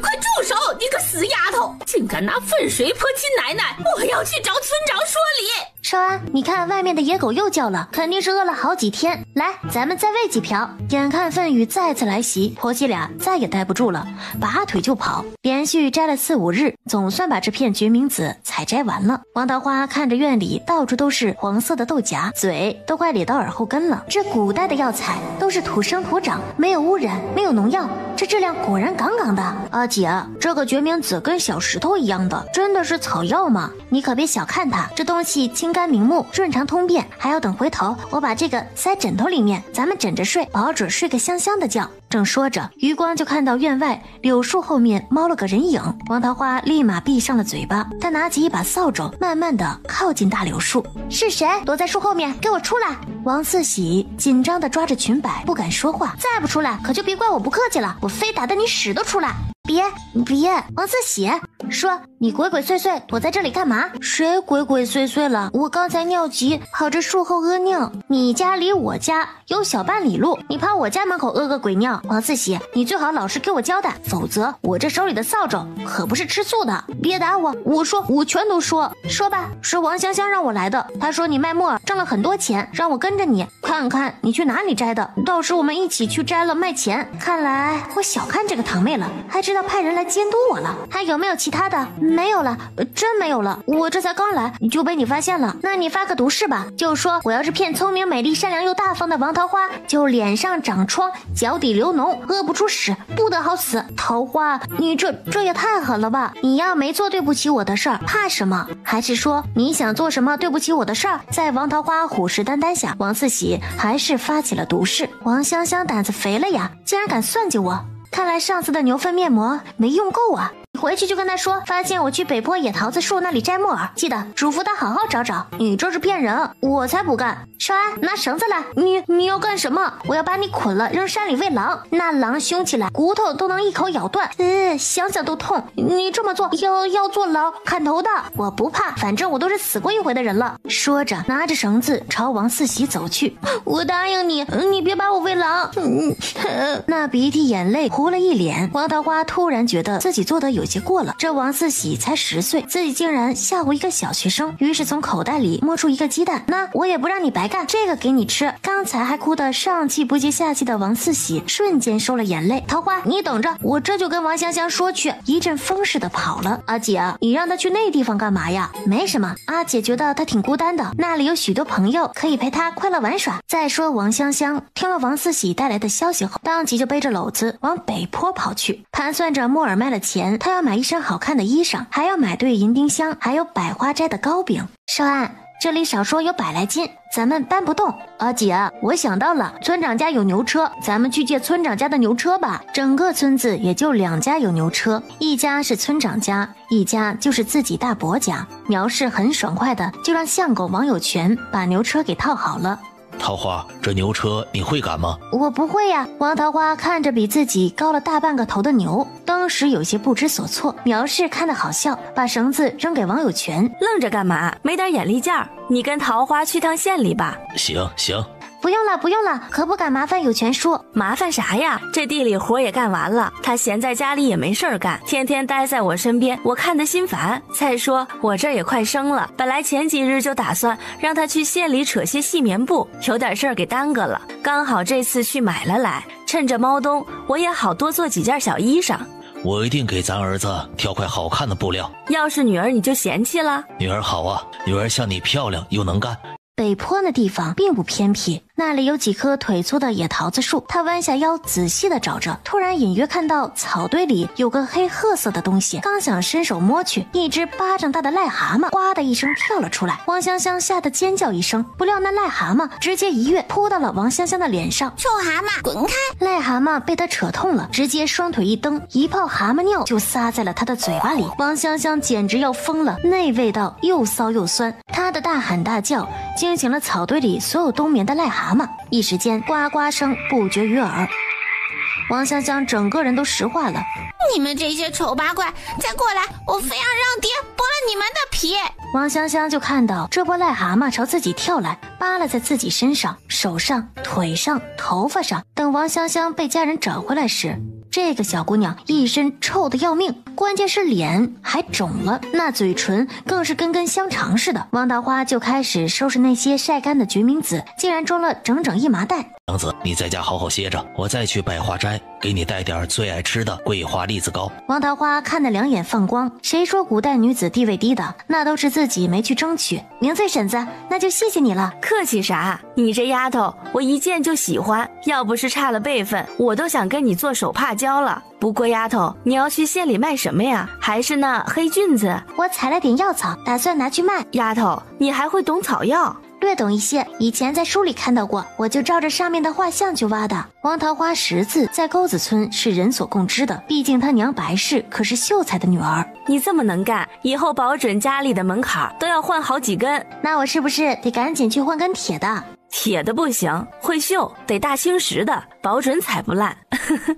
你这丫头真对我胃口。有了王有权的帮助，王桃花很快就到了城门口。王桃花从怀里掏出2文钱，正要向守门的兵丁递去，王有权就先一步把铜板塞到了兵丁手里。官爷，这是我们俩的入城费。有权说哪能让你出钱，这事儿本就麻烦你了。说着就要把钱塞给王有权。桃花，你干嘛呢？就1文钱的事儿，不行这样，这要是回去让你婶子知道，非把我臭骂一顿。这钱是给不出去了，不过他打定了主意，待会儿得买些东西送给苗氏。进了城，王有权把王桃花送到祭祀堂，又帮着把那一大袋决明子搬进了医馆里。桃花啊，你先忙着，叔去给你婶子买点东西。王桃花心里明白，王有权这是特意回避，可见是个很有分寸的人。有权说，你去吧，待会儿我也去街上逛逛。那就1个时辰之后，咱们在城门会合。王有权赶着牛车走了。姑娘，你还真来了，这袋子里可都是决明子啊！王桃花忙解开袋子，都是这几日刚收的决明子，也晒干了。小哥，你看看。石头抓几把决明子看了看，果然颗颗饱满润泽，拿了一颗放进嘴里嚼了嚼，药味十足。你这决明子处理的倒是干净，而且品相很好，确实是上品。小哥，你放心，我王桃花不敢保证送来的药草一定是珍贵的，但一定可以保证质量是好的。你等等，我让人过来称一下。很快，这袋决明子就上了秤，一共是97斤4两，算下来是292文。姑娘，这是292文，你收好。刚才去那里交药材，我们掌柜说了，下次还有这种品相的决明子，尽管送来。王桃花拿着近3串钱，笑得见牙不见眼，把它藏在了背篓的最下头。家里还晒了一些，不过不多了，估摸就20-30斤，等晒好再给小哥送来。行，你也别小哥小哥的叫了，我看咱们年龄相仿，你就叫我石头哥吧。好，石头哥，我叫桃花。王桃花又从怀里摸出5文钱，塞进石头的手中。石头哥，今天麻烦你了，这几个铜板你别嫌少，拿去喝杯茶水吧。石头看着比自己矮上一头的王桃花给自己辛苦钱，哭笑不得，忙把铜板塞了回去。桃花，咱们这是药铺，做的是医人治病的事，不是茶水铺子，有规矩，不能接顾客打赏，不然掌柜会骂人的，你快拿回去。王桃花又推了一次，对方还是不接，只能作罢。那行，谢谢石头哥了。王桃花正要离开，就看到石头拿着一张药方，抓住脑袋。枸杞放在哪一格了？好像是这里。可等他拉开药格，就有些郁闷了。这是地参片，这格是穿心莲，不对，这格是地肤子。如是几遍，才惊喜地叫道：找到了。等石头拿着药回头，就看到王桃花还站在远处。桃花，你还有事吗？石头哥，你们这药格放什么药材都是固定的吗？基本固定的。这么多药材，你们怎么记得下来呢？打小就背啊。你看第一排是12格，分别是紫苏、青黛、当归、曲莲、茴香、沉沙、广白。石头一口气背了出来，颇有些得意。那有时会记错位置吗？那个我刚刚就记错了枸杞子的位置了，不过吴大夫他们随手就能找到药的药材了。石头哥，我有个法子，可以让你以后抓药更省事，而且不会抓错。快说来听听。你可以裁一些指头宽的纸条，在上面写上药材的名字，贴在对应的药格上，不就清清楚楚了吗？石头略微一想，这么简单的事情我怎么没有想到呢？我得赶紧跟掌柜的说去。桃花，下次我再感谢你。于是风风火火地跑向内堂，离开了记事堂，王桃花就在街上闲逛了起来，直到一阵冷风吹来，他打了个寒战，赶紧拢了拢衣服。哎呀，怎么把买衣服的事给忘了呢？自己身上的这件夹袄还是用白氏的旧衣改的，穿了5-6年了，早就不暖和了。来福布庄，姑娘，你要买些什么呀？咱们铺子里南来北往的料子都有，丝的、绸的、棉的、纱的，保证你挑花眼。若是买的成衣啊，京里头最流行的样式，咱们也有。铺子里的掌柜是个40来岁的妇人，并没有因为自己穿的破烂而怠慢。我看看先。王桃花细细打量着墙上挂着的衣裳，一圈下来，就看到一件金色的暗珠纹棉袍，特别适合王少安。掌柜的，这件棉袍多少银？姑娘真好眼力呀！这棉袍是州府里头刚实兴的款式，料子用的也是松江细棉，里面的棉花呀也是秋上的新棉花，足足续了有2斤呢，价格实惠，只要1000银子。多少？1000银子。一件棉衣要卖100文，这都能买30多斤烩面了，买不起，买不起。夫人看王桃花的举动，也猜到对方是嫌贵了。姑娘要是觉得贵呀，这价钱咱们再商量商量。不用了，掌柜的，我买不起，我再看看其他的吧。姑娘，我夫家姓马，你叫我马婶子就行。我在这条街上啊，也开了20来年的铺子了，这买衣服嘛，不图贵贱，合适就好。我再给你介绍介绍。王桃花满意的点点头，于是妇人又不厌其烦的介绍起其他几件棉袍。姑娘，这件也是细棉的，虽说用的是咱们当地的料子，却很密实，棉花也续得多，只要70文，是店里卖的比较多的一款。王桃花还是摇摇头。那这件呢，料子是粗了些，不过棉花还是好棉花，只要55文。马婶子，有没有再便宜点的？若是买贵了，回去得喝西北风了。姑娘，婶子看你也是庄户人家，想必日日都得干活，要不你买一身粗布棉袍吧，料子颜色虽然不太新鲜，但也耐脏耐穿。不过棉花可是去年的旧棉花，你可是介意？我们庄户人家可不介意这些，耐穿就行。你拿2件给我看看吧。婶子没看错，你这姑娘啊，是个会过日子的。说着，从角落的衣箱里拿出几件叠放的整整齐齐的棉衣，这些都是粗布料子，样式呢就平日里常穿的，只要45文钱。只不过穿起来肯定没有细棉布的舒服。王桃花挨个看了看，婶子，这棉衣我买2件，你再给我算便宜点呗。不行不行，这虽是粗布的，但里面棉花可是用的足足的。婶子，你给便宜点吧，下次我小姐妹问起来都让她来你家买。姑娘，婶子跟你说句实话，我这铺子卖的衣服布料啊，本就比其他处便宜几分，若是再讲价，婶子可真就没几分赚头了。要不你买上匹粗布，再撑上点旧棉花，回去自个儿做一件，这样算下来30文就差不多了。老板娘，你真是太高看我了，这2件衣服要做完，我估计扎的手指可以写一封血书了。王桃花又看着挂在墙上众多的衣裳，婶子，你这铺子生意怎么样啊？不瞒你说，婶子这铺子都快开不下去了。你也瞧见了吧，就这么一条巷子就有5、6家成衣铺子，还有县里最大的铺子彩云阁压着，婶子呀也就勉强赚点嚼果。竞争大，铺子小，地理位置又不好，这生意啊确实不好做。婶子，我有办法让你铺子生意好转，不过这2件棉衣你得给我便宜点。丫头，你莫跟我开玩笑。婶子，你若信我，我会让你今日数钱数到手软。丫头，婶子信你，要怎么做？你说吧。婶子，你把铺子里最好看的衣服拿1件给我穿上，然后挂3件好料子的衣服在铺子门口，再把铺子里面的成衣和布料全部上调2层。啥？涨价了还能卖出去？山人自有妙计。很快，来福布庄门口就用竹竿高高挂起了3件最鲜艳的衣服出来，又搬来一张大大的桌子，上面摆满了各类布匹、红绳。叔伯婶子姐妹们快看过来，本布庄优惠大酬宾，全场大减价喽！这古往今来的人呐，多数喜欢凑热闹，于是都停下了脚步。我们来福布庄庆祝铺子开业22年了，今日将推出双重惊喜喽！错过这次就得再等1年了，走过路过千万别错过！掌柜的为了庆祝店庆，咬碎牙给大家优惠呀，这亏本买卖做的都要跳楼了。各位就算不买，也可以进去瞧瞧。小姑娘，到底是什么优惠呀？你快说呀！正在街上闲逛的骆子玉和扫墨不由得也被这声音吸引了。爷，你快瞧啊，是那个女侠，闲来无事过去看看吧。王桃花看剧的人越来越多，心里颇有些激动。第1重惊喜，本布庄所有布料成衣每件只收9成价钱，2件只收8成价钱。众人有些疑惑，打个比方，若是1件棉衣卖50文，9成只收45文，这就省了下半斤猪肉钱。若是买2件，可是足足省了10文钱。这么一说，大家伙全明白了，现场顿时一片哗然。现在本就到了年底，天气也冷了，哪家哪户少得了过年的新衣裳？姑娘，快说说第2重优惠是什么呀？我们急着去买衣裳了。第2重惊喜，凡是今日在我福来布庄买了布料成衣的客官，均可以抽奖1次，本店保证100%中奖。这是什么呀？没听说过呀。王桃花端起一个大木盆，盆里面的纸团上写了各类奖项，5等奖送红绳1根，4等奖粗布1尺，3等奖粗布1匹，2等奖细棉布1匹，1等奖价值1两银子的锦缎成衣1件。只要大家买了东西，就可以在我这边抽奖1次，现场兑换，礼品有限，先到先得。又站起身子转了个圈儿。那1等奖就是我身上的这件衣服，绸缎的面料，大家说好看吧？好多姑娘婆子媳妇儿立马就跃跃欲试。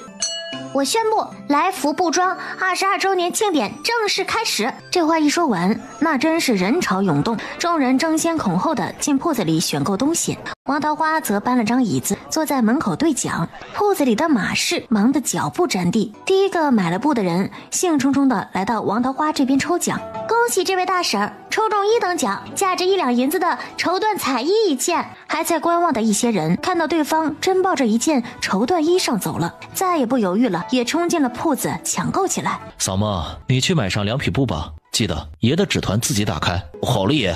不一会儿，扫墨就夹着2匹布，兴高采烈地朝着骆子玉跑去。爷，您选哪一个纸团呢？骆子玉看着扫墨手心的2个纸团，毫不犹豫地拿起一个。扫墨飞快地打开另一个纸团。爷，小的中了3等奖。扫墨，你跟爷这么多年了，什么好东西没见过？一个3等奖就乐成这样，传出去非得丢了爷的脸。说着，假装漠不在乎地打开自己手中的纸团，就见一个大大的5映入眼帘。扫墨忍不住笑出了声。等看到骆子玉黑着一张脸，赶紧拿了纸条就往铺子跑。爷，我去兑换奖品。很快，扫墨抱着匹布，捏着根红绳回来。爷，这红绳好，红红火火，多喜庆啊！再说这月老可不就最喜欢绑红绳了，说不定爷就跟经理哪家小姐绑一块儿了。这话一说，骆子玉脸更黑了。这次他就是受不了姐姐天天在耳根子前念叨婚嫁之事，他才一路偷偷逃到平川县的。扫墨，你这2匹布花了多少银子？爷，小的挑的是他们店里最好的绸布，也要1两银子1匹。这地方不比京城，买不到什么好货。小的想着买来给爷当做赏下人的玩意儿。骆子玉嗯了声，就没下文了。扫墨有些奇怪，按惯例，爷不是应该说回头记在府里账上吗？爷，这2匹绸布你难得孝敬爷一回，这次就记你账上吧。好。扫墨顿时一副苦瓜脸。1个时辰后，马氏总算把最后一波客人送走了。现在铺子里的东西已经卖得七七八八了。马婶子，来客人了！你这丫头古怪精灵的很，还拿婶子开涮。恭喜婶子日进斗金，财源广进啊！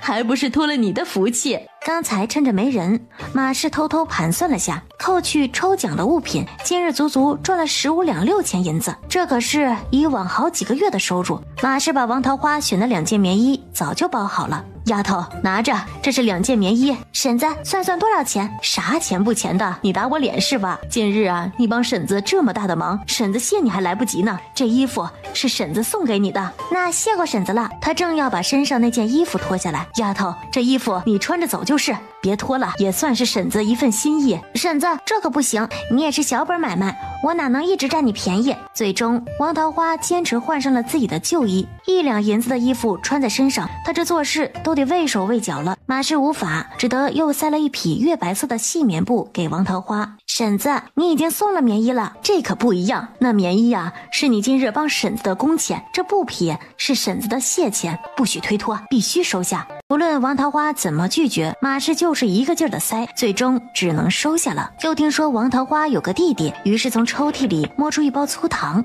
这糖啊，拿回去给小孩舔舔嘴巴。婶子，你咋这么好呢？你这店以后绝对财源广进，日进斗金。哎呀呀，那就借你吉言喽。你要是婶子的闺女啊，我保准做梦都笑醒。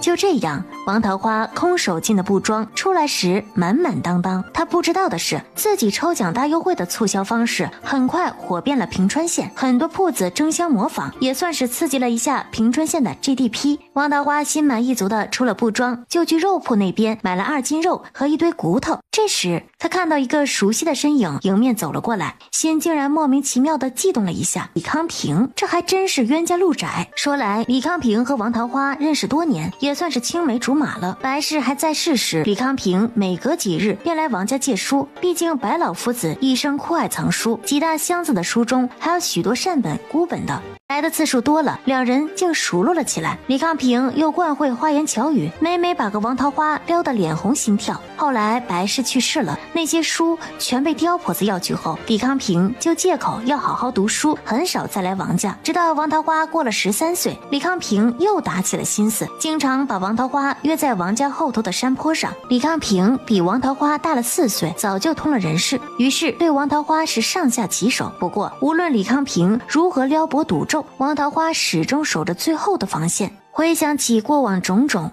王桃花起了一身鸡皮疙瘩。桃花，真是你啊，我可想死你了，进来可好啊？李康平，咱们已经没有任何关系了，还请自重。你果然还是在怪我是吗？说着45度微微抬起头，眼里满是落寞、孤寂和无奈。这狗东西还挺能装的。桃花，退婚那事儿真不能怪我，你知道的，我不能违背我娘，这是不孝道啊！狗屁的孝道！李康平，当初可是你家上赶着来求娶我的，咱们也过了文书，换了更贴的，你不问青红皂白，用一句孝道就毁了我一辈子，负心背义的狗东西，你对得起王桃花我吗？才几日不见，这丫头怎么嘴皮子变得这般利索了？竟然让我毫无招架可言。桃花，你咋就不理解我呢？你变了，以前你不是这样的，以前你的温柔善解人意呢。以前的王桃花已经死了，让开。桃花，你知道我为你付出了多少吗？虽然你都被马大眼那样了，可是我不嫌弃，我已经去求了娘，到时候我纳你为妾，你放心，我以后会好好疼你的。王桃花看着那张假装情深几许的脸，都快呕出来了。鬼要给你当妾，你以为你是谁呀？潘安然还是宋玉啊，又油又腻的渣男，我得去洗洗眼睛，不然得瞎。你怎么变得如此的庸俗不堪呢？跟那村野泼妇一般，我答应纳你为妾，你还想咋样？你看你粗鄙不堪，家境贫寒，清白也毁了，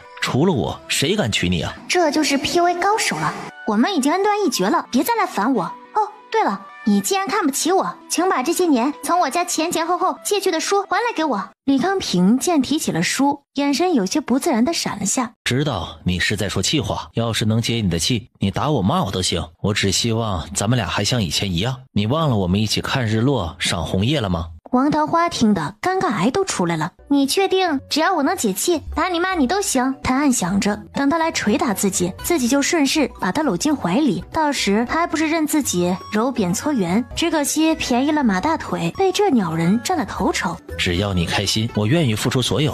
这可是你说的，别后悔。王桃花一拳就捶了过来，李康平也不躲闪。哎呀，我的眼睛，我的鼻子，哎呦，我肚子。这可是你让本姑娘打的，别赖我。李康平弓着身子，那鼻血哗哗的从指缝里冒了出来。王桃花，你如此粗暴刁蛮，毫无女子温柔贤惠，端庄大方，看哪个人敢要你？这事就不再需要李公子操心了，本姑娘不愁嫁。说着，看都懒得看一眼，转身就走。贱人，你打了我还想走？你确定？王桃花鄙夷一笑，他解开2颗衣服扣子，往李康平凑了过去。非礼呀！有登徒子非礼了！救命呀！附近有几个人朝这边看来，李康平赶紧松手。王桃花嫌弃地拍了拍被李康平抓过的地方，记得把书还来，不然我就闹到你们书院去，我看看你有没有脸。你敢？你看我敢不敢？哦，对了，既然我们2家没关系了，那书就算是借给你看了，借了这么多年，总得有些利息吧。眼疾手快地扯下了李康平腰间的玉坠子，这玉坠子看起来成色一般，值不得几个钱，我吃亏一点就算利息了。说着扬长而去。王桃花，李康平一拳砸在旁边的树上，王桃花不再耽搁，直接去了城门口。有权说不好意思让你久等了。没事，树也是刚到，桃花可是逛好了，逛好了咱们就回去了。牛车慢慢悠悠地朝沟子村走去了。王桃花看着路两边的大山葱茏茂密，眼里全是憧憬。这次决明子将近卖了300文，看来这大山就是宝库，自己还得往里面走走，说不定有更多的惊喜。有权说今日辛苦你了。桃花啊，咱们都是一个村子的，别跟叔客气。那没啥事儿，叔就先走了。有权说有个东西麻烦你给婶子。从背篓里翻出一块棉布，婶子也快生了，我也没啥拿得出手的，这块细棉布刚好可以拿来给孩子做2块尿布。不用不用，你这太讲究了，叔不能收。叔，我又不是送给你的，我是送来给未来的弟弟或妹妹的。哎，不能收不能收。桃花啊，你家日子也不好过，叔哪能有脸拿你东西啊？要是让你婶子知道了，非得生我气不可呀。叔，就许你送我去县里帮我付进城费，就不许我送块布了。你要不收，就是看不起这东西了，以后我有事儿也不找你了。这一下网友全傻眼了，收也不是，不收也不是，把这老实的汉子折腾的脑袋嗡嗡嗡。王桃花看着好笑，直接把那2尺布塞进了王有权手里。有权说我得去做午饭了，今日婶子在家等你，我就不留你吃饭了。不用啊不用。汉子连连摆手，只能迷迷糊糊的赶着牛回家了。阿姐，你回来了，饿了吧？姐买了肉，咱们今天吃红烧肉。红烧肉，把肉给烧红了，这怎么吃啊？苗氏看着桌上那2尺细棉布头，你呀你就是个石头脑袋，就顺路送了别人一趟，还敢收别人这么好的料子，他家过的什么日子你不晓得？他是硬给的呀，他给你你就收啊？那明日送你2个元宝你也收？王有权就像个做错事的小学生，大气都不敢吭了。我得去问问公爹。很快，那2尺布放在了堂屋的枣木桌上。公爹，这块布头我看了是细棉的，2尺少说也要20来文钱。这丫头是个讲究的，姐送了就留下吧，要是推来推去反而让人心里不舒坦。那行，我就收下了。这块细棉布她也喜欢的紧。这丫头一出手就送这么金贵的东西，看来她那袋子药草卖得不错呀。我看那济世堂的伙计跟她相熟呢。咋，眼红了？没有，这蛇有蛇道，龙有龙道，别人赚钱的营生你莫要去打听插手，没得让人生厌呢。这丫头我瞅是个能干的，心思也通透，与她交好，以后沾些福气。苗氏若有所思的点头。傍晚，王桃花把剩下的决明子收了起来，就在灶房里忙碌了起来。把肉焯水后，王桃花把它切成棋子大小，等锅烧红了也不倒油，直接把肉块放进去小火煸炒。等肉块表面微黄，接着把马氏给的那包糖拿了出来。少安，上次你不是说铁虎欺负你，16和大牛帮了你吗？这糖你拿去和他们一起吃吧。阿姐，这些都给我吗？王桃花笑着点点头。王少安接过糖，就蹦蹦跳跳的朝院外跑去。记得过一小会儿回来吃晚饭。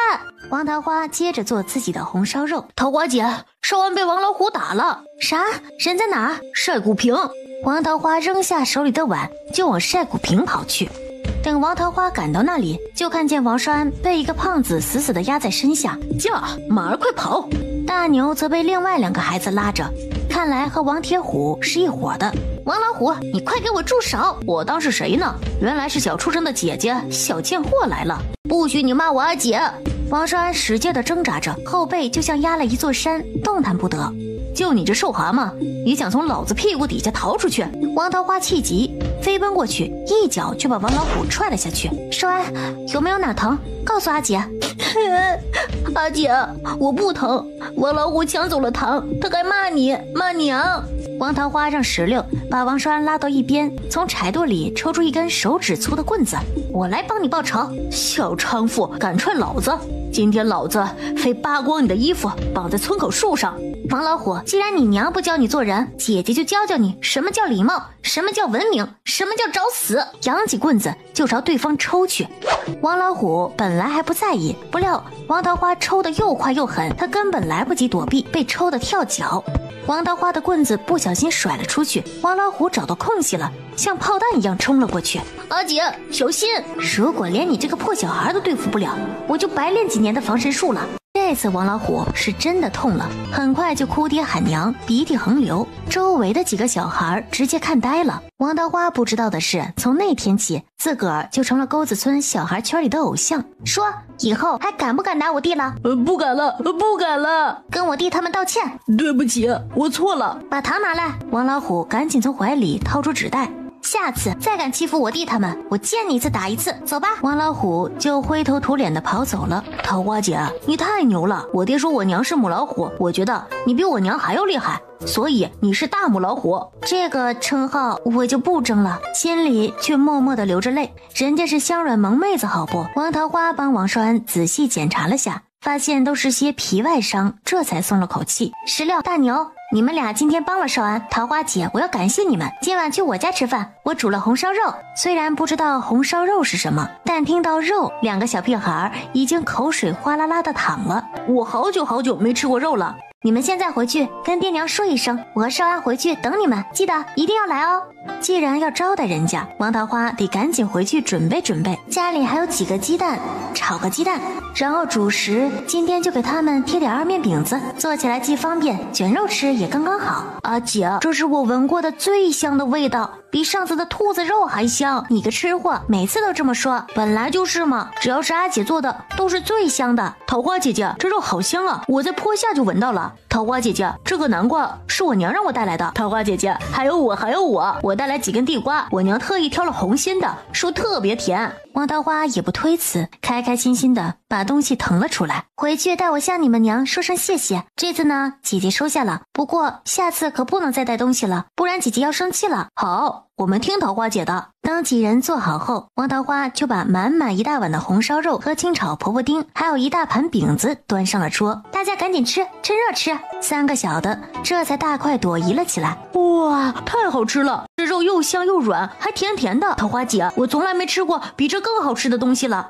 姐，这红烧肉我能吃2大碗，别急，慢慢吃，这一大碗都是咱们几个的。这肉啊，还可以卷在饼子里吃。就这样，院子里传来此起彼伏的咀嚼声。妈呀，撑死我了！另外3个也摸着圆滚滚的肚子直打嗝。桃花姐，我现在打嗝都是肉味儿。桃花姐，你手艺太好了，我下次还能来蹭饭吗？当然可以了。哦耶，桃花姐，你真是全世界最漂亮、最善良、做饭最好吃的人。等王桃花送走2个小的，正准备收拾碗筷时，门外就传来了叫骂声。王桃花，你个小贱人，给我出来！敢打我家铁虎，老娘撕了你。糟了，阿姐是王老虎的娘。少安，你回屋里，姐去看看。若是动静不对，你就赶紧去喊人。阿姐，我明白，这是王铁虎的娘孙巧秀，最是好吃懒做的一个人。平日里总仗着一身200多斤的肉，欺负村里的媳妇儿姑娘。巧秀婶子，这打人的事儿该问问你儿子先，明明是他先动的手。你怎么还猪八戒爬墙头，倒打一耙呀？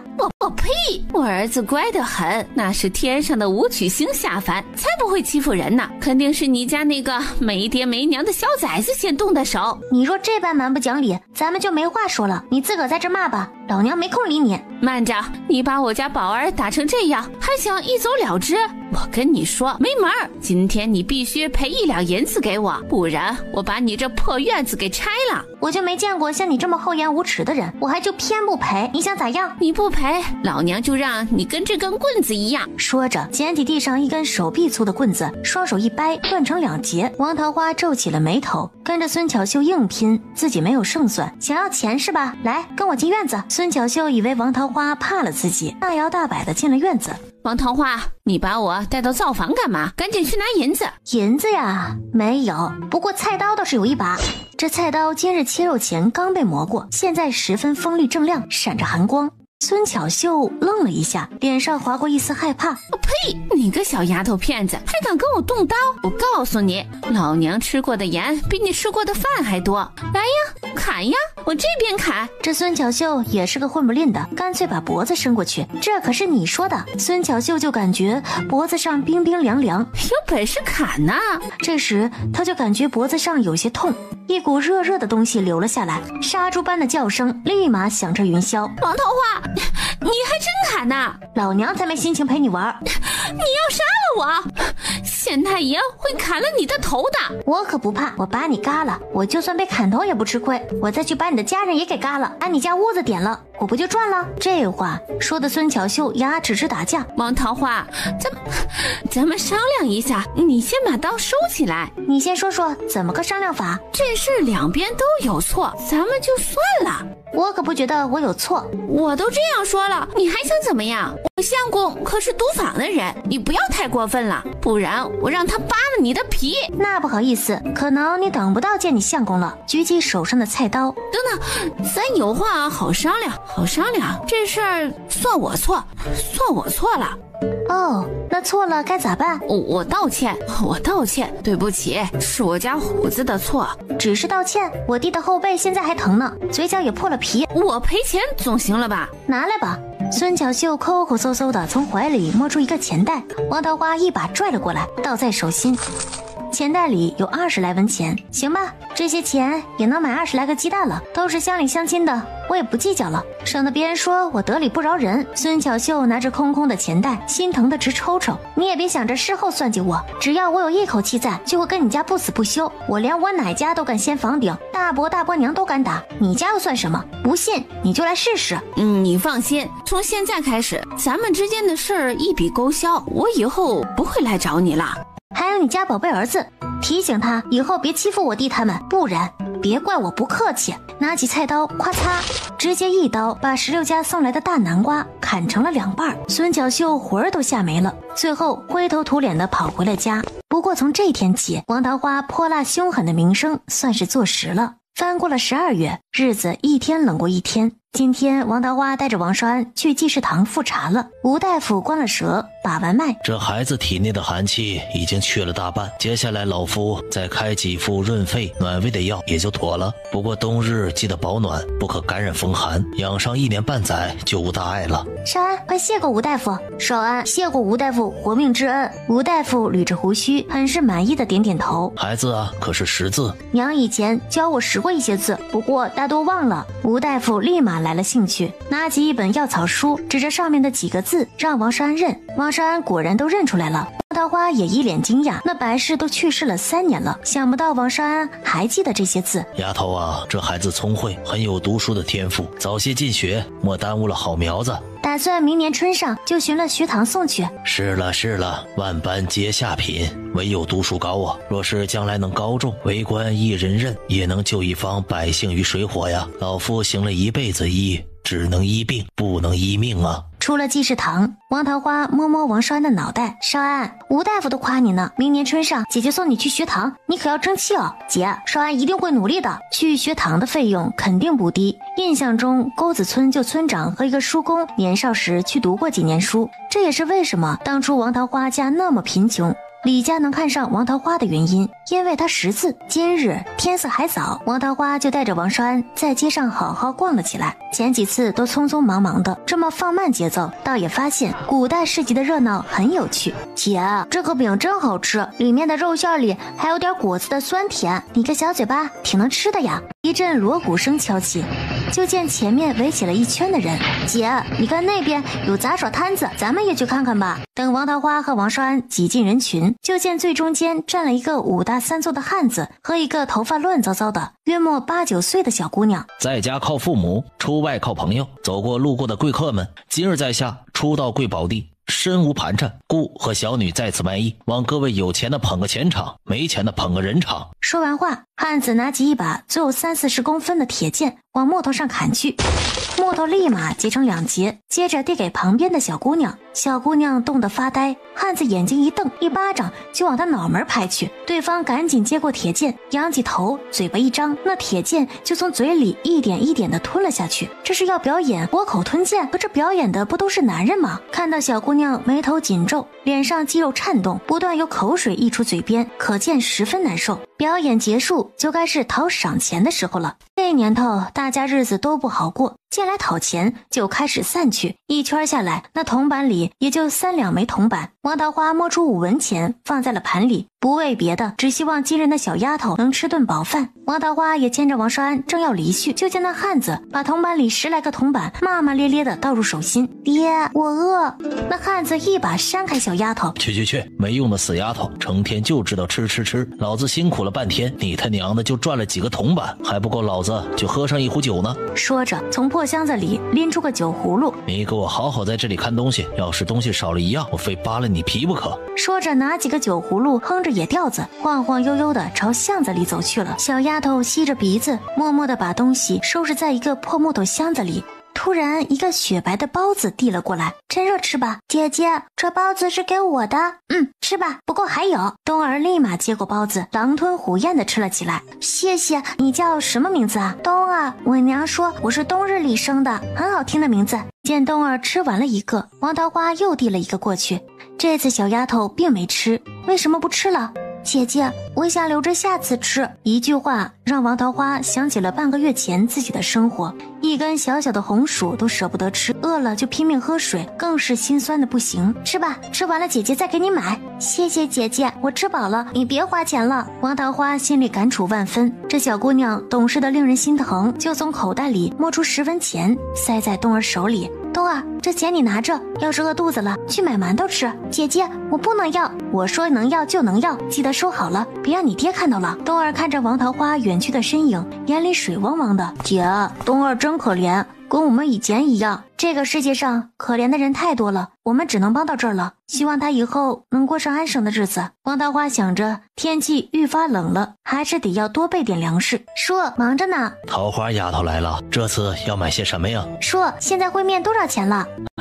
现在烩面已经卖到5文1斤了。啥？这才10天不到呀，足足涨了1倍多了。可不是嘛，不瞒你说，我们去拿货都要4文1斤了，书卖5文，其实也就赚个车马钱。前头那些铺子有些都卖6文1斤了，隔壁的黄花县都卖7文1斤了。看来这年底物价飞涨，不论古代现代都一毛一样啊。叔，这离过年还有个把月呢，以往也没涨到这个地步，莫不是胡人要打过来了？这话你可千万别乱出去说，这衙门里知道了是吃不了兜着走的。这北边啊乱起来了。叔，不是说薛将军去打胡人了吗？难不成打了败仗？哪里呀？前几日我去州府进粮，就听说我们大梁的军队还没有到醍醐关，粮草就断了，30万大军都等着吃饭呢。现在陛下下了旨意，南边各州府囤粮100万担以上，首批就要准备20万担粮草啊！这大军出征多重要的事儿，粮草怎么会说断就断？说是咱们军里混入了奸细，夜里把那粮草全都烧了。为了这事儿，听说圣上发落了好几个监管不力的大官呢，据说连驸马爷都给抓牢里了。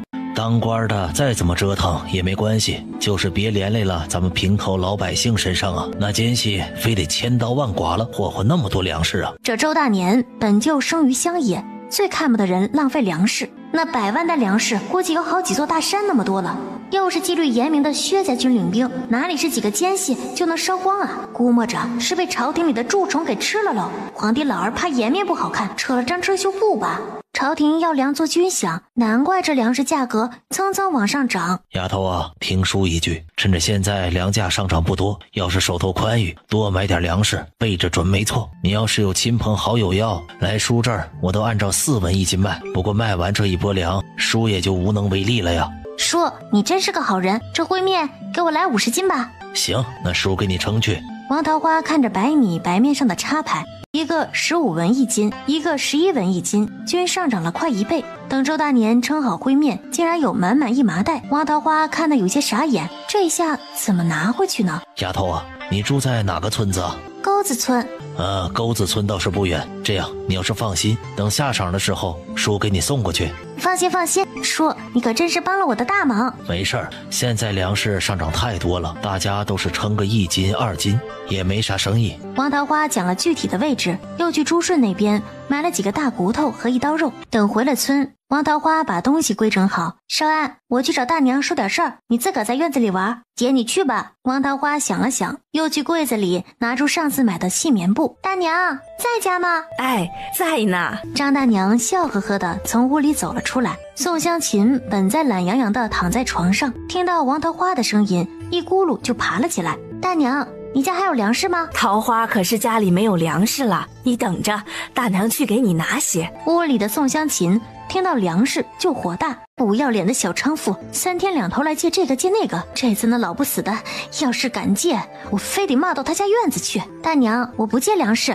那你这是？大娘，我记得你家的秋粮都卖了吧？那现在家里的粮食还能吃几天呢？这沟子村每家的秋粮几乎都卖出去了，然后换了更便宜的烩面来过日子。这个月你栓子叔去县里揽活了，东家包饭，家里的烩面还是上旬买的，估摸着还能吃个10来天。桃花，你问这个干嘛？大娘，是这样的，今天我去县里买粮食，那烩面已经涨到了5文钱1斤了，那老板说后面还会涨。啥？天爷呀，这烩面往年最高也就3文1斤呢，今年怎么卖的这么贵？我一路看去，有些店都涨到6文了，所以我来问问你，要不要去买上一点儿？好，等你大爷回来，我就把这事儿跟他说去。哎，你说这做的都是什么事儿啊？咱们穷头百姓这日子怎么过呀？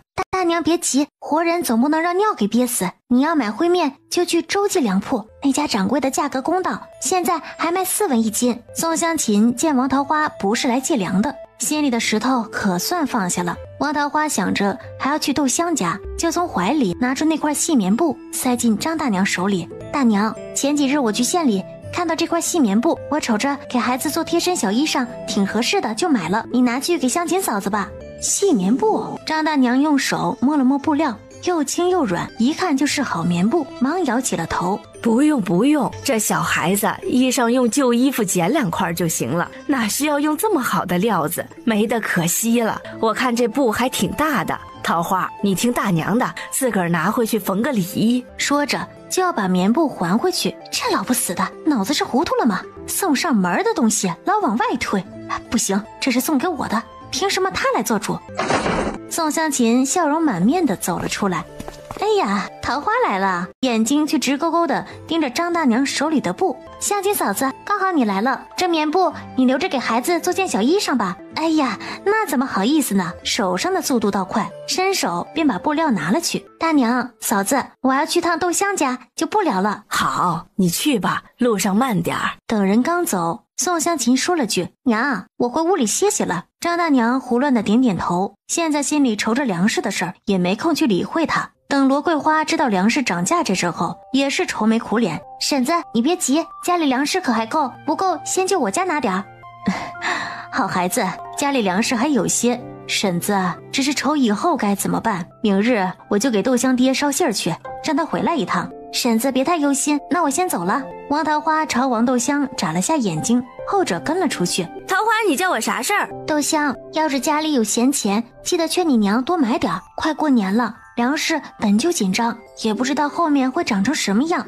若是觉得灰面太贵，可以多买些便宜的地瓜、黑豆，放的也久些。好的，谢谢你桃花，等我爹回来，我一定说。王梦山知道这件事后，让王有权当天下午就赶车去了县里，找了王有和。王有和在酒楼里当掌柜，迎来送往，还是知道些消息的。现在弟弟既然找上了门，也不等跟王梦山说了，当即就去粮食铺子里买了100斤灰面。其实现在平川县城，但凡有些头脸的人家都在偷偷囤粮。王梦山皱着眉头看着那2大袋灰面，不吭一声。这村里面留粮食的没几户，我得去提个醒啊。爹，每年年底粮价都会上涨几分，就是不知道大家肯不肯听啊。那也得说呀，都是乡里乡亲的，上几辈子供着一个祖宗呢。再说要是不说，以后粮食涨得更贵，咱们一家人都非得被人戳脊梁骨不可呀。很快村长就去祠堂敲了钟，把这事儿给大家伙说了一遍。大家回去合计合计，若是灰面剩的不多，看要不要备点粮食。大部分村民还是忧心忡忡，毕竟自家秋收的粮食留的并不多，于是决定当下就去县里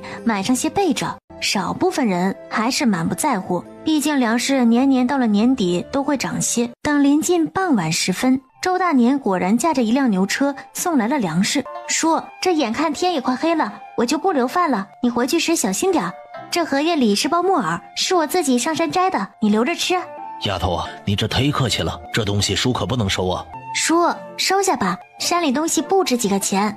看王桃花一脸坚持，周大年只能把东西收了起来。王桃花用干荷叶在罐子口盖了10来层，又用破布蒙上，用绳子绑得牢牢的，这样就不怕罐子里进水，没了里面的粮食。可是藏哪里呢？阿姐，我知道个地方，保准没人知道。哪里啊？就在咱们屋后。屋后，王桃花早就寻摸了一遍，除了那个小小的茅房，就是一个土坡，上面全是杂草，再往上就是大山了。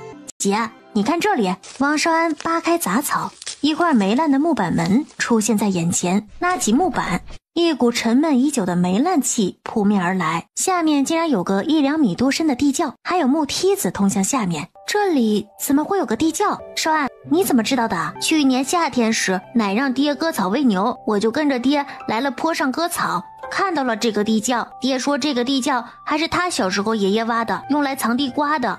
王桃花顺着木梯走下去，发现里面有3、4个平方大小，地面颇为平整干爽，而且还垫了层碎石子。别说藏地瓜了，就是藏人都绰绰有余。这可真是个藏东西的好地方。我的好弟弟，你这次可帮了姐的大忙了。于是扳过他的脑袋，又是吧唧一口亲在额头上。王少安一边嫌弃地擦着额头，一边又开心地咧嘴傻笑，把罐子放在了最里面。两人盖上木板，把杂草往上一放，果然神不知鬼不觉。平川县的东街向来居住的是有钱有势的人家，孙家、县太爷和周家都住这一片。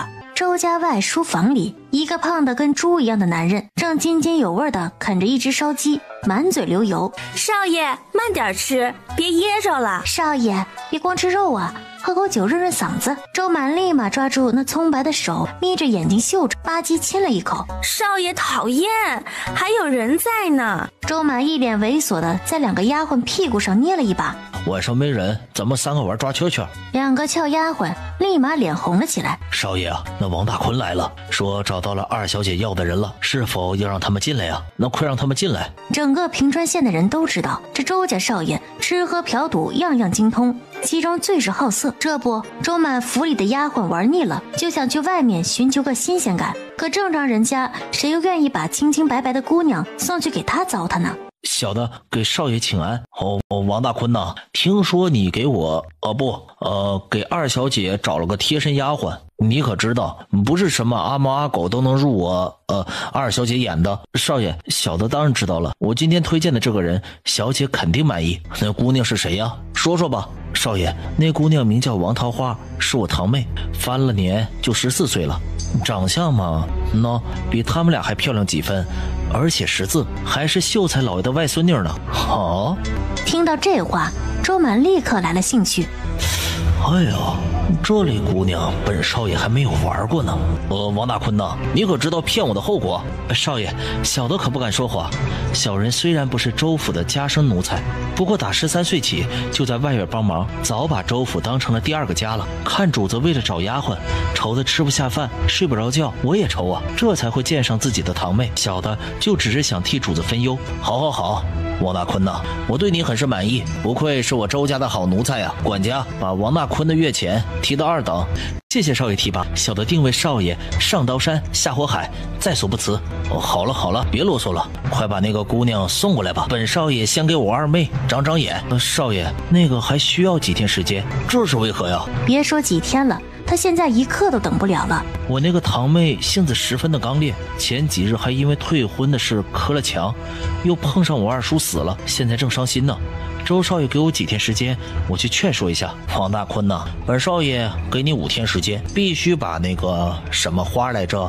少爷，是王桃花。哦，对，5天之内必须把那个王桃花给我带到府里，不然别怪本少爷不客气。若是这个事儿成了，本少爷赏你100两银子。少爷你就放心吧，5天后我保证把我堂妹送到府里来，要是送不来，小的这条狗命任凭少爷发落。管家赏他5两银子。王大坤拿着沉甸甸的5两银子，脚下就跟踩了云朵一般，轻飘飘的出了州府。我终于有银子了。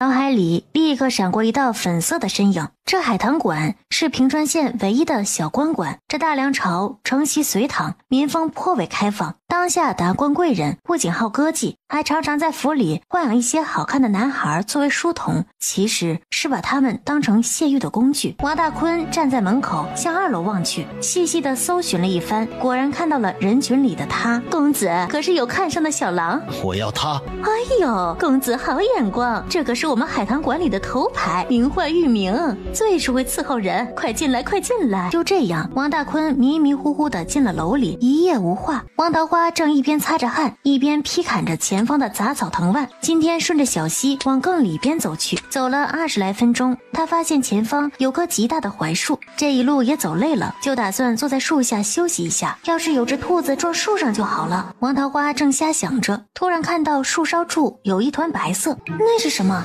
再次眯着眼睛看去，猴头菇。想不到这地方还有猴头菇，东西全是人工种植的，都卖老贵了，这野生的更不得了吧。自古就有山珍猴头、海味燕窝之说，猴头菇可是被列为了古代的8大山珍之一。很快他就来到了大槐树的树杈处，那朵猴头菇正在其中一根树干的末端，前面的树干太细了，不能再往前了。于是他伸长手臂去够那朵猴头菇，只差一点点了。突然一个青色的蛇脑袋出现在王桃花眼前，见鬼了吧，这都12月份了，蛇不是早就冬眠了吗？他深吸一口气，强行让剧烈跳动的心脏平静下来，摸出了柴刀，后背已是一身的汗。那蛇足有成人胳膊粗，全身花纹斑斓，好在脑袋是椭圆形的。你说你一条蛇又不吃素，凑什么热闹啊？那个蟒蛇大哥，你别再过来了，咱们打个商量可好？这菇子我带走，下次我来时给你带只鸡来了可好？那鸡贼拉的香，好吃啊！那蟒蛇根本不听王桃花聒噪，下一秒嗖的向王桃花游来。这蛇力气太大了，王桃花差点被顶下了树，拿起柴刀就朝蛇尾砍去。王桃花躲闪不及，左边胳膊被咬住了，顿时一股剧痛涌上心头，疼得他直吸冷气。老娘跟你拼了！蛇血溅了他一脸，又腥又臭。可王桃花没有停下来，继续割砍着。很快蛇头和身子就分成了2半，身子扭巴了几下就掉下了树。王桃花靠在树干上，手臂的疼痛让他冷汗涔涔，这伤口太深了，得赶紧下山处理。他看了看那团猴头菇，还是舍不下，就这么一小段距离，疼得他脑袋嗡嗡嗡的响。最后总算完好无损的摘下来了。他朝周边看了看，找来几株益母草。王桃花用柴刀把益母草锤烂了，然后敷在2个牙洞口，顿时一股清凉扩散，那血流的速度还真慢了几分。这条蛇那么大，少说10来斤，说不定能卖上好价钱。于是本着不浪费的原则，把蛇塞在了篓子底下，再铺了一层树叶，用青苔把猴头菇小心翼翼地裹好，放进了篓子里。媒婆子正窝在椅子上准备打个盹儿，就听到外面传来敲门声。谁呀？来了。等他开了门，就见王桃花脸色惨白地靠在门上。梅大娘，桃花丫头，你这是怎么了？大娘，我手被蛇咬了。啥？快进来，快进来，老婆子我看看。等媒婆子解开王桃花绑的布条，就看到了敷了的草药，难不成这丫头还懂药草？她按下心中的疑惑，小心翼翼地帮王桃花清洗了伤口。丫头，你按着这处，血就不会流了，我这就去拿药。很快，媒婆子就拿来了2个瓷瓶。丫头，我看你啊，这手上的牙口子，好在不是毒蛇咬的，老头子配的这几瓶药粉倒是派上用场了。说着，朝伤口倒了些黄色的粉末，王桃花就觉得有些火辣辣的疼，得忍着点儿，这是蛇药，涂了就能消肿化淤血了。王桃花疼得直抽劲儿，那汗又唰啦啦的流了下来。这丫头心性好，这蛇药啊，老头子说用起来跟铁烙了似的疼，想不到她竟然一声没叫啊！其实是媒婆子误会了，王桃花痛得已经张不开口了。就这么煎熬了10来分钟，王桃花就觉得手没之前那么肿了。媒婆子又从另一个瓷瓶里抠出一点白色的膏药，轻轻地抹在伤口四周。大娘，这是什么呀？涂了好舒服，这是三花蛇膏，得配合着刚才的药用。媒婆子给她涂好药后，就取来一段干净的白纱布给她包扎了起来。这几日啊，伤口可千万别沾水。然后这2瓶药你拿回去用吧，早晚各敷1次，连敷3日就差不多好了。丫头，以后山上啊得小心点，这山里的野物伤人可不是开玩笑的。好的，大娘，我会小心点。对了，这药多少钱？丫头，老婆子都大半截身子进土的人了，不用钱，不用钱。那不行，大娘，你这都帮了我好几次了，我怎么能老是占你便宜呢？哼，老婆子的便宜也不是谁想占就占的。你家的事儿啊，这些年我也没少听说过，你也是个可怜的。但那日我看你这丫头胆子大，敢装晕跟你奶他们斗，是个不迂腐蠢笨的，很合我老婆子的胃口。你这丫头啊，我喜欢。这老太太还是个挺有个性的人呀。当年我和老头子要有这份勇气，何至于沦落至此，有家也不能回。王桃花一听这话，就知道里面是有故事了，于是眼巴巴地瞅着他。小小年纪可别学长舌妇到处瞎打听。好了，忙活了这么半天，我老婆子也困了，你家去吧。好，那大娘你休息吧，过几日我伤好了再来看你。王桃花背上篓子就要出去。丫头，这药草可不能瞎用啊，这本药草书你拿去看吧。递来一本蓝底泛黄的线装书，百草图集。他翻开看了看，里面画了许多草药，画得相当逼真，有些还用颜料涂染了颜色，而且还详细的备注了药性和炮制的手法。这可真是致富敲门砖呐！有了这本书，他就能辨认更多的草药了。这书啊，还是老头子祖上传来的，老婆子无儿无女，留着也是糟蹋了虫子。你既然识字，我又听说你打算做挖药草的营生，这书就送你了，拿去好生看看吧。这梅大娘和唐大夫听说是从州府里迁过来的，难不成以前是官宦世家，然后一对真心相爱的恋人惨遭父母反对，然后私奔到了这儿？大娘，这书对我来说太重要了，我一下子惊喜过头了。大娘你真好。等进了家门，王桃花就看到王少安拖着脑袋在院子里等着自己。阿姐，你回来了，今天怎么这么晚啊？在坡上看到只兔子，追了一小会儿，可惜被它跑了。姐，那你赶紧坐下歇息，我这就去拿饭。王少安立马跑去灶房，从锅里端出温热的面饼子和一碗炒野菜。少安，你也没吃吗？我等姐姐一起吃。说着夹了一个最大的饼子放进王桃花碗里，自己则夹起一个小的，津津有味地吃了起来。饭后，王桃花跟王少安交代了几句，就背上篓子去了县里。他摸了摸伤口，已经消肿了，又伸了伸手，不是很痛了。这药可真神啊，这么一会儿功夫就不疼了。孙府花园假山堆叠，没胃口，不想吃，把这些都撤了吧。爷，你好歹吃点吧，我看这几天你都清减了这么多了，等回京被老夫人看到了，小的屁股又要遭殃了。嫂妹呀，有你家爷在，会让你挨打吗？话虽然这么说，可我每次挨的打受的罚还少吗？你说什么？小的没说什么，小的说少爷是府里最体谅下人的主子，独一无二。灶房里，梅娘子看着几乎没动几筷子的饭菜，急得团团转。老爷已经让管家交代下来了，晚间要是花园里那位主子再吃不香，这灶房里就得换人了。梅娘子在孙府当了20来年的灶头娘子，头一次见自家老爷这么上心吃食之事，不用想都知道住在听风小溪的爷是个大人物。